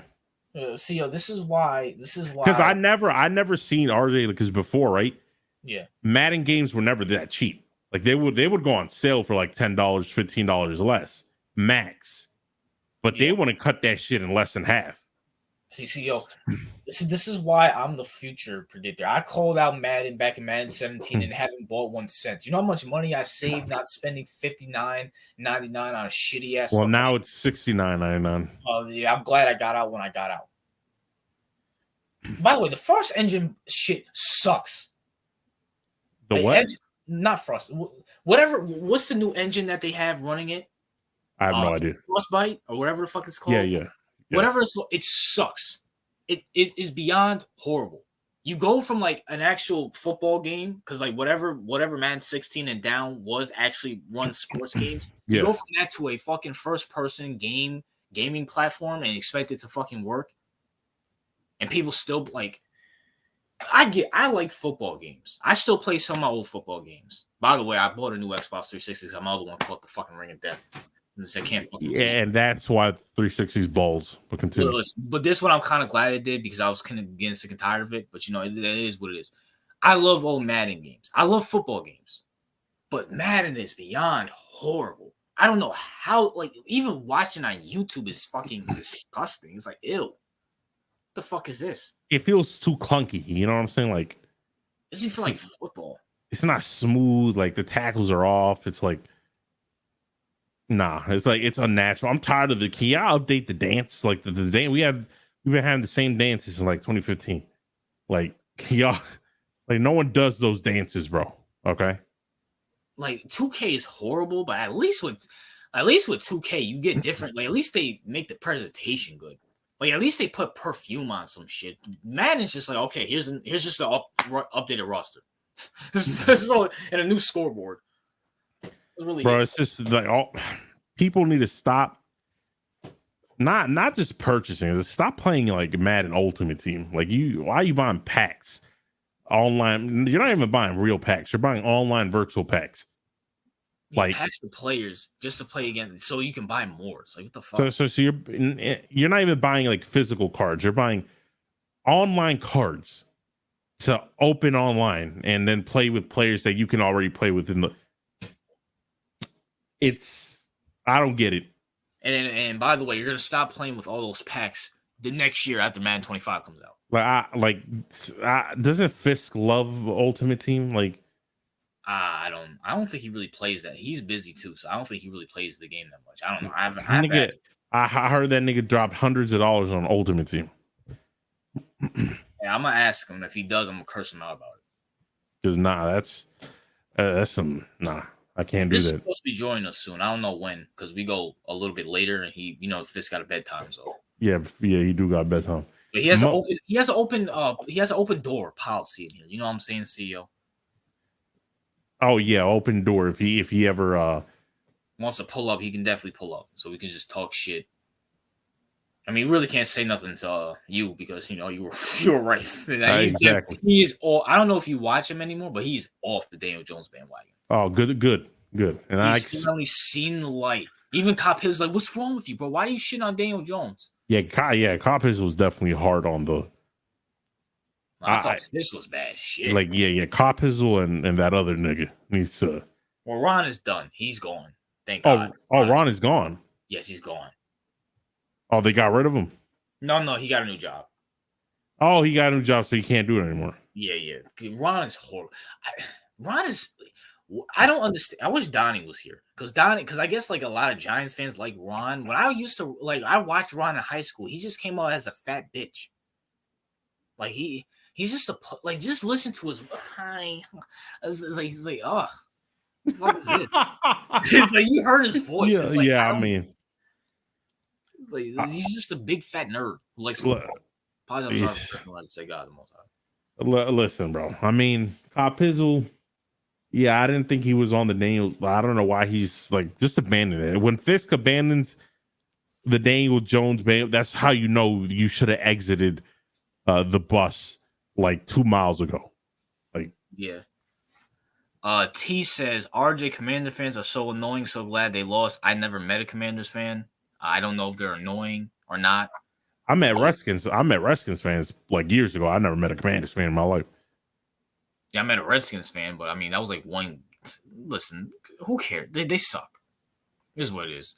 But when it comes to Daniel Jones sucks. I'm glad he's gone. Well, he's not going because we're bringing him back next year. But yeah, but he's just I guess he's like target practice now. well, no, he's not because he's gonna be out for a year. So oh yeah, that's right. No, he's gonna be out until November. So I don't know what the Giants are gonna do. We are so like I don't know. We're drafting a quarterback. We don't know who. We still have the Patriots, which is still a winnable game, by the way, with Mac Jones behind there. Yeah, don't lose, so you're gonna be losing $300. Which I think Lewis called off the bet. I don't know. I have to text Lewis. Why'd he call off the bet? I have no idea why he did. I have to text him and see if the bet's on or not. Because he's been busy because, the midterm stuff. And then we have the Rams who suck, the Packers who's like, we can. Oh, my gosh. Because the Giants' defense is actually pretty good.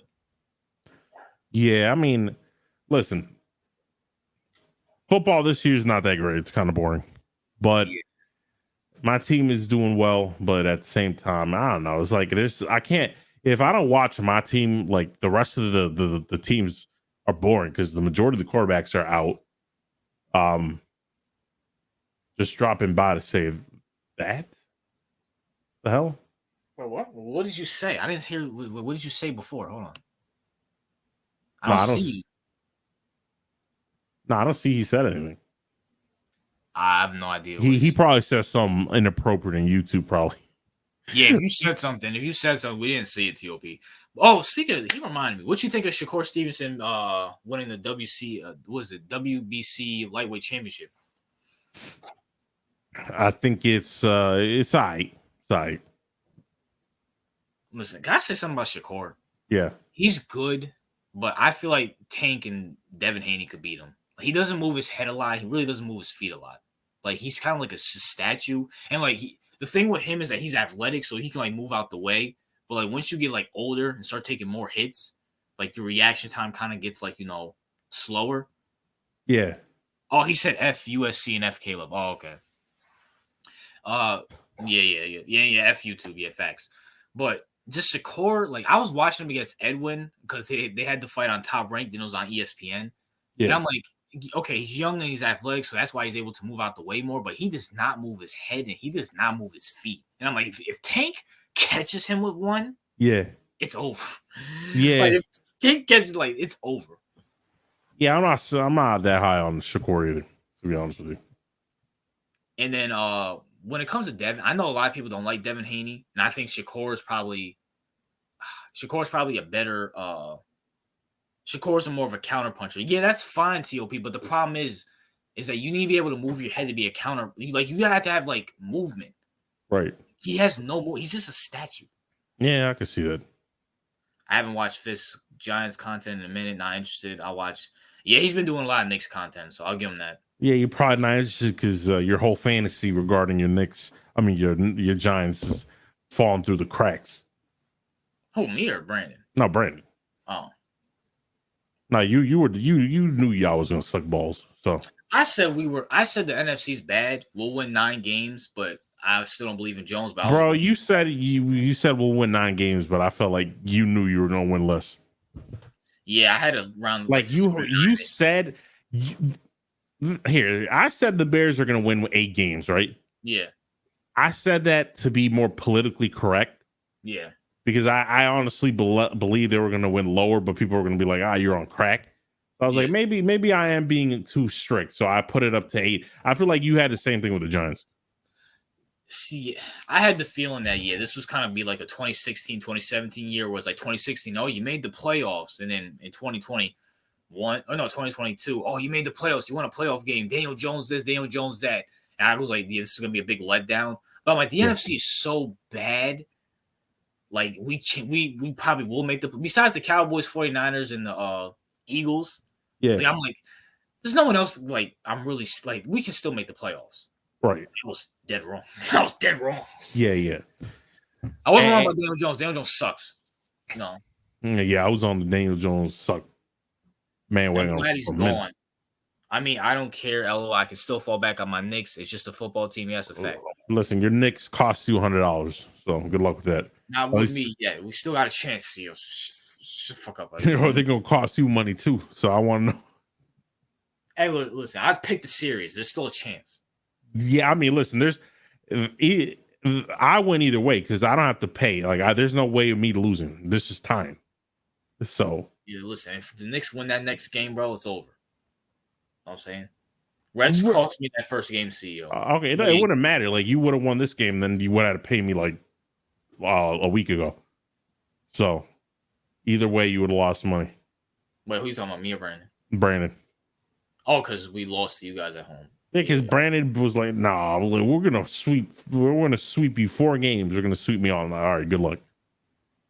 He believes in his team, CEO. You believe in your Celtics. CEO, you gave up on the Ravens. Now you should because Mark Andrews is out. Now you got the Celtics. You know what I'm saying? Yeah, but I don't make bets so I can't realistically win.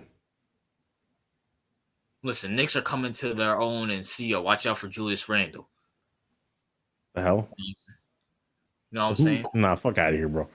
Fisk was acting like Daniel Jones was Jesus. Jesus in the offseason, called him the second best quarterback in the league. Now they in the Caleb. He was so good. Yo, bro. Like, we should, like, if he ever comes on the street, we need to go back to that argument you and him had about Daniel Jones and just play right now. Yeah, that's a whole fact. That is a whole ass fact. Yo, oh man, Caleb ain't all that, but Sanders ain't better for it. I mean, Shador, listen. Yo, bro, you know how much fucking hate I got on that Deion Sanders fucking. I felt like fucking Whitlock. Whitlock, yeah. I mean, but did you watch the video? Yeah, I watched the video, but here's my thing. I mean, you didn't say anything crazy. All you just said that he was being inconsiderate of Travis Hunter, which is correct. He is being highly inconsiderate of Travis Sanders. Because how do you care? Like, if you care about Travis Hunter's like career, why are you playing both? You're damaging his body by doing that like twice as fast. Yeah. And this is why I told you. This is why Whitlock got into the whole, like, when people shitted on him, he got mad and made more Deion Sanders content. Yeah. Not only that, people shitted on you, but you got good views on it. Like, let's be honest. Yeah. So that's probably why he did it. He got good views on it, and he got mad that people kept shitting on him, and he wanted to keep reminding them that they were that he was right. Wrong. Oh yeah, they were wrong. But I mean, he was like, I hate, because I do think he's hating on Deion, and I don't know if like him and Deion have like a personal beef. Yeah, he is hating on, like, that's why I said two things can be right. He can be right about Deion being a shitty coach, but he can also hate on him, and like he hates on him. Like he doesn't like Deion, like, period. Yeah, but I wouldn't. Number one, I was right about the Travis Hunter thing. Number two, like, it's not a coincidence that, like, Deion shits on his offensive line and says they're trash, we need new ones, but they need a block for my son still. And he wonders why Shador's getting injured in his most, like, if you're an offensive lineman and your coach is shit on you, wants to replace you, but expects you to block for his son, are you really going to block that hard for him? No, I'm like, fuck that nigga. Yeah, that's my point exactly. And then they're the most disciplined. They have the most penalties and the most unsportsmanlike conduct. Like, that's a coaching issue. Yeah, that is a coaching issue because, again, Deion try to teach his kids how to be like Deion. Yeah. But what Deion fails to understand is people can't just be Deion. It doesn't work like that. And that's his problem, because he's like, oh, he's okay with people talking shit and like walking the walk. I'm like, you can't do that if you're not good. Like, you can't do that if you're not like Deion Sanders level good. Yeah. Also, I'm still not sold Deion staying there for the long run. I honestly believe whenever his sons get out, I think Shador's going to go and then Shiloh's going to go. Wherever his sons go, he's going to go. Listen, if he leaves Colorado hanging, the whole narrative is going to flip on that nigga. And Whitlock's going to be like, and Whitlock's fat ass is going to make like 1 billion videos taking laps because everyone's going to hate Neil. But you know what? It's gonna. Listen. He's hating on him, yes, but he's right. Like, he's not saying anything wrong. No, I don't think he's saying anything wrong. Now, the whole like Jesus crap, like questioning his religion, I think that's too far, in my opinion. Like, him trying to be like, oh, you're not being a good Christian, yada yada. Like, see, this is why I can't, like, this is why I believe in God and Jesus, but I don't have a religion, because out of all people, Whitlock's talking smack. No, but that's what I'm saying, RJ. My problem with Whitlock is that not the critiquing. Like he's he's telling Dion how to be a good Christian, and you're not being this and that. And I'm like, at that point, that's where he loses me. You feel me? Because that seems personal to me. Like you're personally like that doesn't seem like you're critiquing. You're going after his like belief or the way he follows his belief. Yeah, it's like it's beyond. Yeah, I really can't. I really can't get with it. Like I have no problem with him going after him about football because it's football. Like Woodlock's football, but at the same time, it's like, bro, you're trying to. But but when you're like you're not a good Christian because you're wearing sunglasses, like come on, bro. I mean, at some point, like I'm just gonna start thinking you have a problem with him. Yeah, it's like, come on, like, can you chill out, bro? I mean, my God, like, can you chill out? Like that's like beyond. Yeah, but peasants, we'll give you 2 more minutes. Are there any questions you want to ask me and CEO? Because we're going 8 to 12 anymore. Because you guys don't deserve us going to 1, and plus 8 to 12 is pretty good range to be honest. Yeah, 8 to 12 is perfectly fine. That's like almost 4 hours of podcasting. And by the way, the majority of sports podcasts go from like 1 hour max 2 hours. So we giving you peasants almost 4 hours of content. Well, see, here's something T said. Jason Whitlock is a racist. He hates on black men. He has a history of this. There's thoughts on that, CEO? I don't think Whitlock hates black people. I think Whitlock. I know what he's doing. Like Whitlock knows who he's talking to, and who his audience is. And by the way, Lewis had my money too. You saw what my Giants did to the Redskins. But go ahead. Yeah, so I think Whitlock. Like I think Whitlock is petty and he's a hater on a lot of people and things like that. And he's also what we call a shock jock individual, where he'll make something that's small, like Dion wearing sunglasses, into something that's like monumental.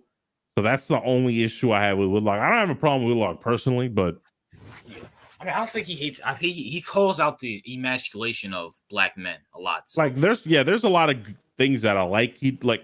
I have no problem with Whitlock personally. There's some things he does I don't like, and there's some things he does I like. That's basically how it is. Yeah. Yo, Raf Keith. What the fuck? Wait, what? Yo, Raf Keith. What the fuck? Rafiki? Is that you? Oh, I think he's referring to you. Maybe. Oh yeah, because I'm about to smoke Lewis in 2K. Yo, Lewis. I mean, not Lewis. Brandon. I'm sorry. Oh, there go Lewis though. Yeah. Yo, Lewis, bro. Your jokes are bro. Not Lewis. Why am I confused? I'm sorry, Lewis, for confusing you for Brandon. Yo, Brandon, bro. You know Brandon tried to make a black joke to me. He was like, RJ, smile so I can see you. I'm like, bro, I'm light skinned. If you're gonna be racist, can you at least make it funny? Yeah, that's true. Yeah, that is true. Yeah, RJ is. Yeah, he's not really. You could. Maybe you can get away with that with Awesome Kid. Then that maybe that'll work. With Awesome Kid. Well, I mean, Brandon's not the smartest one. We all know that. I mean, dude, Daniel Jones was, the guy. Right. But this nigga, the Commanders got RJ thinking we got a QB1.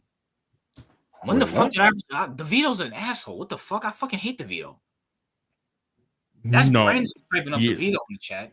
Listen, no one likes DeVito. Everyone knows he's a fucking backup. I'm pissed off we won this fucking game. Yeah, you are pissed off.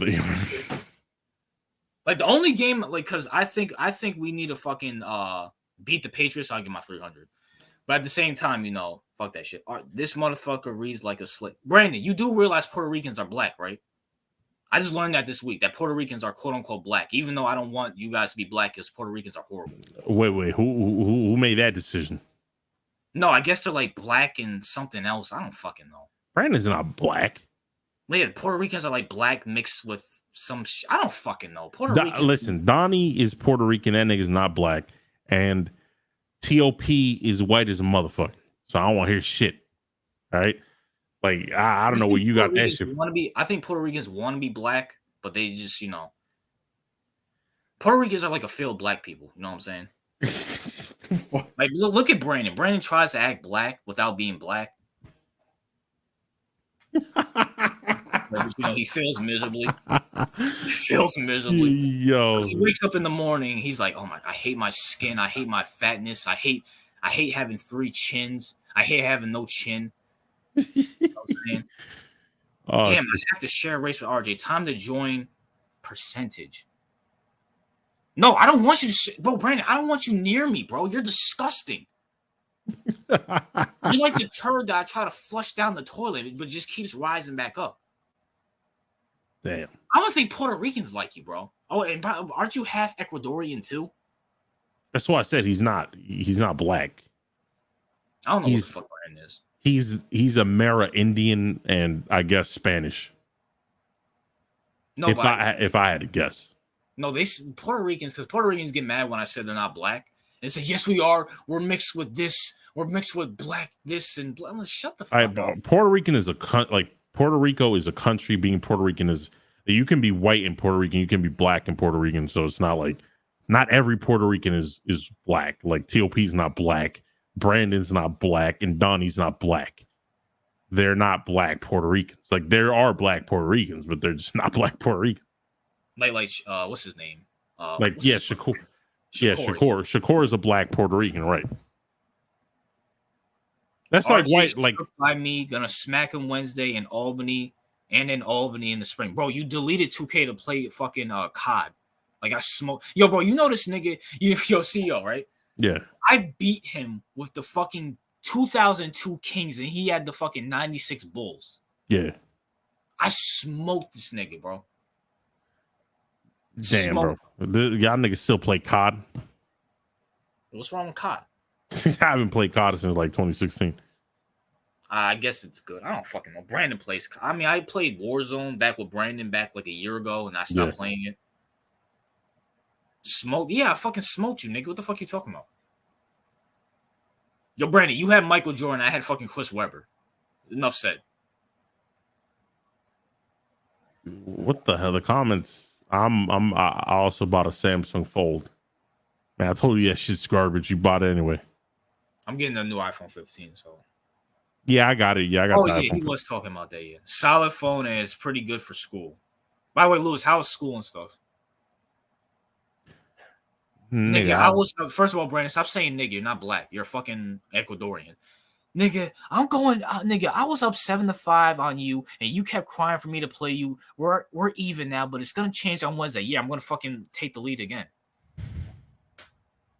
Yo, Brandon would hit me up at work talking about, hop on the game, I'll do it. Nigga, I'm at fucking work. I don't have, I can't be a bum like you have seasonal work at fucking a restaurant. It's seasonal work. I slept 6 hours in the last damn. Lewis, I'm booting you out the Patriots fan base. Bro lost with the 96 Bulls. You suck. Yo, shout out to T. I don't know who T is. Shout out to T. Yeah. Shout out to, I'm going to call you probably T. Higgins. That's probably T. Higgins, burner. Yo, T. Higgins, bro. Let's leave the Bengals. Yeah, you leave the Bengals, bro. Studying Homer has been killing me. Hey, Brent. Hey, Lewis, keep doing your thing, bro.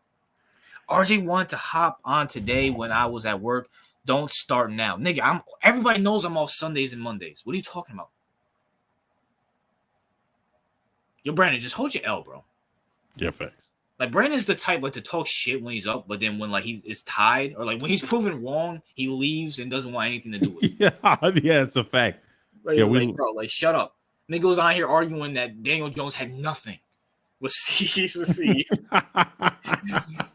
Like, Brandon, hold your fucking L, my nigga. You should be used to doing that anyways. Yeah, facts. All right, you guys have 2 more minutes. Yeah, we're going to 2:10. That's about it. I just wanted to hop on. No.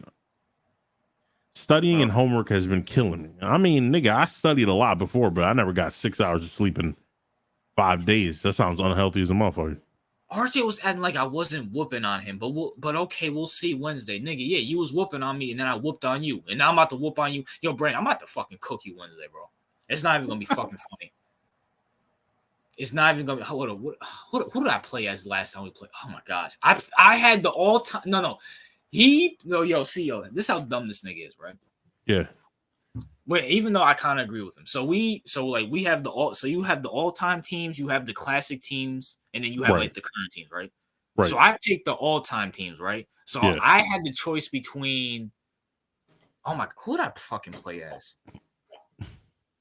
Oh, I keep forgetting. He had the Cavs. He had the Cavs and the Raptors, and he chose the Cavs over the Raptors. The Raptors had fucking Kawhi, DeRozan, Tracy McGrady, Vince Carter, Pascal Siakam, and Chris Bosh. The Cavs just basically had LeBron and Kyrie. Right. I had who the fuck did I have? Yo, Brandon, who the fuck did I have? I honestly forgot who I fucking whooped this nigga with. That's how fucking irrelevant they were. Oh, I had the Knicks. I had the fucking Knicks. That's who I had the all-time Knicks. Where basically just had Melo and Willis Reed and fucking Patrick Ewing. And cooked this nigga. And this nigga's shitty ass Wi-Fi went out, so we couldn't even get another game in. Oh, RJ, my Wi-Fi's not working. Go fix it, nigga. Go fix the box. Yo, what the fuck, bro? Yeah. RJ, you got Chump's food, but y'all don't see him for all the weak soul that he is. He paints his fingernails and cuddles with his cat while watching Netflix. That's Caleb Williams. What? He basically called you Caleb Williams. So you just replaced me with Caleb Williams, bro. Yeah, pretty much. Brandon, you're fucking weak. RJ, didn't you lose to me when you had the 15-16? Nigga, I beat you every time I had the Warriors. What are you talking about? You had the Suns, I had the Warriors, and I cooked you. Yo, bro, you want to know something funny, CEO? Yeah. This nigga was up 3 points, and he's decided to play around, right? He said, RJ, I'm going to let you shoot one more three. And then I shot it through with Curry, tied it up, and beat him in overtime. Damn. Not even joking. Yo, Brandon sucks, bro. Yeah. Well, I mean, it is Brandon. I just saw a clip of Caleb trying to crying in his mama's arms after losing to Washington. Yeah, I saw that. Painting his nails is outrageous. Yeah, it's a fact. You lost with the 15-16 Warriors. You complained about it too. I never played with the 15-16 Warriors. I played with the Warriors, but the current day Warriors you beat me with, but not the all-time Warriors. Yo, Brandon, you had the fucking Bulls and I had the Sacramento Kings, and you lost at home. Like, what are we talking about? Yeah, just take it out, Brandon. Check the record, figure it out. Yeah, just cook up Brandon, beat him Wednesday, and we'll laugh about it next podcast. I'm gonna beat the shit out of it. Hopefully his shitty ass Wi-Fi can work. Niggas stealing fucking Wi-Fi from fucking Popeyes. Facts. Because the fact you lost with the best team of Brandon. Thank you, Kaiju. Brandon, you finished coping yet? But anyways, peasants, it was good to be back. Well, it's not good to be back seeing all you guys. But until next Sunday, CEOs, anything you want to say to them? Nah, fuck them.